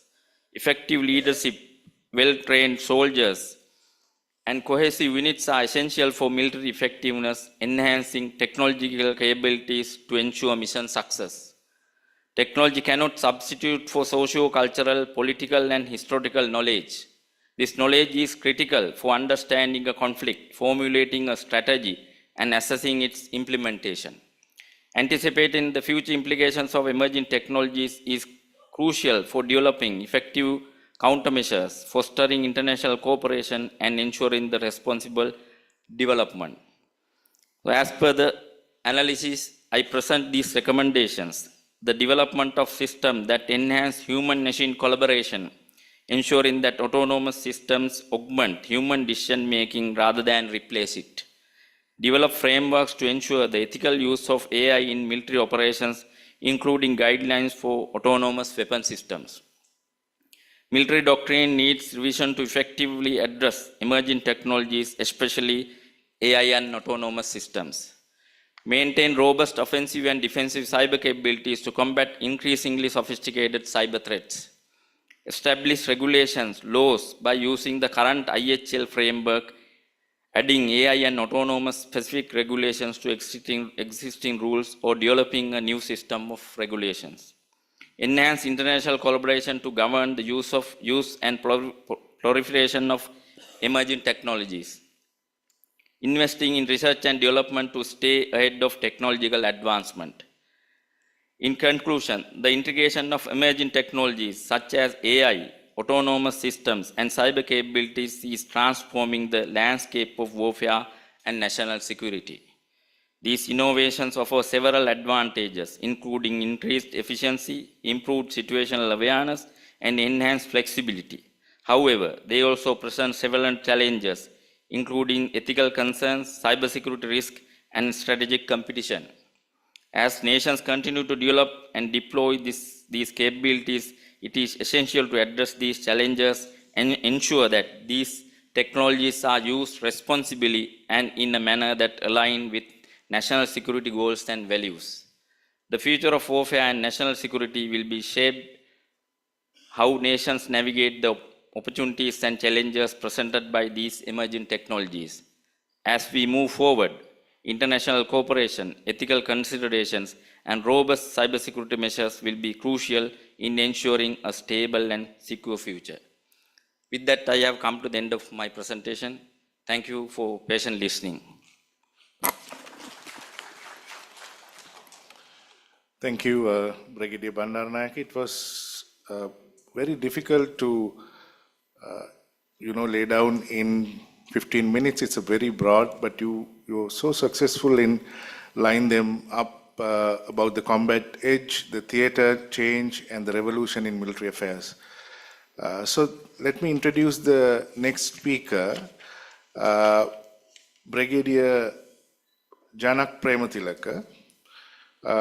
Brigadier Janak Premathilaka has joined the regular force of Sri Lanka Army on the 8th November 1992 as an officer cadet of General Sir John Kotharaula Defence Academy.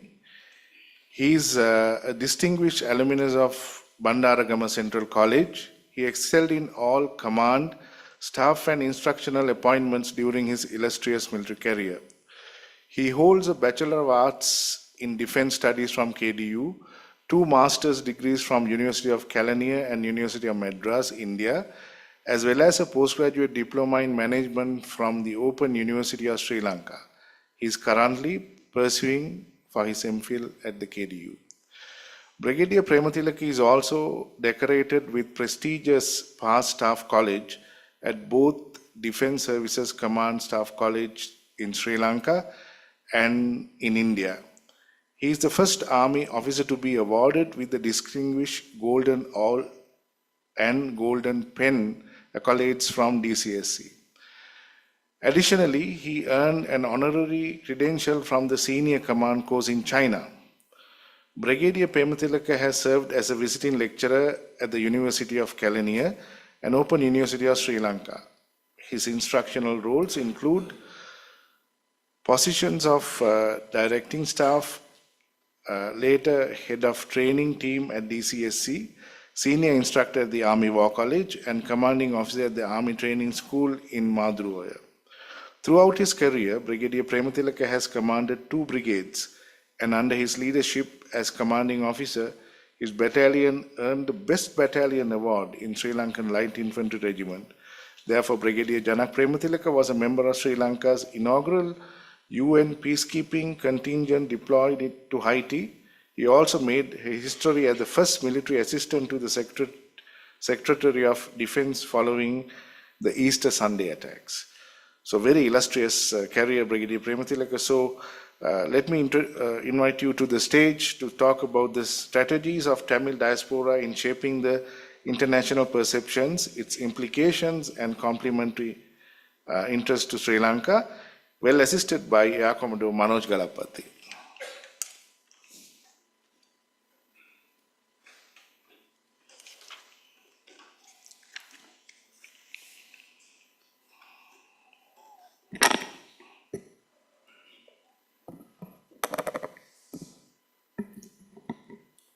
So thank you very much for your kind introduction, sir. Distinguished guests, ladies and gentlemen, good afternoon to all of you. My research topic is the strategies of Tamil diaspora in shaping the international perception, its implications, and complementary interest to Sri Lanka. The study is based on collected primary and secondary data. This is how the presentation will be unfolded within the next 15 minutes or so.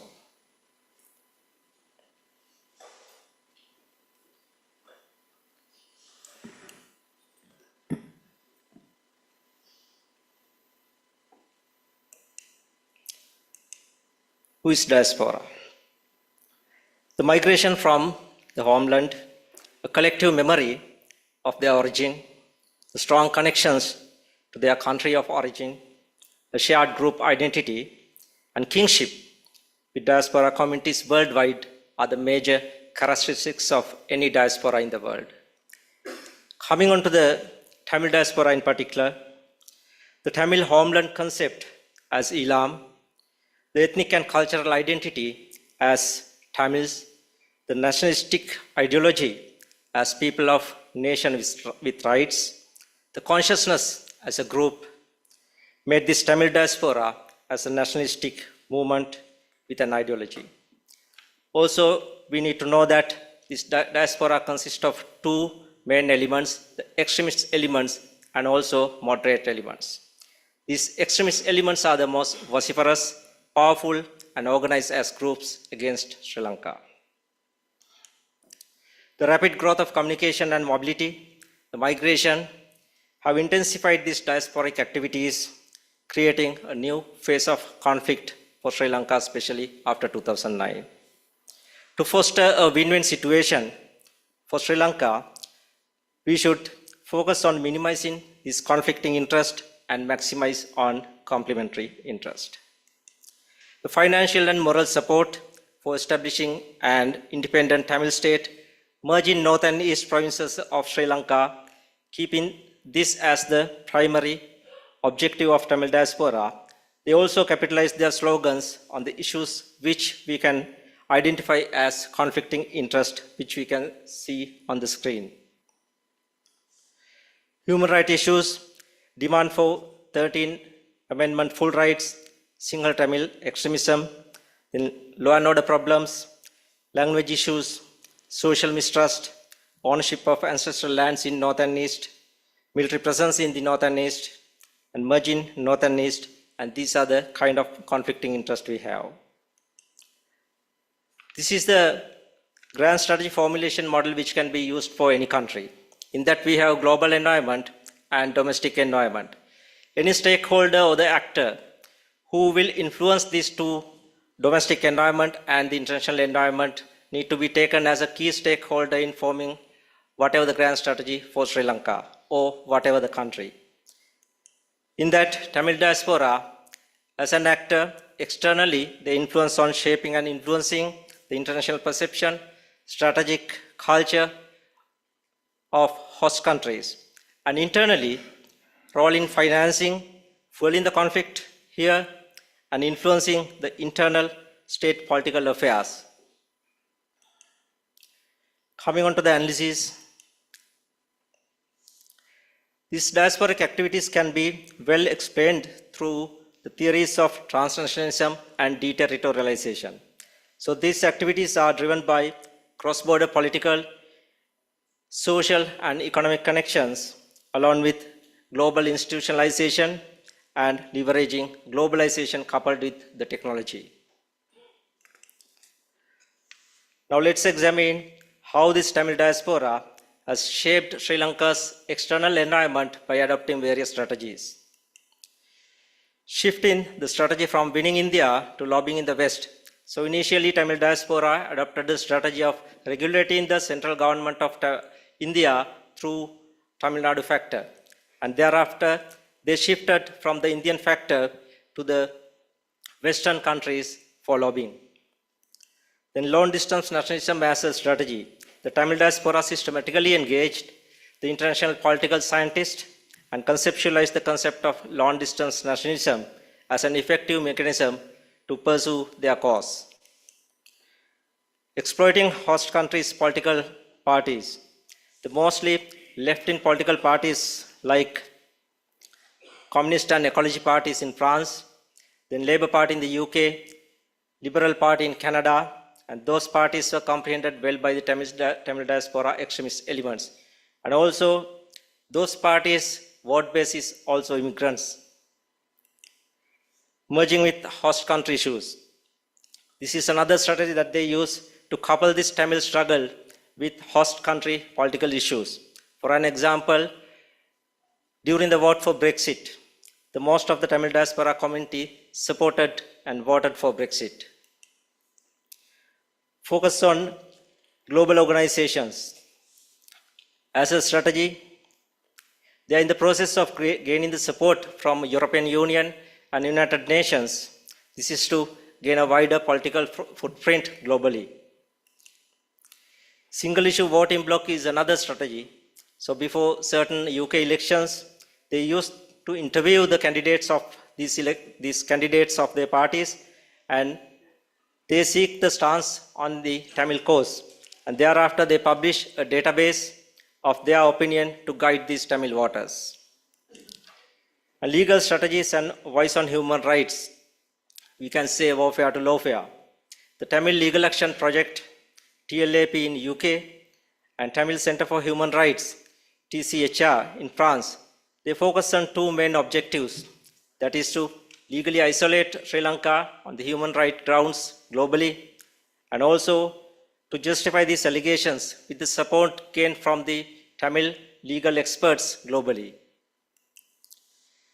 Forming the transnational government of Tamil Eelam as a strategy. So this basically challenged the notion of the nation state concept. Academic indoctrination as a strategy. This strategy systematically shapes the academic field. It risks distorting the true academic understanding over time, posing a significant threat to scholarly integrity. So let's now see, by adopting these strategies by Tamil diaspora extremist groups, what are the significant gains that they have gained on the global context.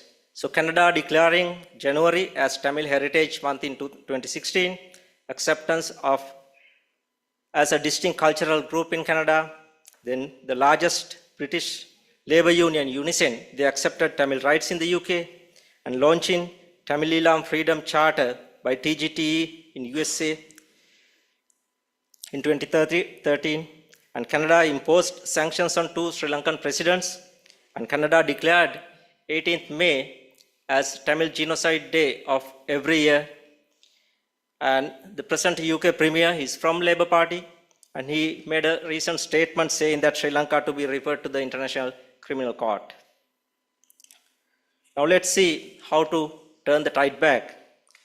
Sri Lanka, hindered by the ethnocentric and nationalistic politics of both Sinhalese and Tamil leaders, along with a lack of visionary leadership, political corruption, and poor governance, has yet to fully harness its human capital potential. Breaking this cycle is essential to instill hope for future generations. So let's explore how Sri Lanka can benefit from positively engaging this Tamil diaspora. So as per 2023 data, remittance that accounts for about 9% of Sri Lanka's GDP, and out of which 22.3% are residing in the lobbying countries, EU countries, as well as in Australia, America, and Canada. And on the other chart also, you can see the drop of remittance by 2021 and 2022, and thereafter the increase of remittance in 2023. And this phenomena can be further augmented by engaging Tamil diaspora positively. The conceptual framework for the study, how to engage Tamil diaspora positively, that is the dependent variable. In that we have identified number of independent variables, and the further study will be unfolding by taking these independent variables as specifics.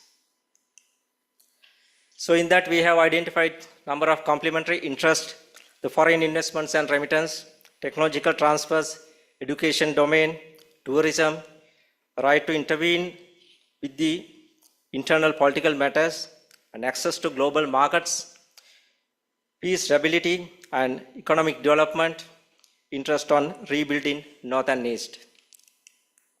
So through this complementary interest, we have developed some recommendations on the investment domain, evaluate the economic capacity of global diaspora, then relaxing legal barriers and reduce remittance cost, and promote the new concepts like crowdfunding programs to meet diaspora investors to the local investors, and BOI to facilitate to medium-scale diaspora investors, because most of the time BOI used to facilitate large-scale investors, but most of the Tamil diasporic investors are medium-scale.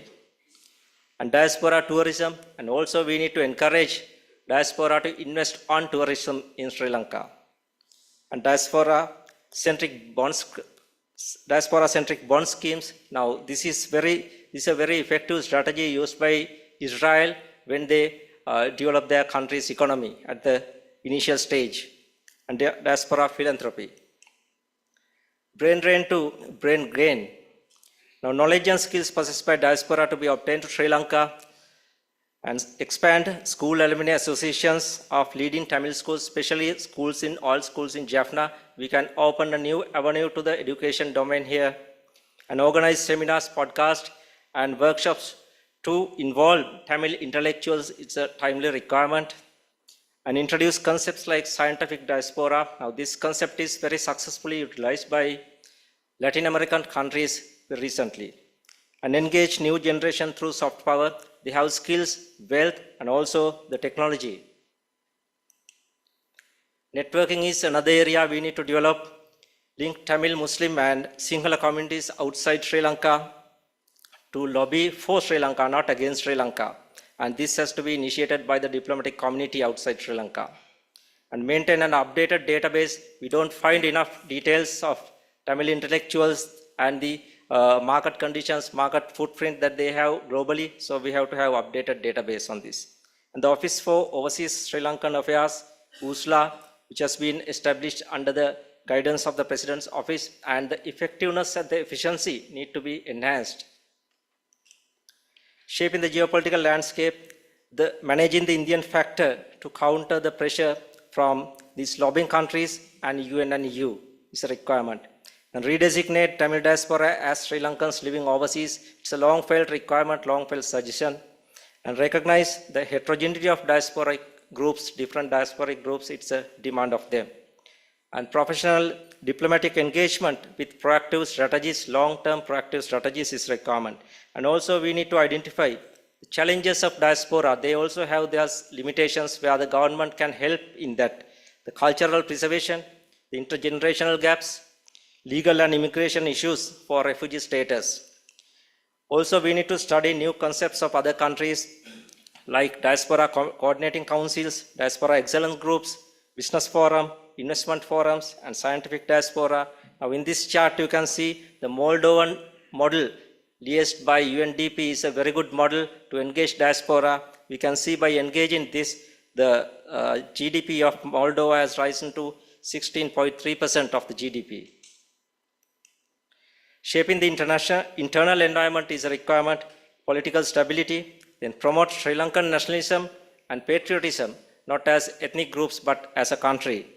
To change the global perception of the corruption, right now we are at the 115th position of 180 countries, and change the domestic singular media's negative framing towards Tamil diaspora, and promote English as a linking language, and ensure human security of all citizens within the country, and ensure the confidence and efficiency of the judicial system. Coming on to the concluding remarks, in this contemporary global context, global setting, the migrants are increasingly seen as wings of developments rather than a threat to home country. It's a matter of effective governance, visionary leadership, and the power of diplomacy that is going to make the change. With that, ladies and gentlemen, thank you very much for your patience listening. Thank you, Brigadier. It was a wonderful presentation, and also collective pain, and where the second and third generations carry as a nation is also a big problem when you come to reconciliation. And I also see when you summarize, I mean, I don't have to summarize because the presentations were so clear, but I do see a link in these two presentations, because the diaspora is also using the latest technology to enhance their strategy, especially in the cyber field. So with that, I think I congratulate two of you, actually four of you, for excellent presentations on this, and the things that you have covered is massive. Actually, within 30 minutes time, it's really difficult to bring all these things together. But I think it was a very good eye-opener for everybody at the audience to study further on these issues. And also, I would like the fact that Brigadier Premathilaka brought out that how positively that we can think of the diaspora, because a few years back it wasn't the case in Sri Lanka. But I think now it's emerging, and we are thinking diaspora as a resource for peace. And also Brigadier Bandaranaike about new technology, because as you know, given the backdrop of financial constraints for Sri Lankan armed forces, especially, we cannot be outdated. But doing research on these things, at least you keep up to date your knowledge on this, and it's very commendable. So thank you so much. With that, I would like to conclude the last lap of these deliberations, and thank you for the audience. Thank you for patience listening.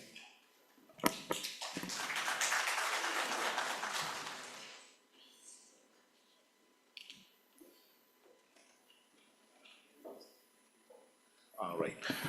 Oh, sorry. I totally forgot. Let's do the Q&A for 10 minutes. We have actually, I was just looking towards my watch, and I was a bit excited about whether I'm jumping above. But let's take, we have 10 minutes of Q&A session. So let's move towards the Q&A. Any questions?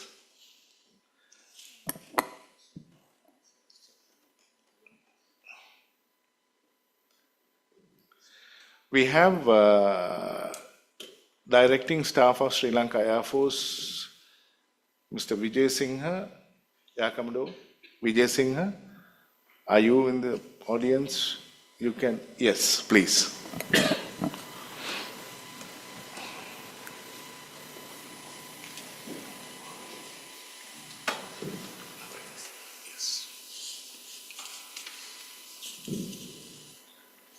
So, Ram sir, my question goes to Speaker 1.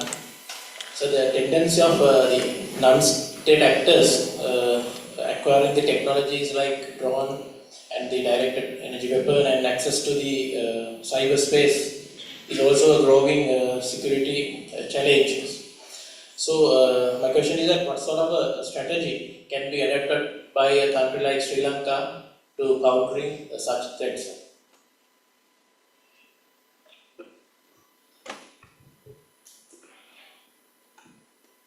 Actually, that's a good question. Thank you very much for the question. So, as Sri Lankan context, in this cybersecurity field, we have in MOD level, we have created the cybersecurity command for this, and also the MOD level, there is a vetting system to identify what sort of these drones bringing to Sri Lanka. So that vetting system is also available, and also we need to have collaborations with the other countries to see or to mitigate this kind of threats coming to Sri Lanka. But this cyber command is one of the initiative taken by the MOD. So that is also been still been in the parliament for the approval. But basically, what we need to see is our attention on these things from Sri Lankan perspective, and as military, we also need to upgrade our systems to identify this kind of threats. So that is how that is the strategy we have to follow at this moment.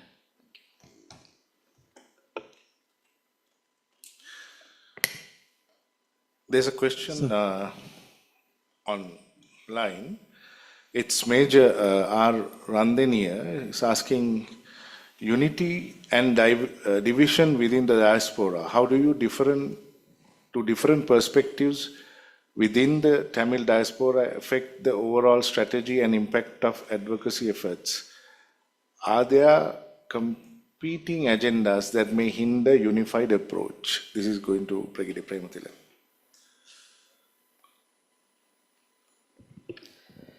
Yeah, thank you very much for the question. Now, if you take Tamil diaspora, as I mentioned, they have different agenda also. But there's a common phenomena that everybody can be taken into this to follow this Tamil course. So initially, this Tamil diaspora goes back to 1970s and 19 Eros, EPRLF, and those had basically initial diaspora, thereafter LTT joined. So right now, with this evolution, after 2009 only, this diaspora became, they shifted the strategy from warfare to lawfare. But initially, they were providing the moral support, financial support, and basically the handling as a brain of this particular complete course.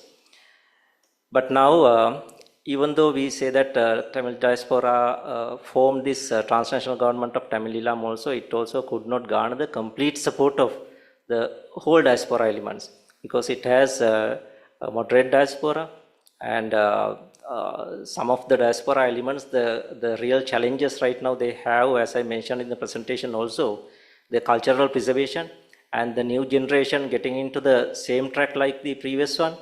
So likewise, they have different opinions with the advancements of the technology, as well as different opinions in different countries, and also generationally they have embedded to the systems of those particular countries rather than having looking into the Sri Lankan context to continue with the struggle. So they have different groups. Only area where they can be united is the Tamil cause, that is the ideology. So it also will be decided through what are the actions and the systems that they are going to adopt to pursue them, the cause, forcing them to pursue the cause. So it is in time to come, we have to see whether it's going to be a unified effort or they are going to divide it as per their different opinions. Hope I answered the question. Are there any, there's one more question here, but I would like to get one. Okay, I'll get both of you, but first, Dr. The question goes to the second speaker. Very nice presentation on the Tamil diaspora. If this question is very sensitive, you can avoid to answer that, because there's a big hype going on these days.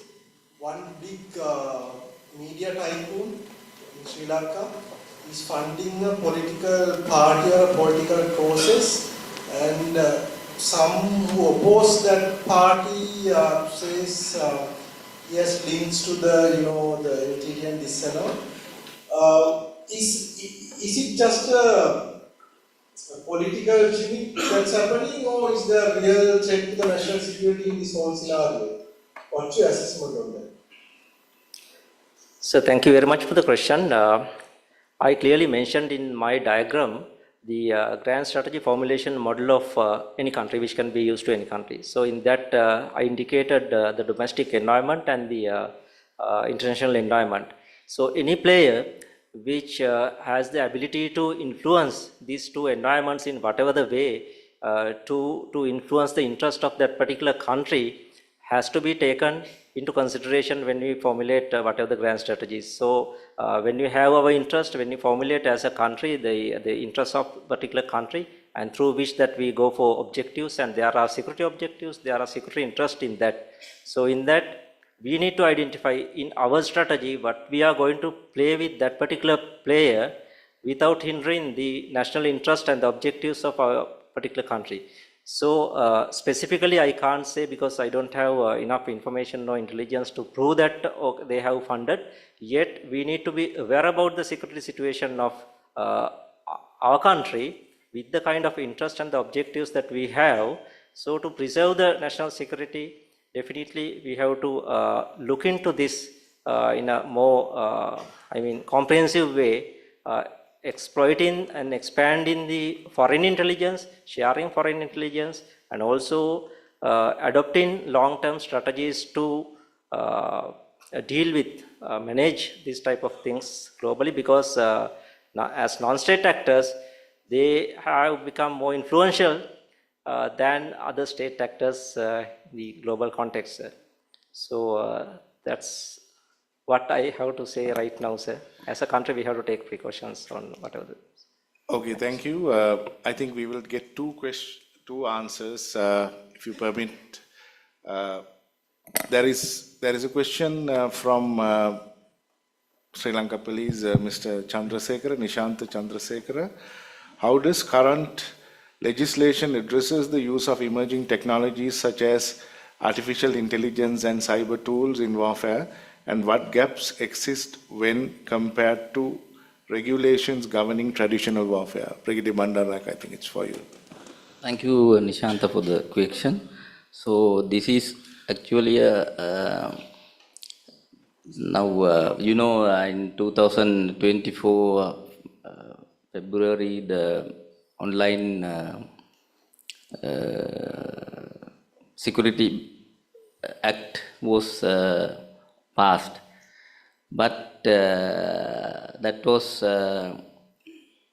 questioned in the Parliament, and it was not implemented yet. So that is one of the because how this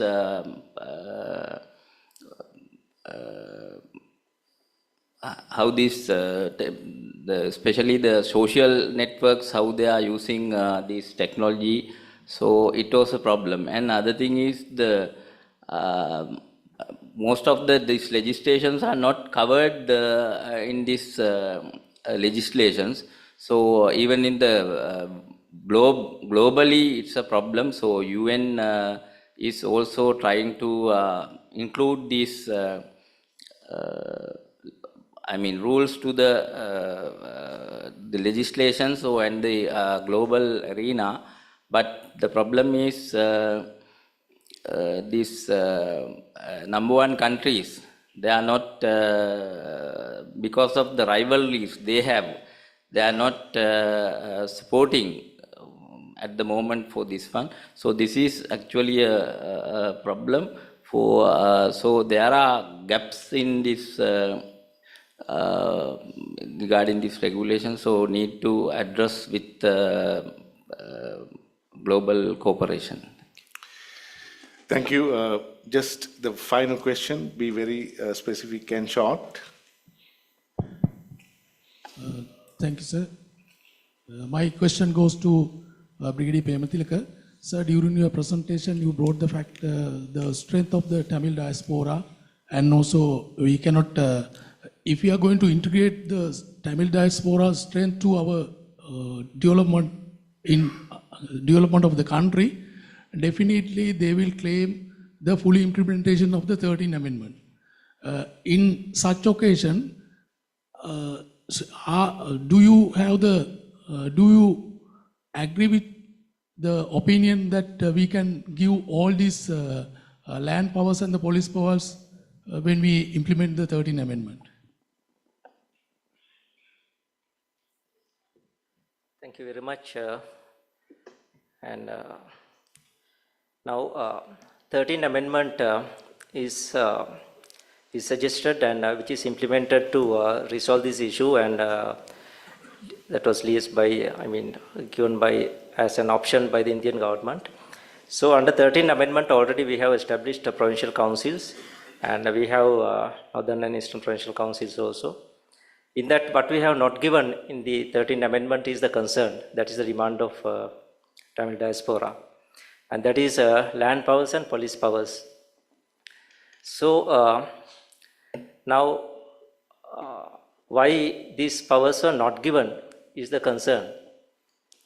So in that police powers, actually there are pluses and minuses. So we have to go back to certain situations in globally how it is practiced. But in our system, it is not a federal system. It's a power sharing system, where the central government has more authority than the provincial councils, and it is not the system which is prevailing in India.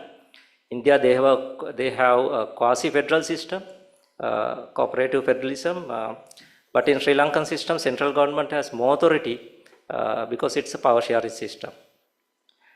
But when it comes to the police powers and the land powers, especially now we have, you can argue, giving it is good and not giving is good. There are pluses and minuses, so we have to wait and see. Now, for example, now USA, they have a federal system. For example, they have marijuana law, marijuana permitted in some of the provinces, but it is banned in the central government. So there's a clash. And so likewise, there may be some issues with regard to the intelligence, then crime investigation, then when it comes to national projects. So it's debatable. Political authorities need to devise a solution for this, but you have to go for pluses and minuses. I can't give you an exact answer for this, but there are pluses and minuses by giving these powers as well as keeping these powers with the central government. But anyway, we have the governor appointed by the central government, so he has the complete authority to dissolve or take whatever the actions against the provincial council which is not going as per the line with the central government. So that regulating power is embedded with the central government. Thank you. Thank you so much, presenters and the audience. I'm so sorry that if I could not entertain your questions. So therefore, let's finish it off. And everybody's eager to have, lunch. I think everybody's feeling that. So thank you so much, and thank you for the deliberations. Thanks.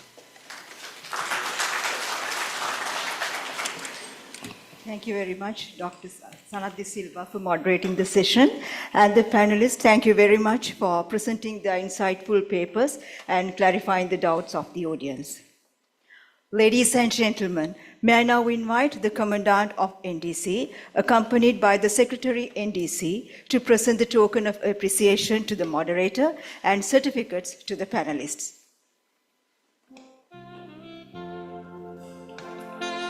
May I respectfully invite Dr. Sanath De Silva to accept the token of appreciation.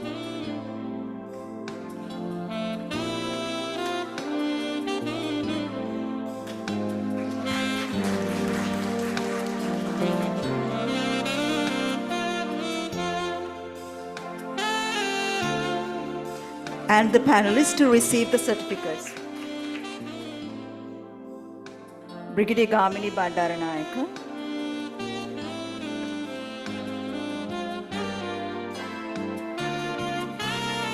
Brigadier Indika Pereira,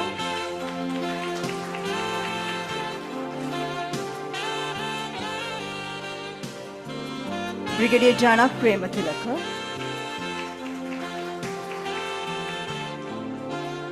and Air Commodore Manoj Kalapati.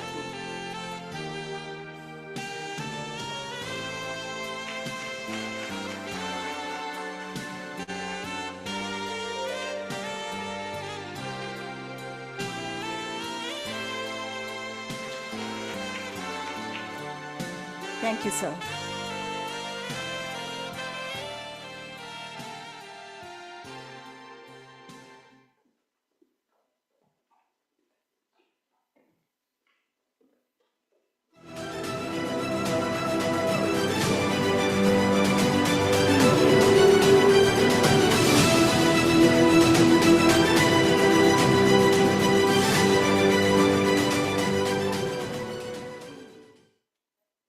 Distinguished guests, ladies and gentlemen, we have now reached the culmination of the National Defence College Research Symposium 2024.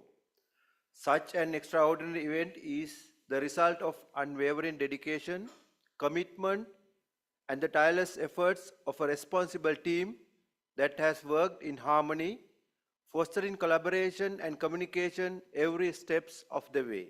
May I now invite SSP Lanka Rajini Amarasena to deliver the vote of thanks.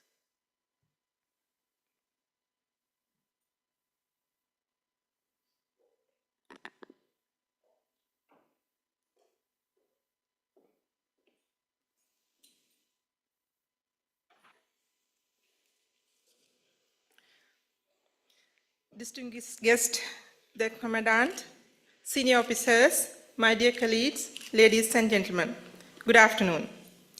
It is an honor and a privilege for me to stand before you today at the National Defence College Research Symposium 2024. As we conclude this insightful event, I would like to extend my heartfelt gratitude to everyone contributed to its success. This achievement would not have been possible without the comradeship and cooperation of everyone present. First and foremost, I extend deepest gratitude to the chief guest, Major General Amal Karunasekara, retired, the former Commandant of the National Defense College. His esteemed presence has not only graced this occasion, but has also inspired us with his valuable insight and extensive experience. I would also like to convey sincere thanks to the keynote speaker, the Vice Chancellor of the University of Colombo, Senior Professor H.D. Karunaratne. His enlightening address has broadened our understanding and provided us with a fresh perspective on the critical topics we discuss. A special thanks goes to the esteemed moderators, Mr. Nilandan Nirudan, Ms. Sohani Badullahevage, Dr. Ashanta Seneviratne, and Dr. Sanat De Silva. Your expertise in moderating the discussion has been pivotal and fostering a dynamic and engaging environment for all participants.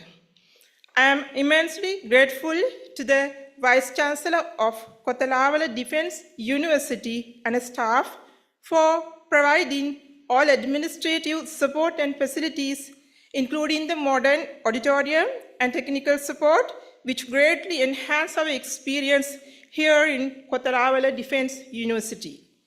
I would also like to extend my appreciation to all participants from the armed forces, police, and other military establishments. Your active engagement and contribution have been instrumental in making this symposium a resounding success.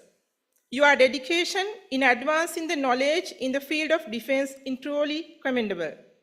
Moreover, I am extremely grateful to the Commandant of the National Defense College, Sri Lanka, for exceptional guidance and supervision.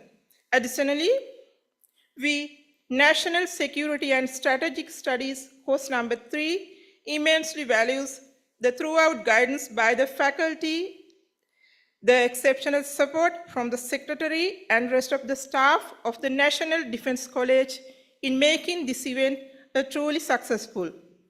Finally, I thank all the speakers and all my colleagues who contributed in various ways to successful completion of the Ndc Research Symposium 2024. Let us continue to collaborate and strive for excellence in our respective field. Thank you and have a pleasant evening.